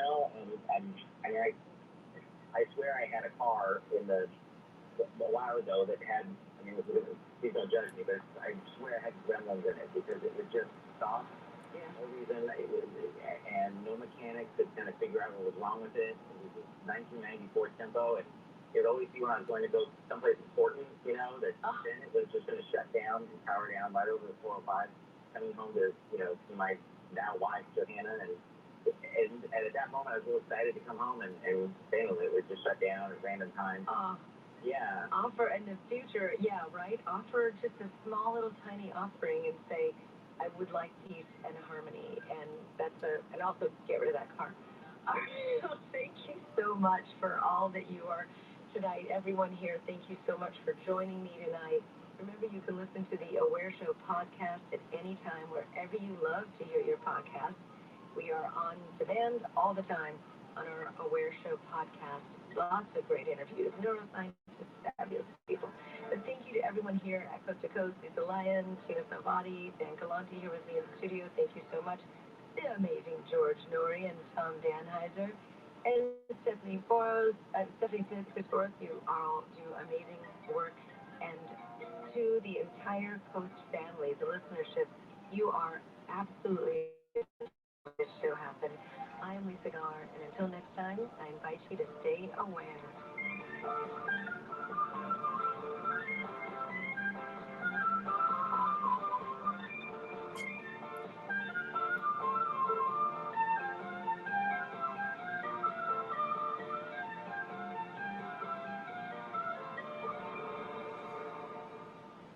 This is Bill Wills. Hope you're having a good weekend. Hey, back with you Monday in Cleveland's Morning News with Wills. Saturday news, sports, traffic, and weather together on the 10s. Fox updates. We'll catch up with Tom Hamilton. Talk crime at 8:45. Also this week, busy week. Looks like a showdown in Congress over government spending yet again. Coming up this week, WTAM 1100 and the iHeart Radio app. In 2011, 3 siblings went on an 8-day, 15-state AK-47 wielding crime spree. Introducing the Doherty Gang podcast. This is the true story of one family's cross-country criminal rampage. Police say the trio have a stockpile of weapons. At least one of them has made it clear he's not afraid to die. Listen to the Doherty Gang. That's DOUGHERTY Gang on the iHeart Radio app or wherever you get your podcasts. Brought to you by DuckDuckGo. Protect your privacy online for free with DuckDuckGo. Cigars, Northeast Ohio's #1 cigar store, voted Best of Cleveland by readers of Cleveland Magazine, and Seed Magazine is officially open for business. Get your rash over to Cigars in Rocky River and Ohio City today. Check out our huge selection of cigars and find out why Cigars is the perfect place to rest your ash. Ladies, are you tired of your guy staying at home? Well, kick his ash out of the house and send him to Cigars. Check out restyourash.com. Cigars terminology that may come in handy when seeking a female companion. When you're at a bar next to a beautiful woman, turn to her with cigar and cutter in hand, look her in the eyes in her most masculine voice, say to her, "Would you be willing to pinch my butt?" Before she punches you in the face, smile at her and hand her your cigar and cutter. If she accepts, you know you have found a stogie woman. Propose to her. This cigar tip was brought to you by Cigars, the perfect place to rest your ash. Now serving Ohio City and downtown Cleveland. Allison is perfect. I mean, she'd never tell you that. She's perfect. Allison, wait, are you tasting and driving? Tasting and driving makes good people look bad. Visit StopTextStopWrecks.org, brought to you by the National Highway Traffic Safety Administration and the Ad Council. News updates at the top and bottom of the hour. When you need to know on Twitter, and breaking news when it happens. This is News Radio, WPAM 1100, Cleveland.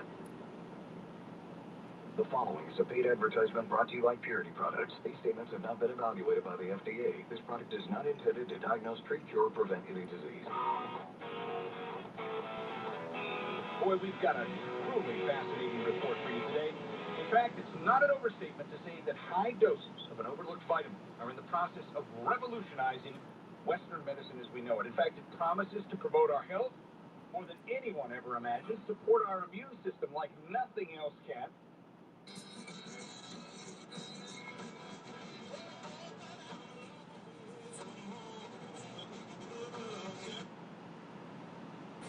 Expansion and much greater activity in the East and South China Sea make conflict more or less likely. That's the real story from the BBC, coming up after the news. Hello, I'm Debbie Russ with the BBC News. A tense diplomatic and legal standoff between the United States, China and Canada has come to an abrupt conclusion. The Huawei executive Meng Wanzhou is flying back to China after being released from home detention in Canada. In return, China has released Michael Kovrig and Michael Spavor, 2 Canadians it had imprisoned on espionage charges. Robin Runt is in Shanghai. Meng Wanzhou admitted misleading US investigators about her involvement in payments over business in Iran, but the case against her is now likely to be dropped. As soon as her freedom was assured, China released the 2 Canadians it's held since days after her arrest. Only weeks ago, the Chinese government insisted yet again the 2 cases were not linked, but the decision to release and send home Michael Spavor and Michael Kovrig almost instantly after Meng was free appears to show that pretense has been abandoned. Huawei says it will continue to defend itself against US legal claims. US prosecutors may still proceed with a wider case against Huawei.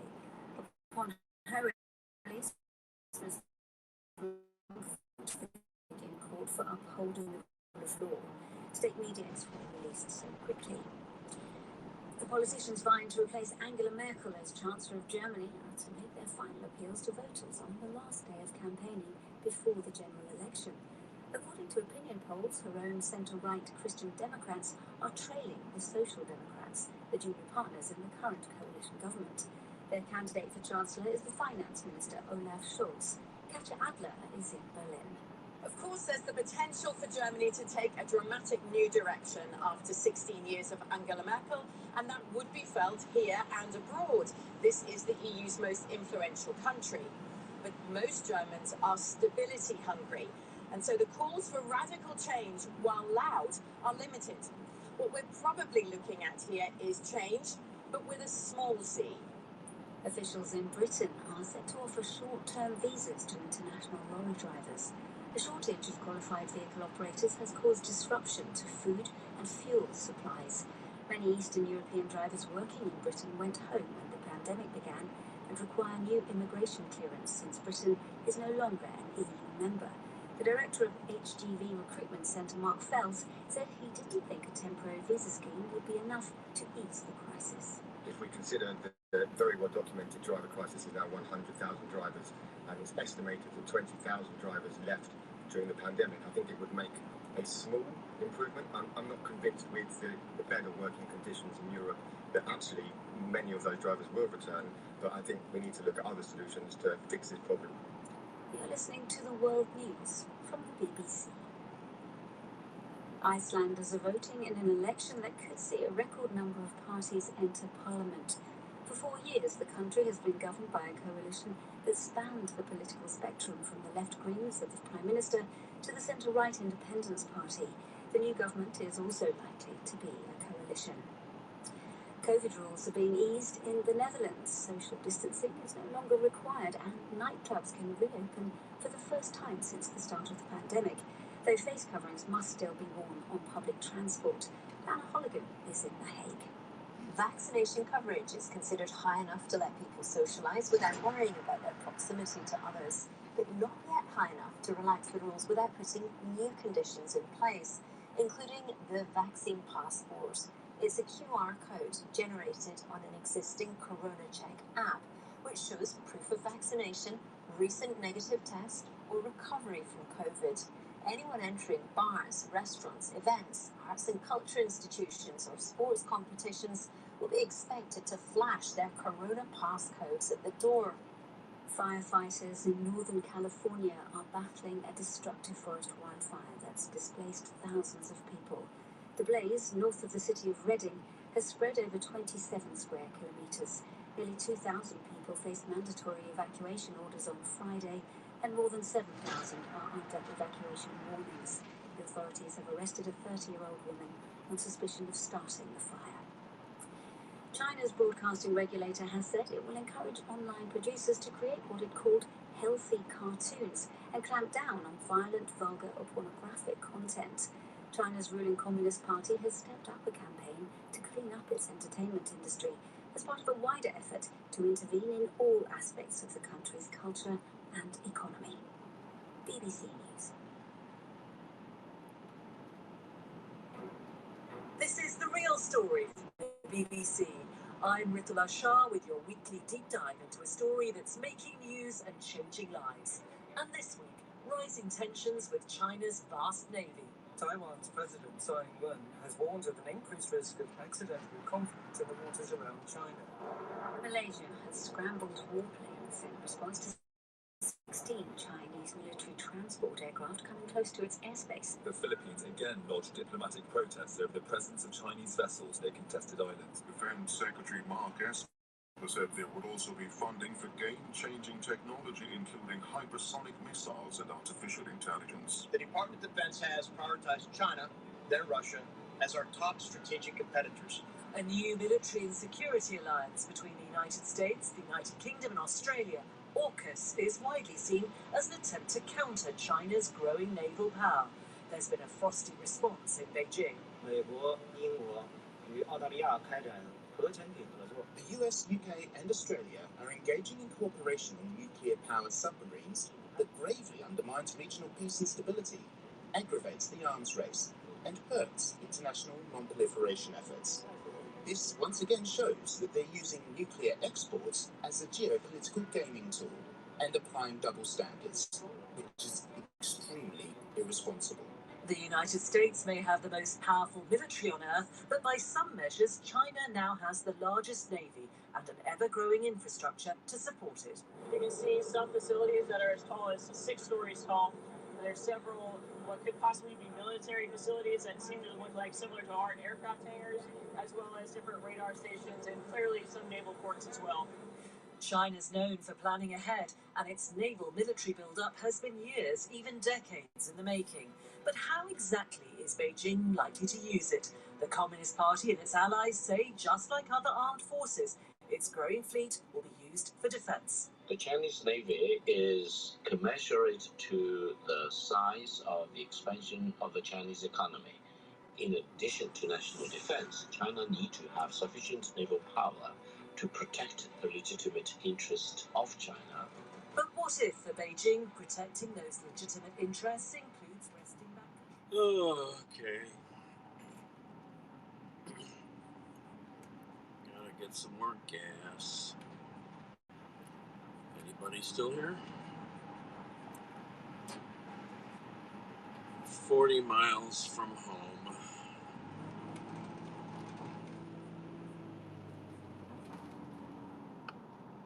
But the beast is hungry.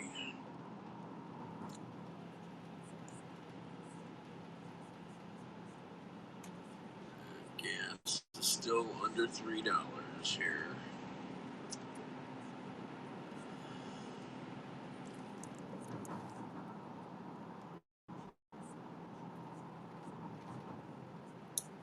That's my role. Try to keep buying the gas under $3.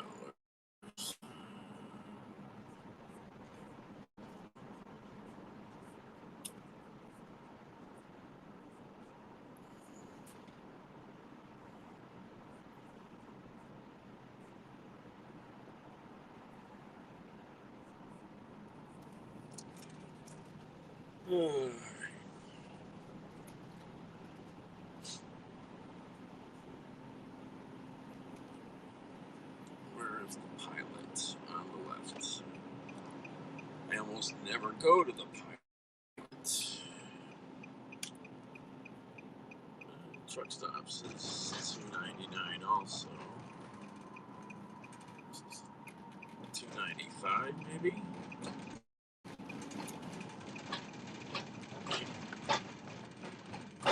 Looks like the price came down.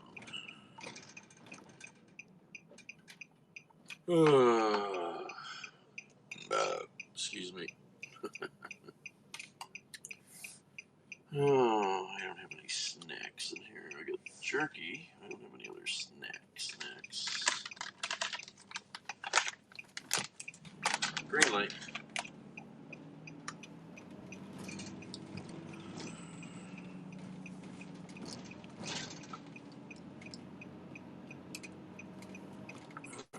$2.95.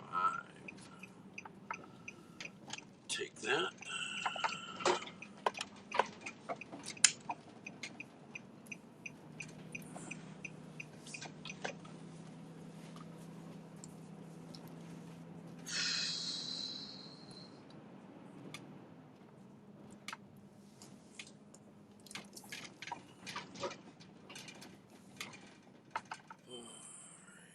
Feel good to get out.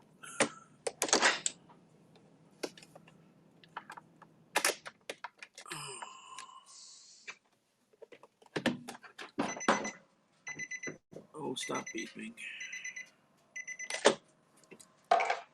Oh my.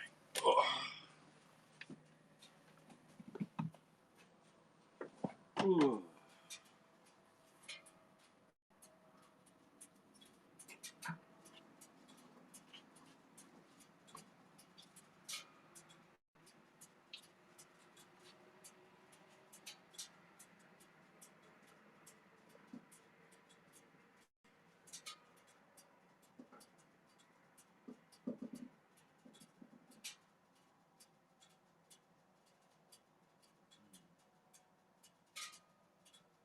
Okay.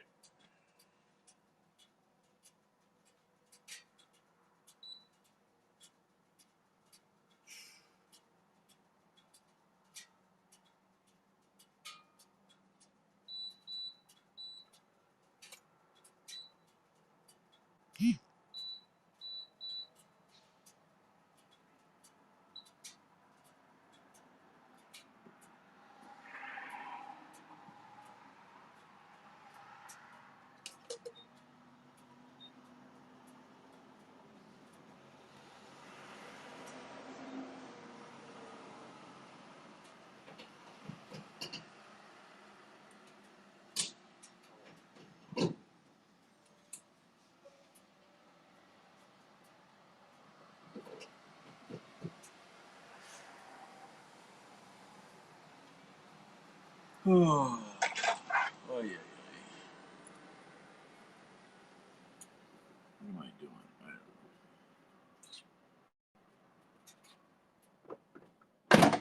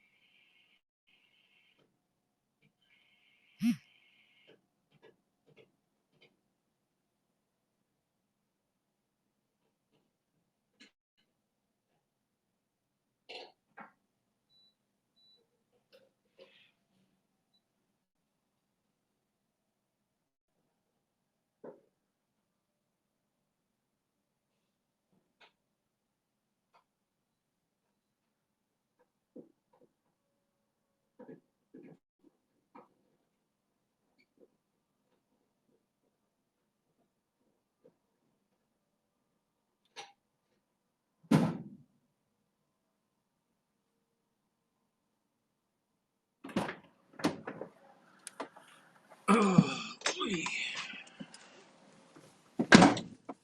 Hello, citizens. All right.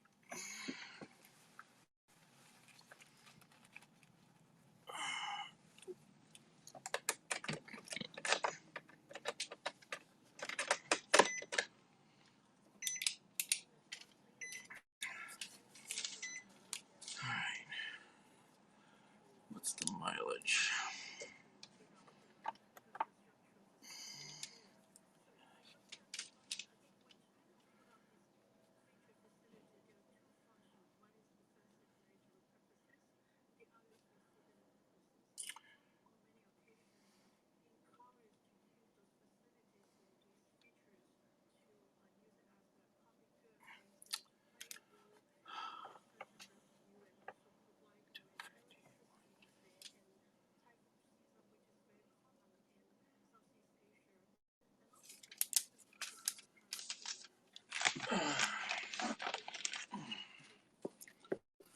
Oversized load.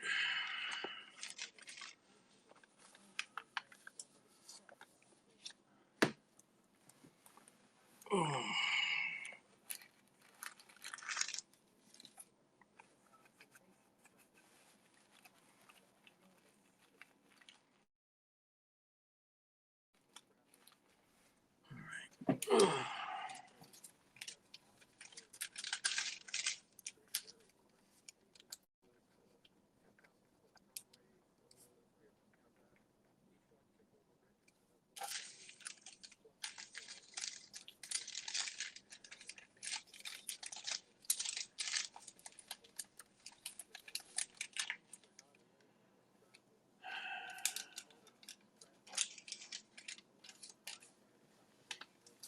What am I doing here?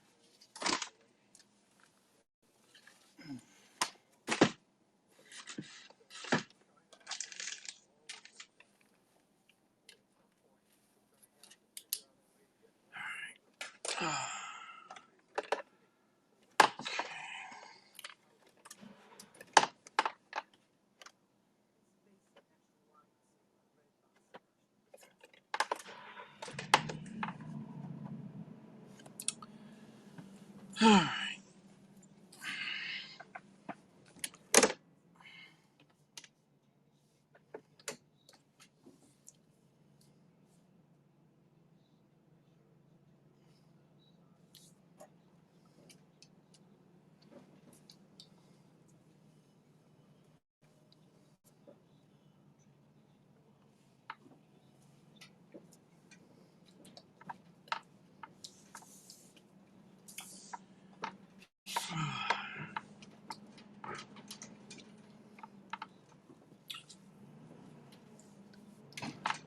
On the road again.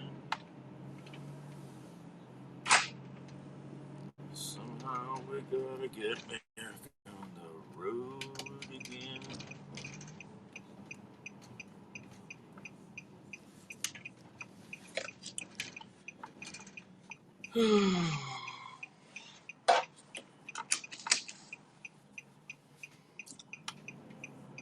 Should have bought a snack.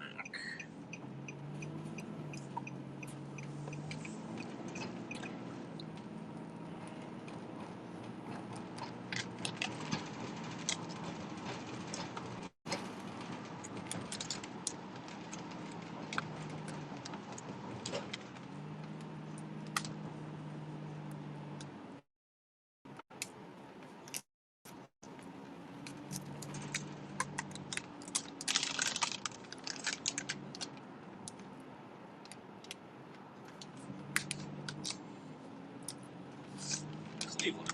Let's pick that one. Hello, Anthony.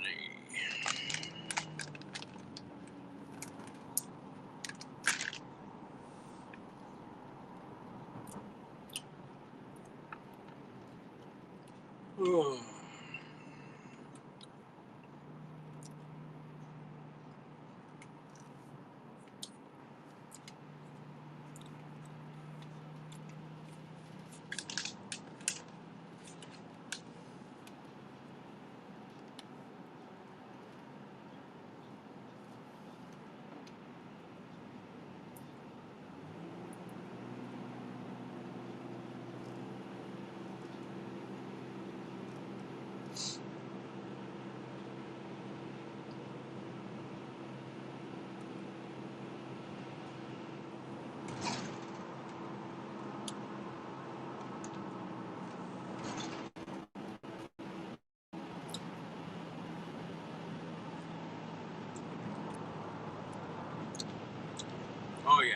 Got some boulders too.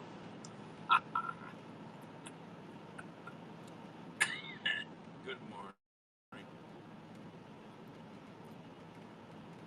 We've got a great live music scene. Slowly it's coming back. It's been a damn mess.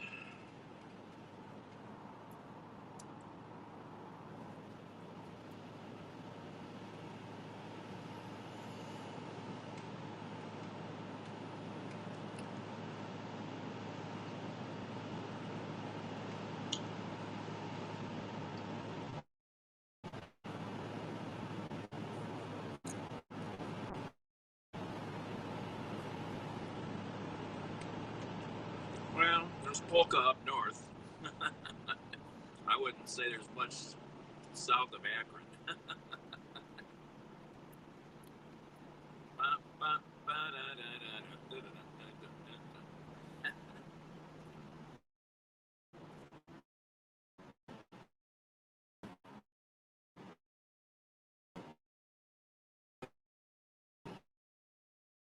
See, well, the polka music. Alright, what am my foot doing here? What am I doing?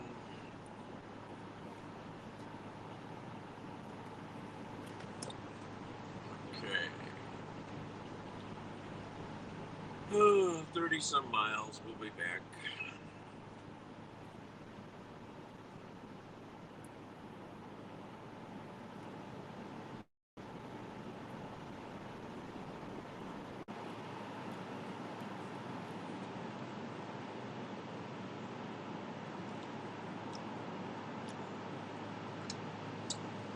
How's your morning, Anthony?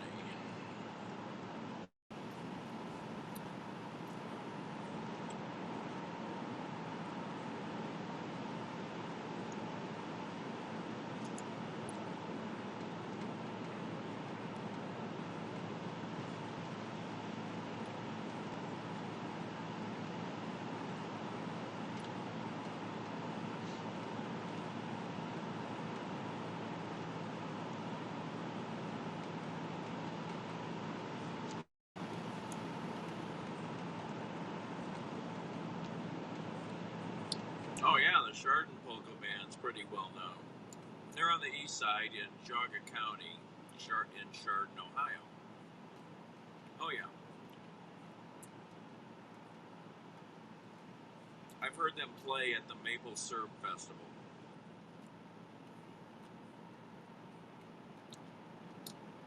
Which I missed getting out to this year.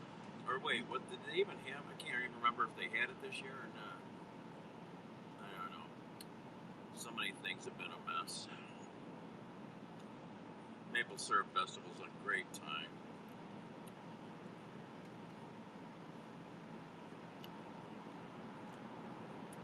I can't remember if they held it this year. I don't know.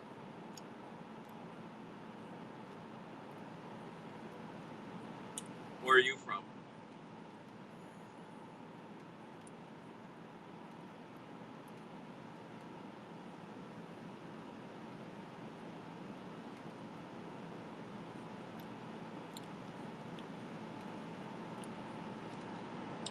Just out here trolling around on Haps this morning. Looking to see what's out here.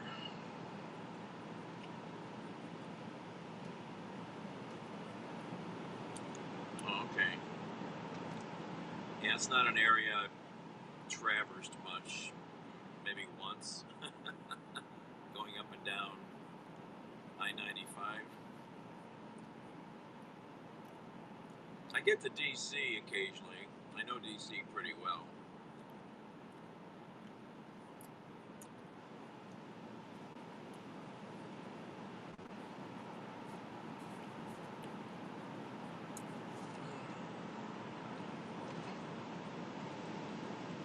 I almost had a delivery to, to Norfolk. That would have been the first time I would have gone there. But I forget why I missed that one. think I was in town or something. I can't remember.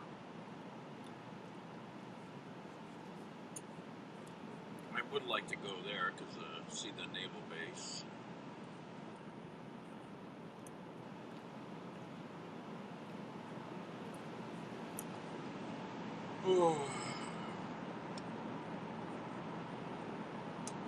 Yeah, it's not an area. I tend to go out west when I go do things. You know, when I did a lot of traveling. All these current trips since May are all for deliveries.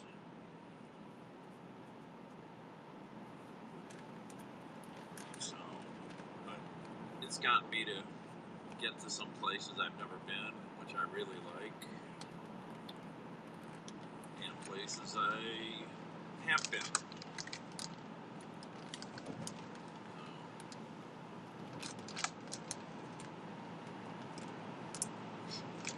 3 months I did 17 states and DC, and that wasn't even doing stuff full time.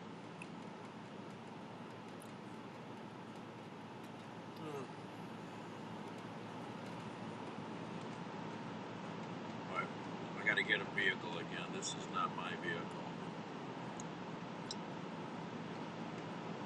I'm out of commission for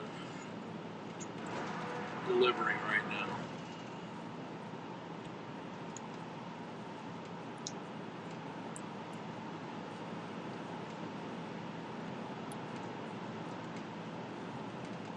Yeah, this trip I left last night at like 1 a.m. Got down to Indianapolis Airport to pick up some stuff from Delta Cargo. Turned out a local freight guy picked it up and took it back to their warehouse because it was originally consigned to them. So I had to go over there 6 miles away, pick it up, and then head down to Louisville to deliver it.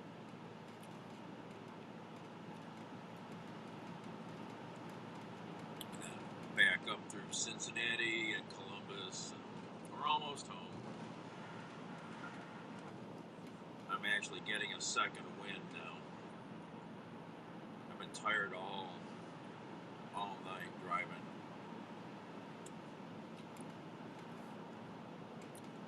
Just dragging.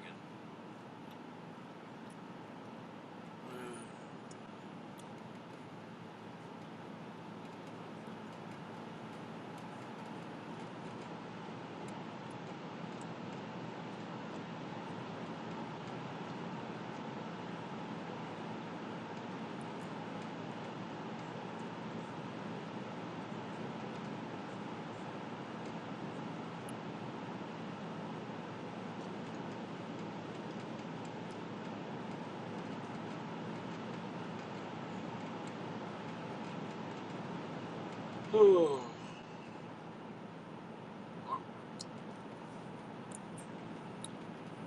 We got troopers in the middle there. Is that troopers? Yeah, troopers.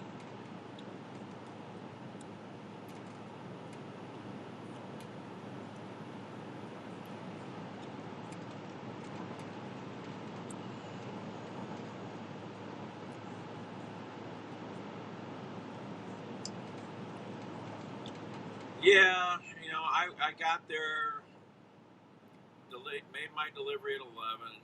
Was kind of hungry, so I went and found breakfast food like I always do. And it was okay. It wasn't spectacular. Some diner chain franchise thing called Metro Diner. And then I found a park to find some shade and go park in and crash. I didn't sleep very well though. And I woke up around 7 something and took a walk around the park, met a guy, talked about Louisville a little. I was just too tired to do much. But I got to explore a little neighborhood around the park. Cherokee Park. Pretty good sized park. That's all I know about Louisville. I saw the downtown. That was about it. Usually I try to do more, but just didn't have it in me.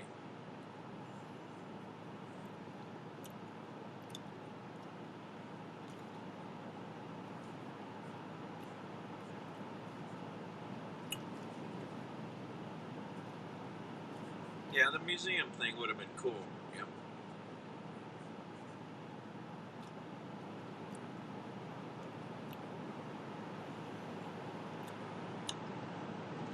Maybe I'll get that back there again. Never know.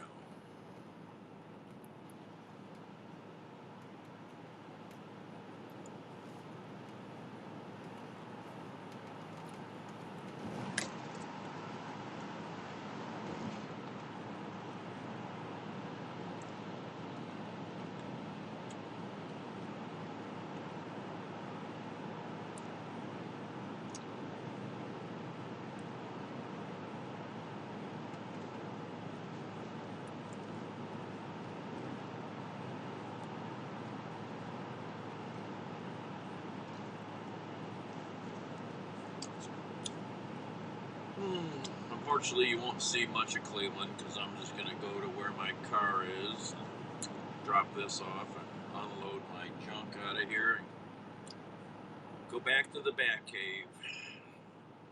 Tired.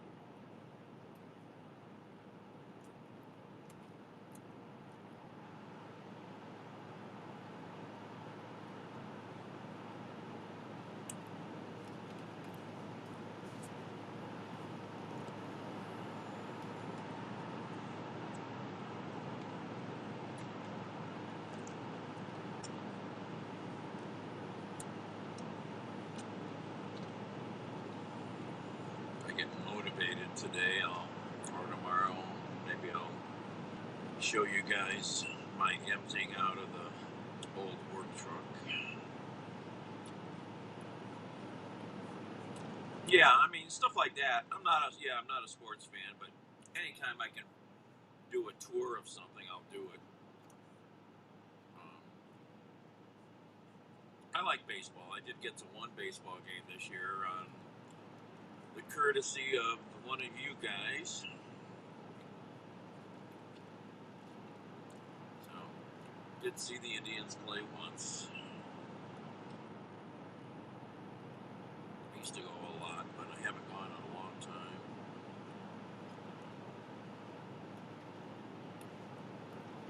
And football, I could care less about. Now, basketball, I'll go watch basketball, but I haven't done that in years either.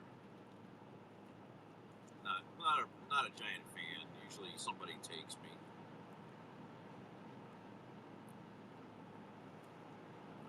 I got.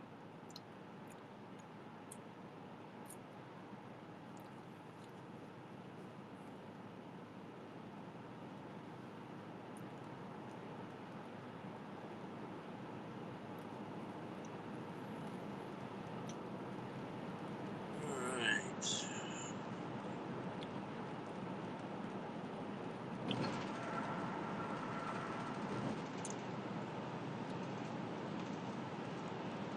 Almost in the home county.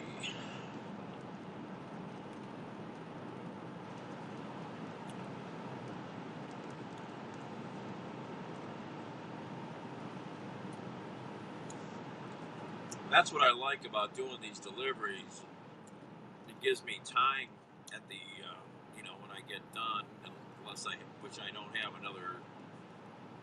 another trip back or anywhere, so, I'll spend time in those cities if I have the money and the time to spend. Like DC, I'll always try to spend a couple days. Brooklyn, I've spent a couple days each time. Just up in Minneapolis, spent a couple days. Chicago, I spent maybe one night there. It's been fun. got to do stuff I, had never done in some places, and like I said, yeah, well, it's Saturday morning, I think, right? Is today Saturday? I don't even know.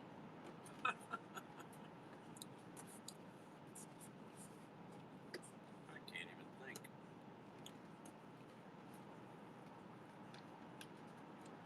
Yeah, I think it is, because I missed Friday, right? Yep. Yeah, it won't be that busy.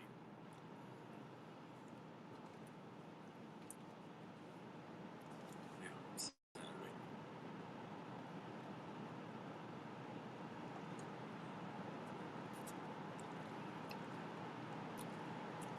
Not sure if I'll go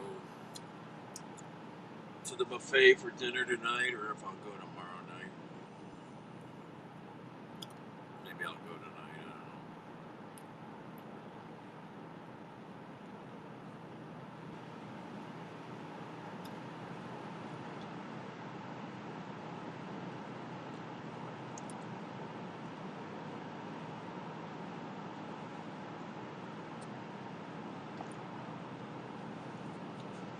Cuyahoga County.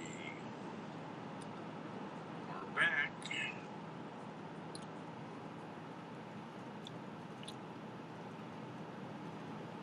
I deliver whatever they want to deliver.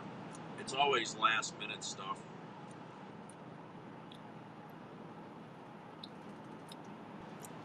Could be medical parts, could be airplane parts, could be human parts,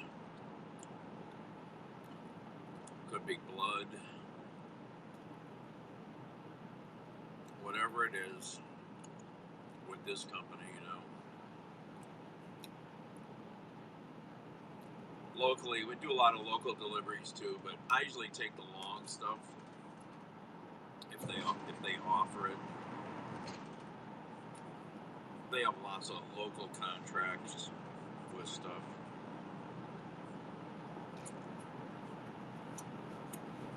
Now that I've learned how to do this, sort of, I need to get a van so I can go on the road, or at least still work with these guys. But then when I get to the other end, I would have the ability to get a trip somewhere else because I know how to do that now. But I have to have a vehicle big enough to do that. I don't have. All I have is my minivan.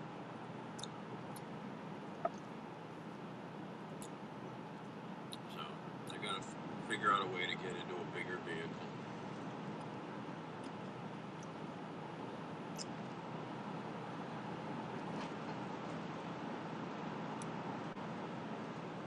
Hey, Ellen. Good morning. Yeah.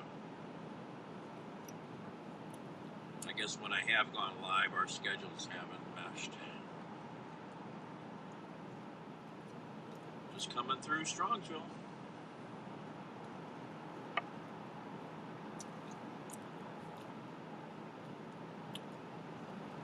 You can buy me breakfast. Oh, a long night, but I got through it. Just dragging on the way back the whole way.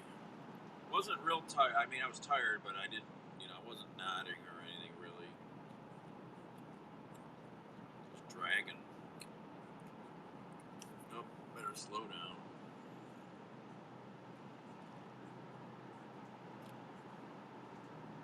I gotta dump this thing and go lay down for a little.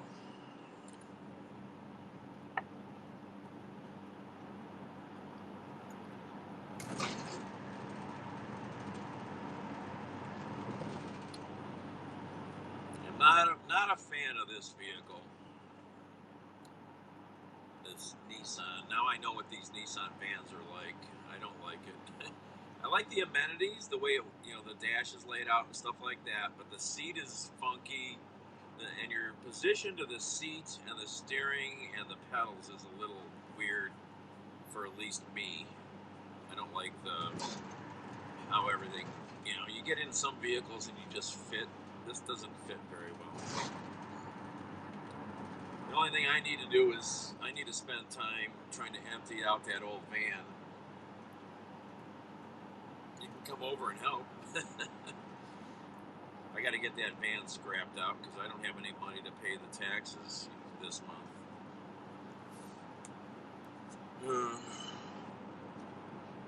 Because this trip didn't pay me much. You know, I'm using their vehicle and their fuel, so.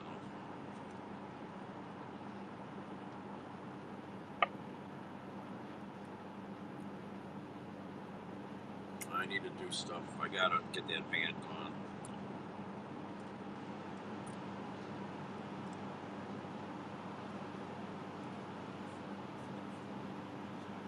It's full of tools and parts.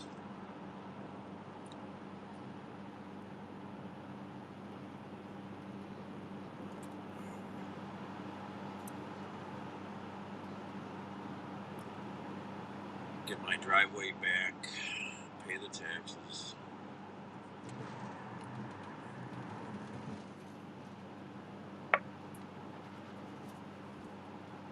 See if I get the rest of my grass cut.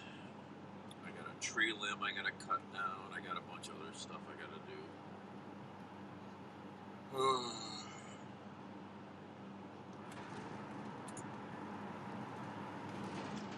Maybe I'll go shopping for glasses too. I need to get those ordered.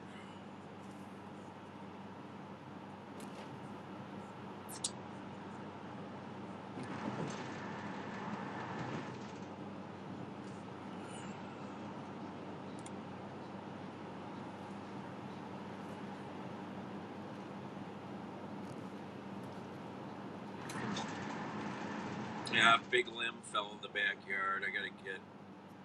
I really need a chainsaw for that. I gotta get my buddy's chainsaw. I could chop a little bit of it with my Sawzall. I bought some good blades for cutting trees for the Sawzall, but it's pretty good sized. But the biggest thing is I gotta get rid of the van. And maybe I could make room upstairs and get that fridge finally put where it needs to be. I gotta get that done. I've been procrastinating forever on that.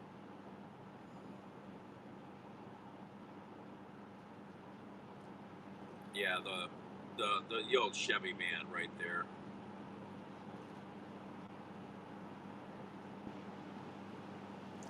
And I gotta make room in the house to put all that stuff somewhere. Or, you know, there's a lot of stuff in there. So it's gonna force me to do some cleaning and organizing, which is nothing wrong with that. But without having help, I'm not always interested in doing this stuff anymore. I see they got that big new warehouse opened up over there. They just built off Engle Road. I see it's all lit up now. Oh, alright guys, I'm going to shut down here.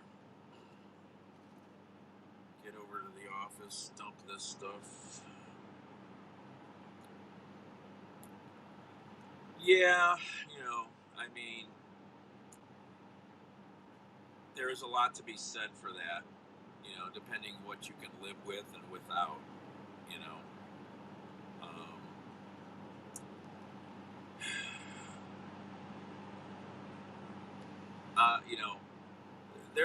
One of the best things I ever heard about owning a house is it's really a lifestyle choice, and all right, and it's not for everybody because of all the other stuff associated. If you just live in an apartment or a condo type building, you don't have to deal with a lot of stuff. You're gonna pay for that, but to some degree, but then you just don't have to do it, Yeah, see you later, Anthony. Nice to meet you. Alright, which way am I gonna go? Go left.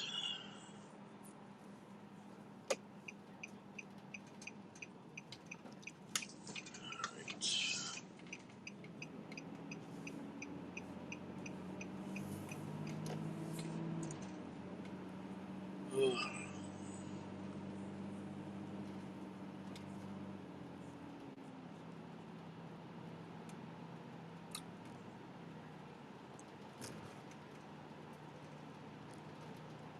Which way am I going?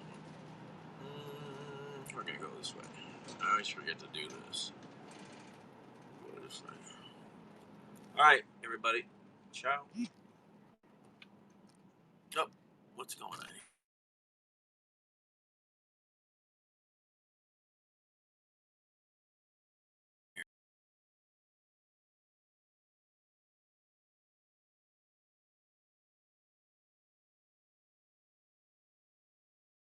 Stupid.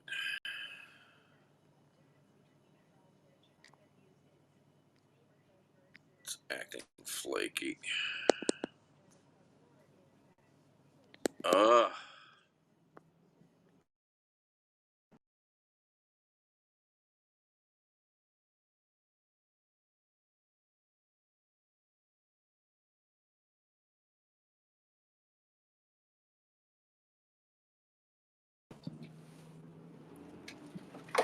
Ow. Bumpy, bumpy.